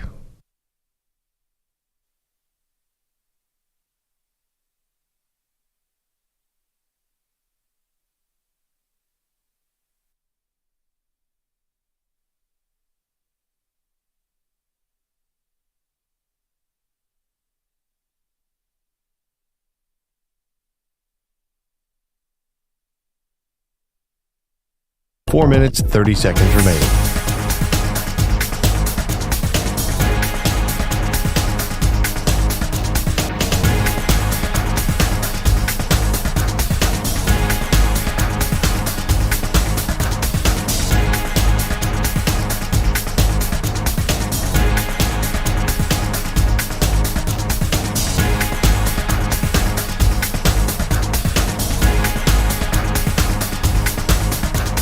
Four minutes remaining.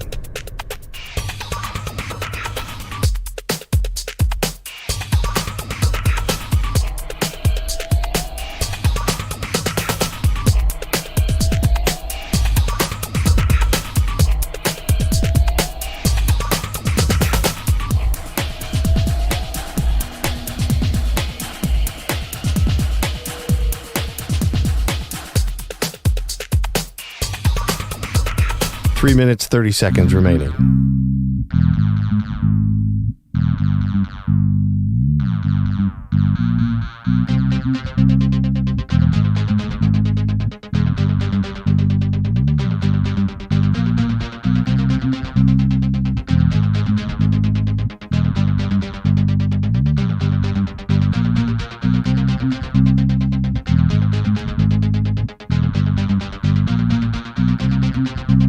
Three minutes remaining.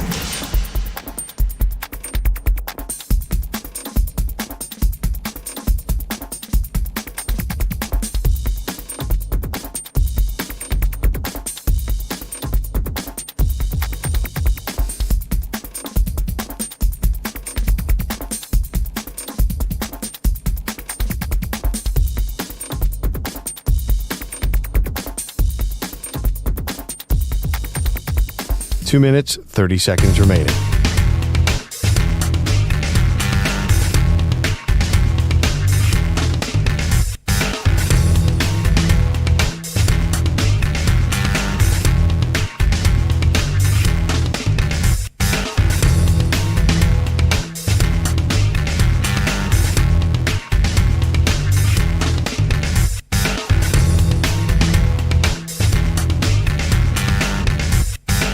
Two minutes remaining.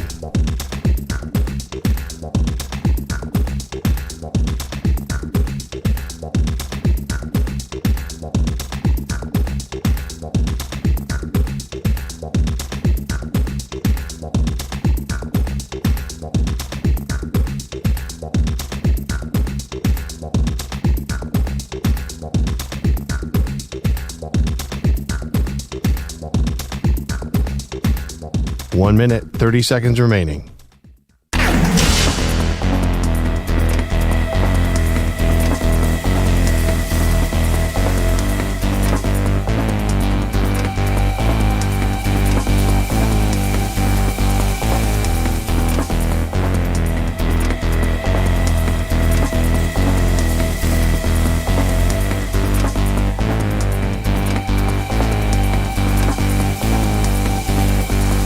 One minute remaining.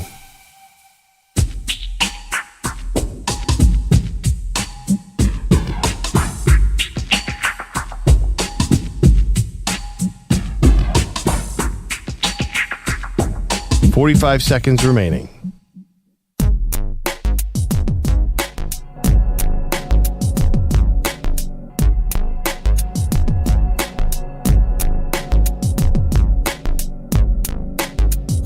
$30 seconds remaining.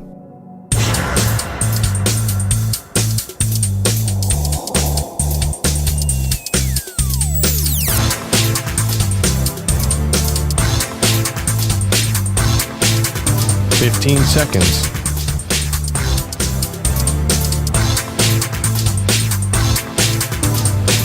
Break ends in 5 seconds.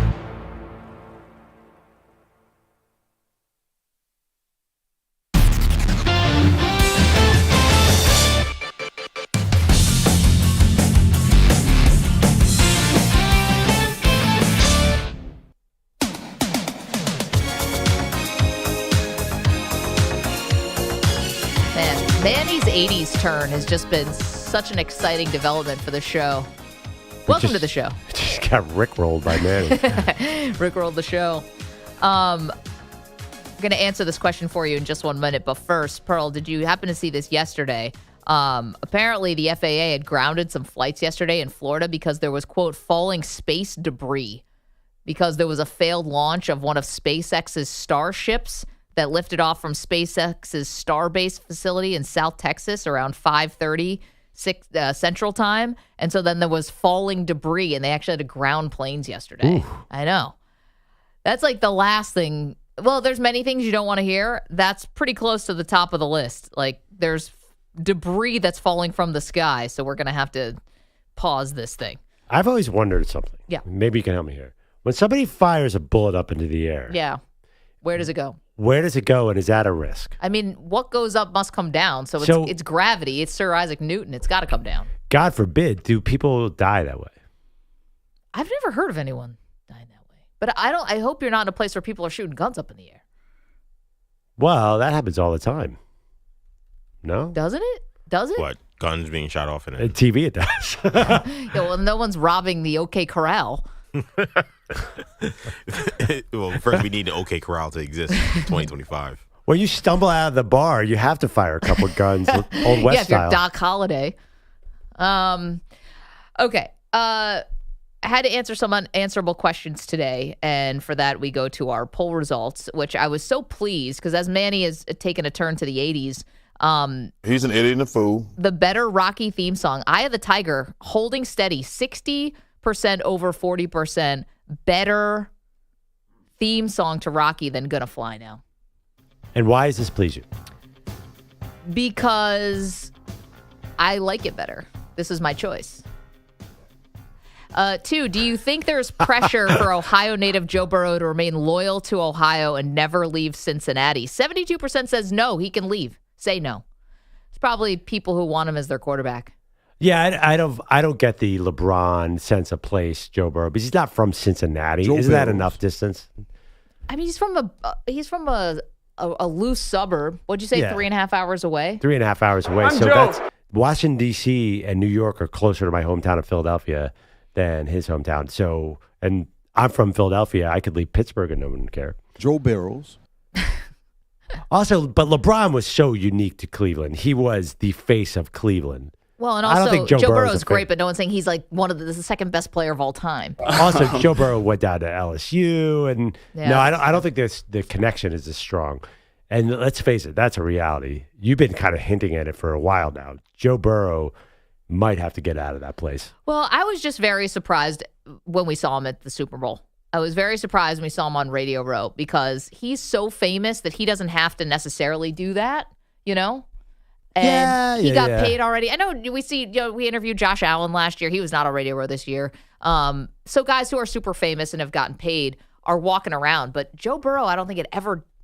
I was just shocked to see him on Radio Row, and he clearly had an agenda, which was, I want to get this message to the team to bring back all my guys.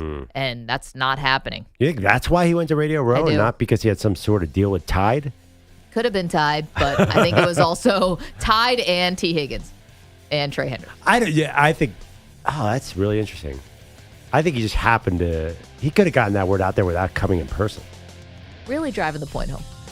Thank you to EJ Stewart, Manny Rodriguez, Andrew Bogusch, Andrew Kaplan, Weedos, Coffee Drinkers. Guys, fantastic week, really. These were fun shows. We're going to have a great week next week. See you Monday.